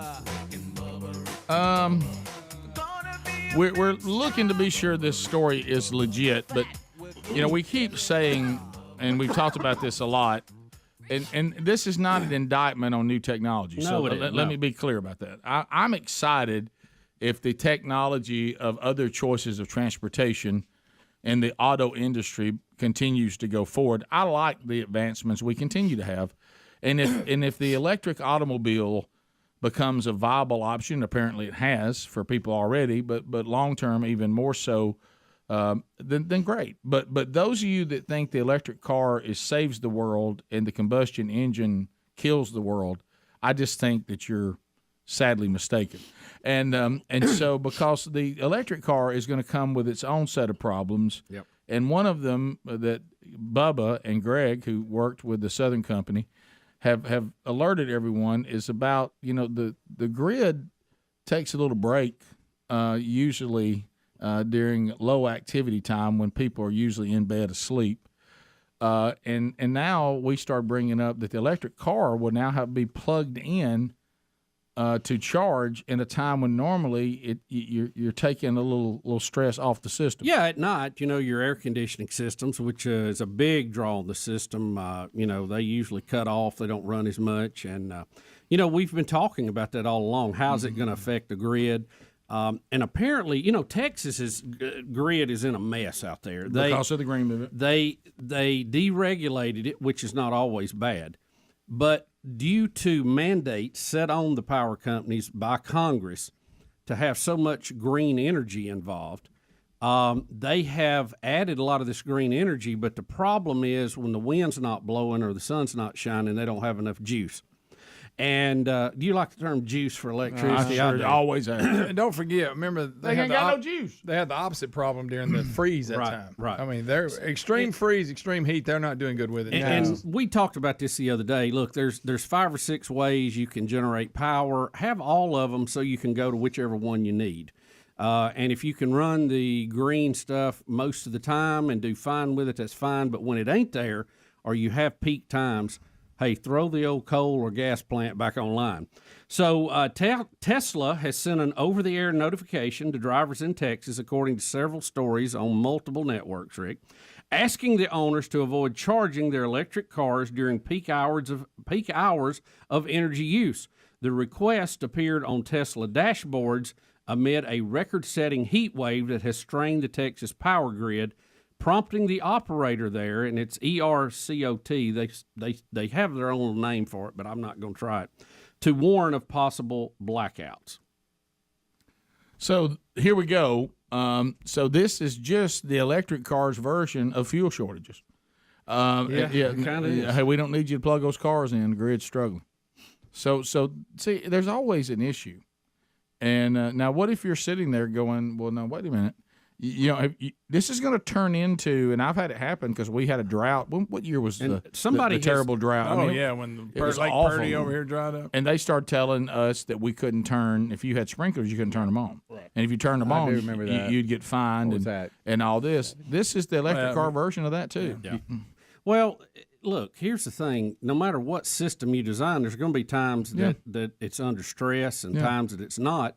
I'd prefer you over-engineer those so you don't have those times of stress. But there's even on Twitter, there's pictures of dashboards of cars in Texas that are telling them this. So apparently it's true. I saw it yesterday on one of the major publications. So but I mean, they ask you to cut your air conditioner back too, so you would, Of course, I don't have to drive it to work. Right. But they, right. But you would expect them to say anything that uses, a lot of power. So there you go. Well, the point here is, I understand it, but the point is what we've been saying. It's going to add to the problem. The electric car has its own set of problems. It's something you used to not have to worry about whether it has charging an electric car. Right. I mean, and like I say, if you're, coal is running electric cars, if you want to look at it that way. Now they don't admit what the combustion engine. I got that, but still, you still got to charge it. We've said that all along. And of course, you might want to see, as you said too, the materials used to make electric cars. Yeah, a lot of that is plastic, Rick. Comes from oil, but sure, so we're not going to do away with them oil cans anytime soon. No, y'all a little misled there. Well, we got 943 days. That's all I can tell you. According to those people that glue themselves to tennis nets and basketball courts. And another, Greg, you said you saw another story. Part of the problem in Texas too is they moved to a large portion of it being windmills, which is fine unless the wind's not blowing. Right. That's when they were urging everybody to cut back. And I know it's windy in Texas a lot. When I've been there, it's been windy, but there's days it doesn't blow. Just like everywhere else. We saw them big windmills. Where we at? Oh, yeah. We down South Texas. We were not far from Mayo. How'd you like your electric car yesterday you drove? Oh, it was fun. Was it fun? You liked it? Oh, yeah. It's real fun. Is it a really souped up golf cart or is it? I mean, no, it's. I mean, I know it can it's go. borderline spaceship. It is. Yeah, it's really sharp. Yeah, it was a Model 3 with every added feature you could get. Would you like to have one? Yes, if you could afford it. Yes, I would. Really? Just to play with it. Yeah, right. Not to be your main mode of transportation. Because you can't charge it if you're in Texas. Right, that's true. Right. That's true. Well, I probably won't drive it to Texas, but if I was. Are there enough charging stations for your world for you to be okay? Yeah, you know, I told you, I don't know if you've ever seen how they actually do it in there. If you plot a trip, you say, hey, I'm going to the beach, and it will show you the best way to go and say, there's a charging station here, hook up for 20 minutes. There's a charging station here, go 45, you know, and most of them now they're building a lot of them around restaurants and other things too, so you can go in and eat or, you know, do whatever, or go by your church and plug in. Right. Yeah. While they're not looking. They call that an electron outreach. So if I see that you're putting it next to to a help them, brother. I love that. Yeah, well, they figure if you'll give them food, you'll give them electricity, right? Sure. Absolutely. Yeah, right. I'm sure they thought, well, the church won't get mad. Church ain't mad. But just so I They have know, to forgive us. They don't want us to be stranded. just so I know, What's that for forgetting? when the government mandates that I drive one. So when I get ready to charge, they've got a restaurant by there because I'm gonna be waiting a minute. Well, it depends. You don't like if you're going on a trip. From what I understand, I haven't done this yet, but from the people who have, like it will say charge 30 minutes at this place, which means you got time to go in and eat or do whatever. It doesn't charge it fully up. It just gives you enough charge to get to the next place and have headroom there when you get there. Yeah. So am I stopping a lot? From here to the beach, you might do a 20-minute stop one time, I think, in Greenville. That's not bad. No. And then you charge when you get to the beach. Do I stop more to charge than I do to fill up? I know it matters how many gallons my tank has and how much gas mileage I get. I got that. I think if I was looking, let me think, Rick, because I don't want to tell you wrong. I think the dashboard yesterday said that I could drive 275, maybe 340 before I had to stop and recharge. So that's about a tank of gas. Yeah, because I can go to the beach from here and not stop at all if I got a full tank of gas. Right. Yeah, I think to be safe, you'd probably stop once, maybe. Okay. But I don't know that. Is my wife Some with of you, me?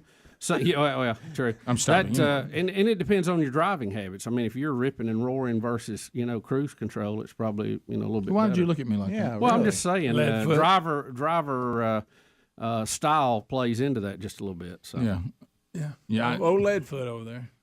I can get to the beach without stopping if I'm full. Yeah. Tank. Oh yeah. And I do make good time when I get. Some of you Tesla drivers, can you go from the Ham to the beach without stopping? I don't know. I think you could. Probably so. I think. Bottom of the hour. We'll be back. 866 We Be Big is our number. More stories to uncover when the Rick and Bubba show continues. Rick and Bubba, Rick and Bubba. I think it gets real. It'll get real. They don't want it. And if y'all listening, y'all don't want it. Yeah, it would get really real. Let's put that together, right? Let's promote that. Should be a celebrity. Rick and Bubba present. Yeah. Charles Y'all should put it together. against the Globetrotters. Y'all should put it together. We could pack out a place with that. Because we're not going to be Globetrotters might get team. that second loss. That second loss. Yeah. So we play hard. Yeah. All right. So how do you push the envelope? You say this. The truth's been going for 60 years. It's been with Ringler Brothers for 19 years.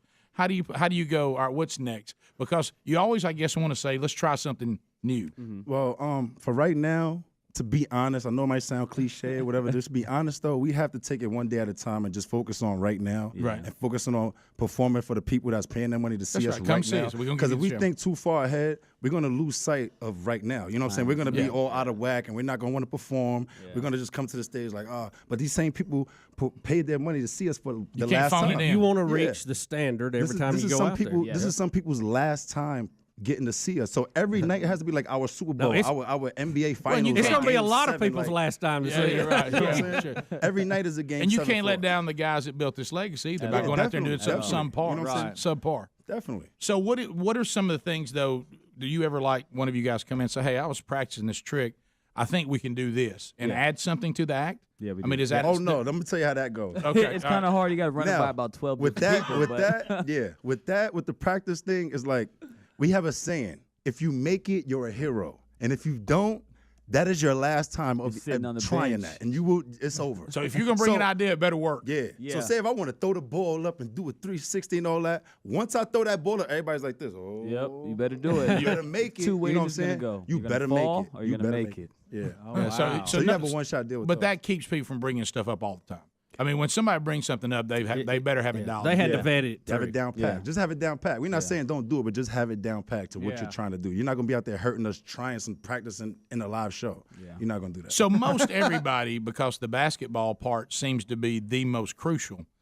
So most everybody, basketball comes first, and then they have to learn to do it on a unicycle. Or have you ever had a unicycle guy go, Oh, you know yeah, what, definitely. I'm Yeah. great on this unicycle. I think I could play basketball. His cousin was like that. Okay. Marcus, our boy Marcus. I grew up with Marcus in the team, and he was like that. You know, first he got with the bike and was a good trickster and could do stuff that a lot of the guys couldn't do. And then we started saying, hey, now here, take this basketball now. You know what I'm Let's saying? see And what then you he could started, do with it. Yeah, then he started getting it and coming along and getting it. And now he's awesome, man. You know what I'm saying? He came a long way. Any injuries throughout the years where Yeah, some actually, go I got south? injured We got again. what? You got injured again. We second place. Man, our group is second place on injuries, but that says a lot. You know, it says a lot about us. If we keep ticking and keep going, no matter you're who's pushing in, it. who's out, we keep going. Next man up mentality. Yeah, we're a strong group though, man. You know what I'm saying? So what happened? Just a crash? Nah, I tore my meniscus. Ooh. wow. Yeah. I was, we were in rehearsal period too. It's like a 2-month period, basically like boot camp for stage performance, entertaining for entertainers. You have to learn for 2 months to live off $100 a week. You know, 12 hours a day. To the top, we messed up to the top, bring it right back up to the top. People are, here we go. Yeah, you gotta start over. I was riding in practice, you know, the garage type of slick floor. Yeah. The tire just slipped right up under me and my leg just kind of stopped it. You know, I've been playing on my feet, and it's only been 2 weeks since I was on a unicycle. So my legs are still sore, getting used to it, then boom, just popped. And then after 4 days after surgery, I was back on the unicycle. 4 days? Yeah, the doctor said ride the unicycle. It's going to help your Well, that's true. with Yeah, your that's momentum. Your So- job is also rehab. Just don't Yeah. fall again. Doesn't fall Exactly. It's not. And I bet you don't want to practice where the elephants were. I mean, No, that was a big problem back then. That was one thing about them being gone. A lot fewer But that options. circus smell is not there no more. It's not the same. Like it's not the same. Where's that I'm smell? I would just be. It's not the No, same. look, man, this is without you can the speak elephant. your mind here. Yeah, this is a free zone. Yeah, You can say what but you you're want to right say, because whatever. as soon as you arrived at the arena, you knew that smell. Yeah. And it was a good smell. I'm at Yeah. the circus. Yeah, You yeah. smell the When you've learned to eat, popcorn while smelling elephants, I mean, that's something kids aren't gonna learn anymore. Yeah. And it just sucks for the 2000 babies. You know, babies growing up in the 2000s. Anybody born from like 2010 and 2012, anybody born this year, it just sucks for them. They missed You know, out. because they're going to miss out on all of this. Helmsy went to New York. I mean, he went to Chicago to see it. Out of This World's the title. It's really cool. And we were discussing how they actually do what they do. And the dunk, of course, everybody wants to see somebody just ram it home. Yeah. And doing that off a unicycle, wow. I mean, how in the world does this happen? You were trying to show us the whole process. Yeah, do you launch? Do you carry it with you? Yeah. Okay, Show cool. us how this works. Speedy's got your mind. Like right now, you're going to try to get. Well, I was going to say Bubba on that unicycle. Well, that thing's got a weight limit. You Rick. probably don't want to do that. Look, he don't want to go on that show.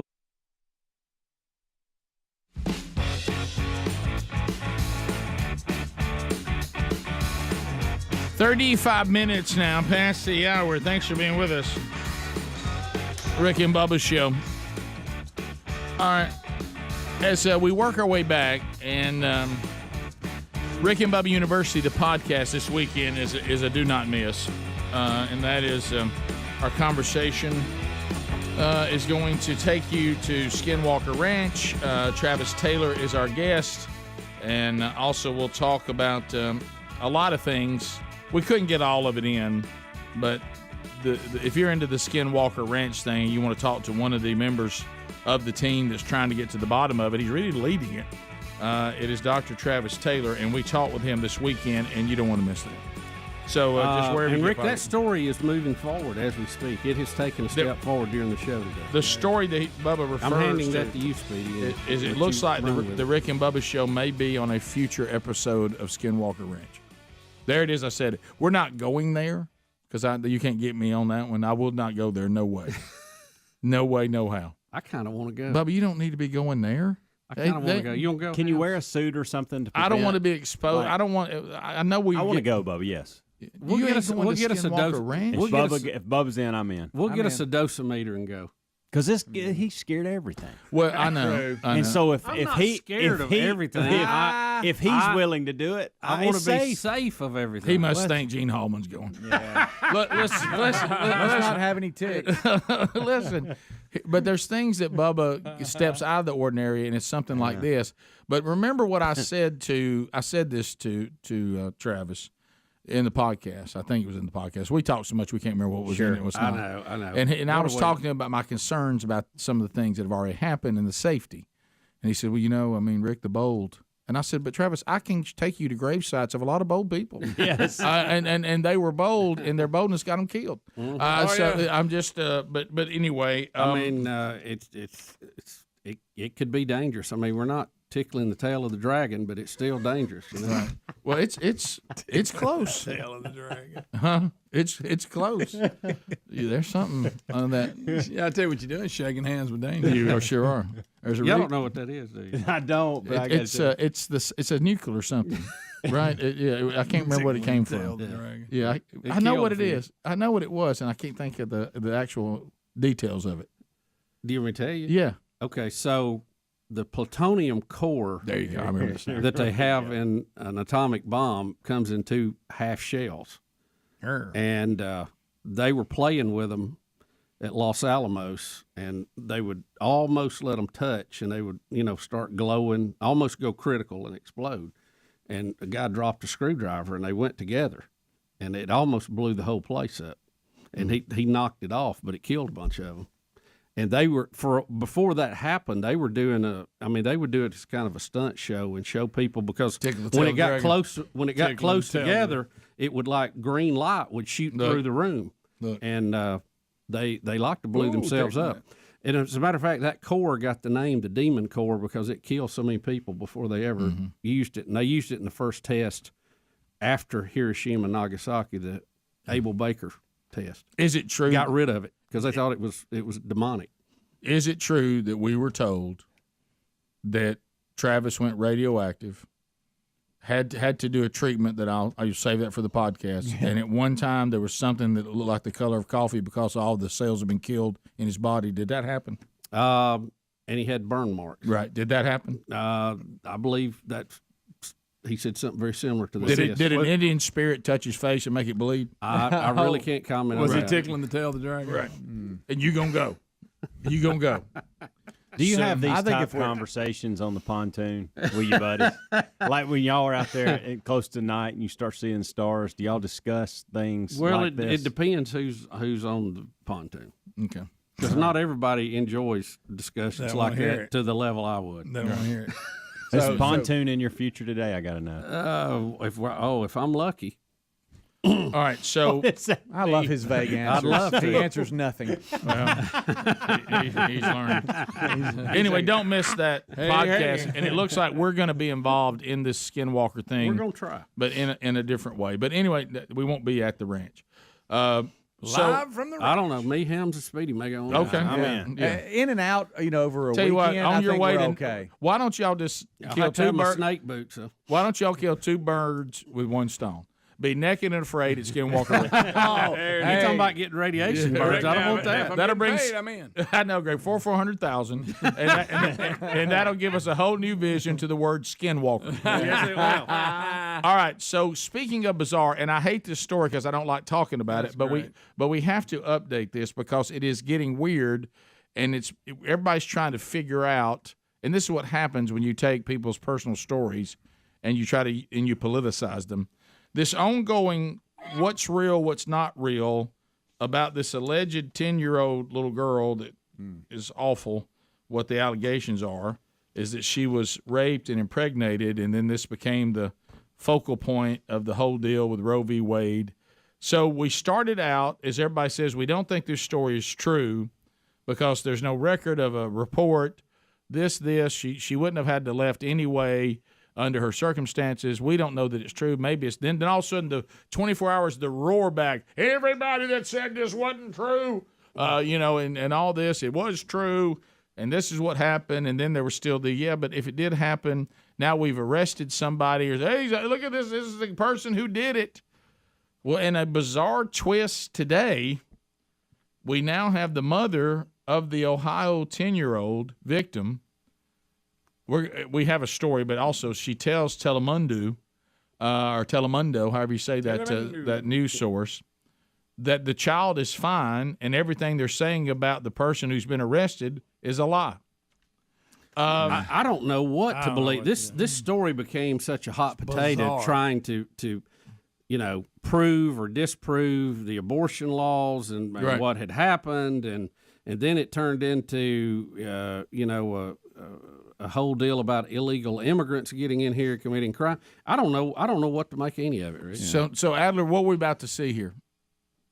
So this is subtitled. Hey, I've got you, but you're not. I got bad news. It's subtitled. No, not a mic. So this is subtitled. It works. He just subtitled. That's gonna be tough on the radio. And so I guess I'll just read it as it goes. They're talking in Spanish. Yeah. So this is in a Spanish. Is this them going to interview the mother? Yes. Yes. So there's a Telemundo reporter standing on one side of the door, and then the mom is on the other. The Telemundo reporter says, "Did the girl live here as well?" And the mom answers on the other side of the door, "Yeah, but she's fine. Everything that they're saying against him, the accused rapist, is a lie." She said. The reporter says, "Okay." And the child, "Are you related to her? Are you her mother?" The mom says, "She's my daughter." The reporter goes on to say, "The woman who refused to provide her name and concealed her face states that she has not filed charges against the 27-year-old Fuentes man who has been charged with the causing of the girl." Watch out. Authorities say that he confessed to some contact and on 2 occasions with the girl who recently turned 10. Therefore, she may have been 9 years old when it happened. She was raped and then became pregnant. So there is a girl, but now the mom's saying she's fine. Everything they're saying about him is a lie. He is supposedly the live-in boyfriend in this situation. Yeah. Correct. So the whole thing's weird. Yeah, it's very weird. And the original report had him as 17, not 27. Right. And so there was that mess up too. But so anyway, it's a bizarre story. It is. Keeps getting worse. Right. At the end of it all again, and I know what's being attempted and why this is being attempted, the shock factor. And you look for some of the most outrageous circumstances and say, see, this is why. But you have to remember again, no matter how you feel about it emotionally, okay, or even in our case, morally, okay, the ruling was whether or not the Constitution of the United States of America at the federal level offers you a constitutional right to abortion on demand. And the ruling is no, the Constitution does not, but that is up to the states, and however they want to whatever they want to provide you access to is their call and the voters in that state. So we can come up with to try to start we got an outrageous case. Yes, we do. We got one. How about you? And then everybody come back with back and forth and all. There really has nothing to do with the ruling and what the ruling is based on. But now this story just keeps getting stranger. I mean, it could be all of this absolutely happened. You got a creepy boyfriend that unfortunately a mother is protecting. Certainly I can see that. But again, it could be it's partially right, but then some of it's been exaggerated. Yes, it has. No, it hasn't. I don't know what to do with it. But if you'll just go back to what the ruling was about, it's really a moot point. It's awful that we live in a world where things like this happen, and people who do these things should be held accountable and punished, certainly. But it really doesn't have anything to do with Roe v. Wade, whether it was constitutionally sound or not. No, it doesn't. It really does. And what did the mom mean by everything that's being said about him is a lie? Why is she protecting him if that's something that happened to her daughter? Well, I hate to tell you, there are also people wicked enough to protect a boyfriend over their own child. Of course. That is possible. Well, let me ask you a question. Sadly. If all about him is a lie, then who did do it to cause her to be in that condition? Yeah. She says the girl is fine too. So what does that mean? She means she's fine now. But if a procedure was done, somebody caused it, and she's saying that what they're saying about him. So we don't even know what she means by the statement. Everything's fine. I saw one story where they said the authorities in Ohio are going to do a DNA test and find out. Okay. But at who is responsible? Or they could confirm or rule out the guy who's been accused of it. And if the girl, which it's just horrible to even think of, did have to have the procedure, and the mom says she's fine now, you also have to come to the conclusion that anybody that says that access to this procedure is now no longer available, that isn't true either. No, because she might have had to go to somewhere else, even if all that's true, but she wasn't denied access to it. No. We'll be back. Rick and Bubba. Flat tire. Yeah, there's a couple of different unicycles. When you you ride a unicycle, like, all right, let's just go with me. I'm gonna just put myself in the veteran. All right. Thanks, man. It's a lot of hard work, man. Thanks. Bronx. My strong side when I jump off is like this, with my right foot being in front of my left foot. So if I was going for a dunk, I would have to know about 2 to 3 things in my mind all at the same time. Oh, wow. I would have to know momentum, Yep. the right momentum. I would have to know the right jumping point, and then all of that, know where the goal is, and when I jump to come down at the right point without landing on my unicycle. Or your so I have ankle. to think about all that in a matter of like. Those are the 4 same things seconds I or think 5. of when I dunk. So it'll be like, say if I was on the unicycle right now, it'll be kind of like it's in motion. Now I have to look up, see where the basket is at. My feet have to be like that. Now, if I get to the basket, you jump and my off feet, of the unicycle when you dunk. Yeah, I have to leave the unicycle in back of me. So if I say if that microphone is the goal, right, and I get to the goal, my feet is like that. I have to go another pedal. I got you. So now I have to go like you got to get your feet right. So you got to know timing, and you just have, and then especially for an alley-oop, because we do alley-oops in the game. So say if Evan was throwing me an alley-oop, the goal is right there.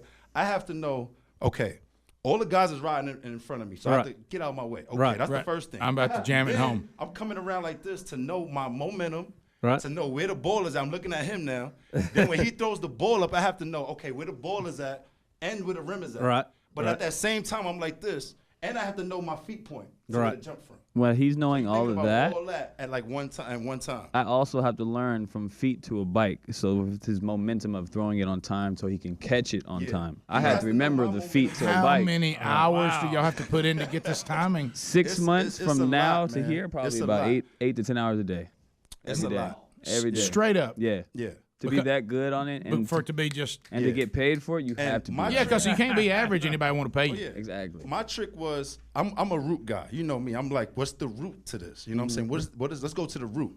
My thing is always just jumping without the ball, without the basket, without all that. Just getting my momentum and my jump right. Now once I got that right, everything else was like I didn't have to worry about nothing else. I kind of want to see you ride around in here a little bit. Yeah, I mean, get on that thing and you take show your headphones. something special. You need your hands. Oh, look, he's got the microphone. Don't bother him. We have guys on our team that could hold their daughter and baby on the unicycle. Look at this. I mean, he's not just kind of moving around in here. I mean, it is second He and the nature. unicycle are one. That's what you have to be. It's all about Basically, momentum. You exactly. just got to just go. I mean, that unicycle is like just has to be something that's so comfortable to you, just like anybody walking around during the day. And the worst thing is just to be still, right? You always want to have some movement. Yes. Forward or back. Yes. Just move. You can't just stay still. Right. Like, I try to just stay still like this. Right. Yeah, right. Yeah, that's tough. The bike he's The on momentum weighs is about 20 pounds, too. That bike weighs about 20 pounds. Really? So are they designed for what you guys do? Yeah, those are special custom bikes right there. It costs about $1,500. The bike I have down here is like an aluminum bike, so it's easier to break. So the pressure when you jump off, they'll just why snap. have you got that aluminum? Is that just I hate to say it, I don't know if I can say it, the airport lost my bike when I went back home for my break. Yeah. They lost my $1,500 bike. Yeah. How do you lose a bike? That's the same thing I said. Oh no! A unicycle. How many average people do you know ride a unicycle? Yeah, that doesn't hit me as something I'd want to steal. Can y'all bounce it and pass it to each other in here? Yeah. That's unbelievable. Yeah, go ahead.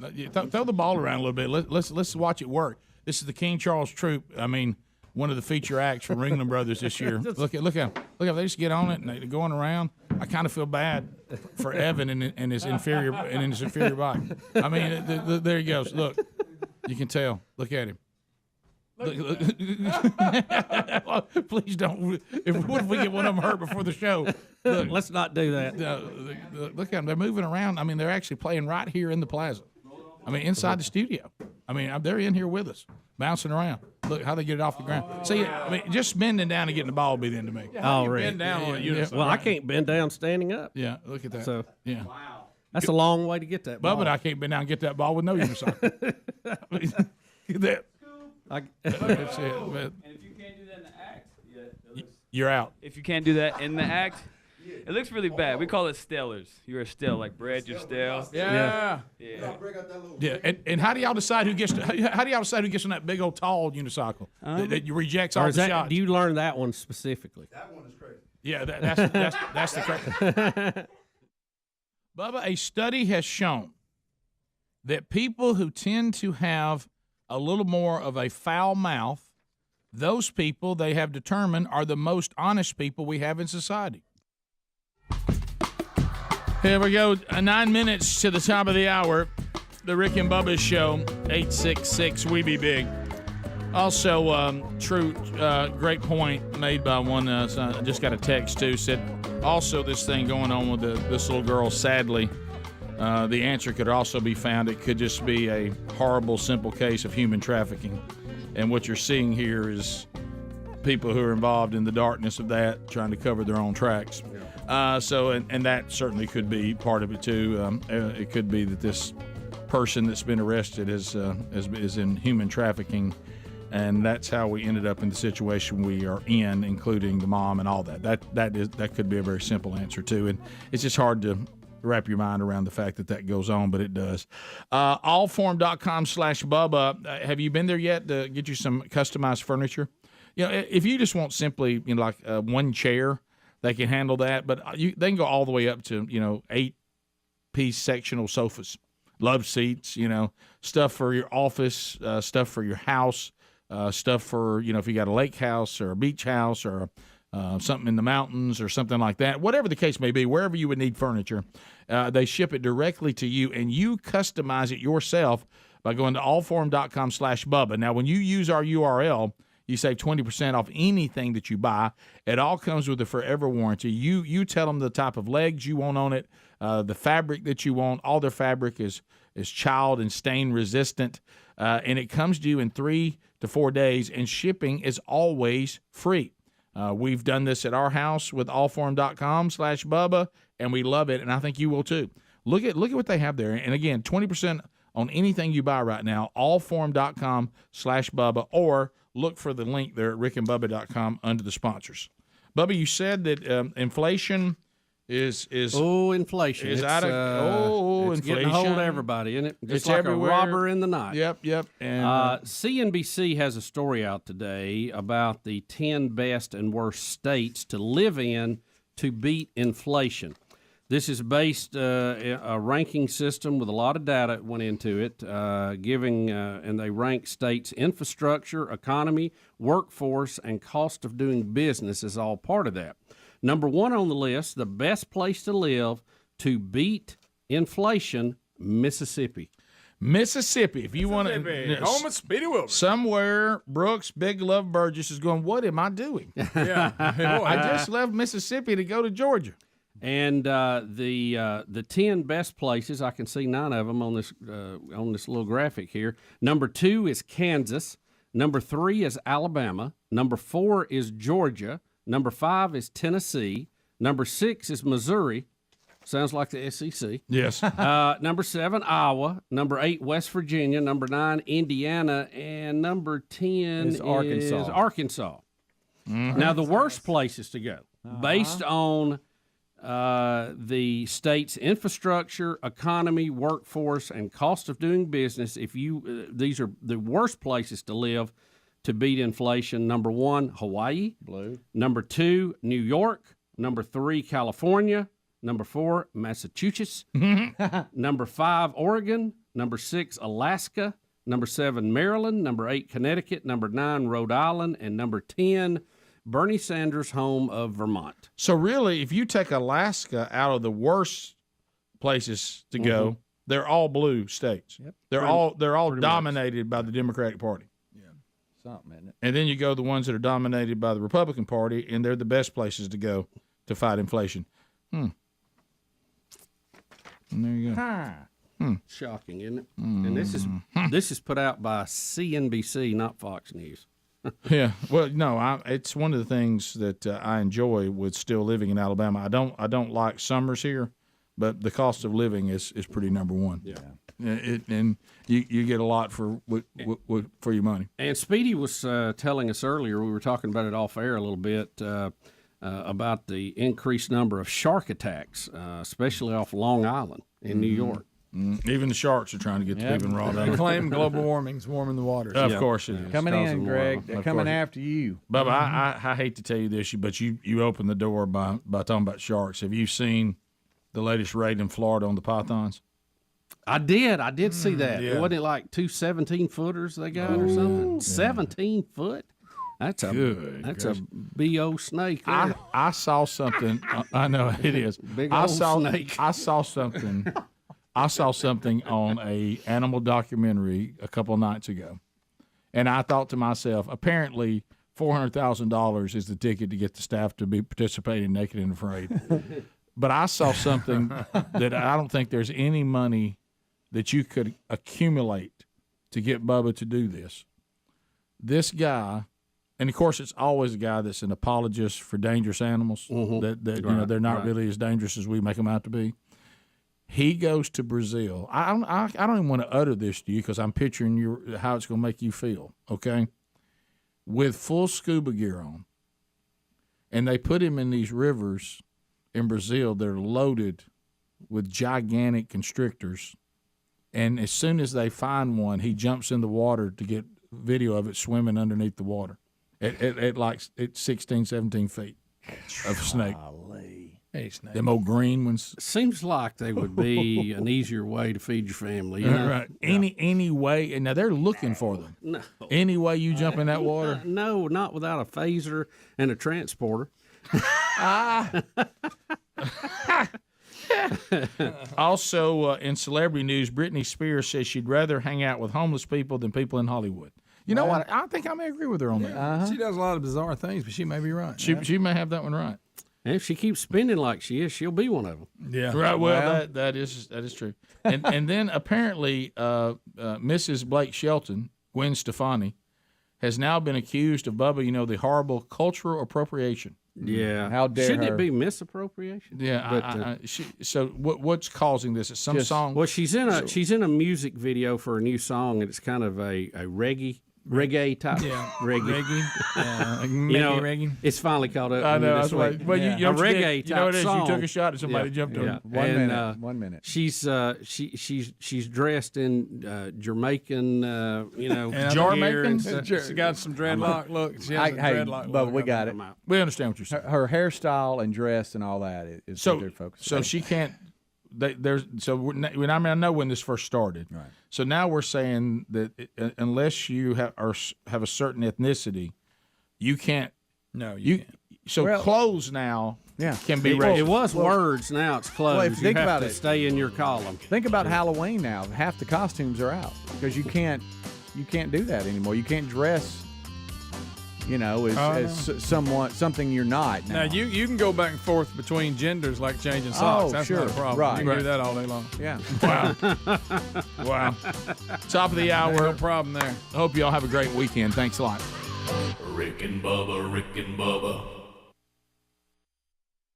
Hey, thanks for watching Rick and Bubba live on YouTube. We're here live at 5 with a kickoff hour, bright and early, Monday through Friday. Don't forget to subscribe and click the bell for notifications on our YouTube channel. And catch a commercial-free Best of Hour on Blaze TV every day. Rick and Bubba, it's must-see TV. Or radio. Well, yeah.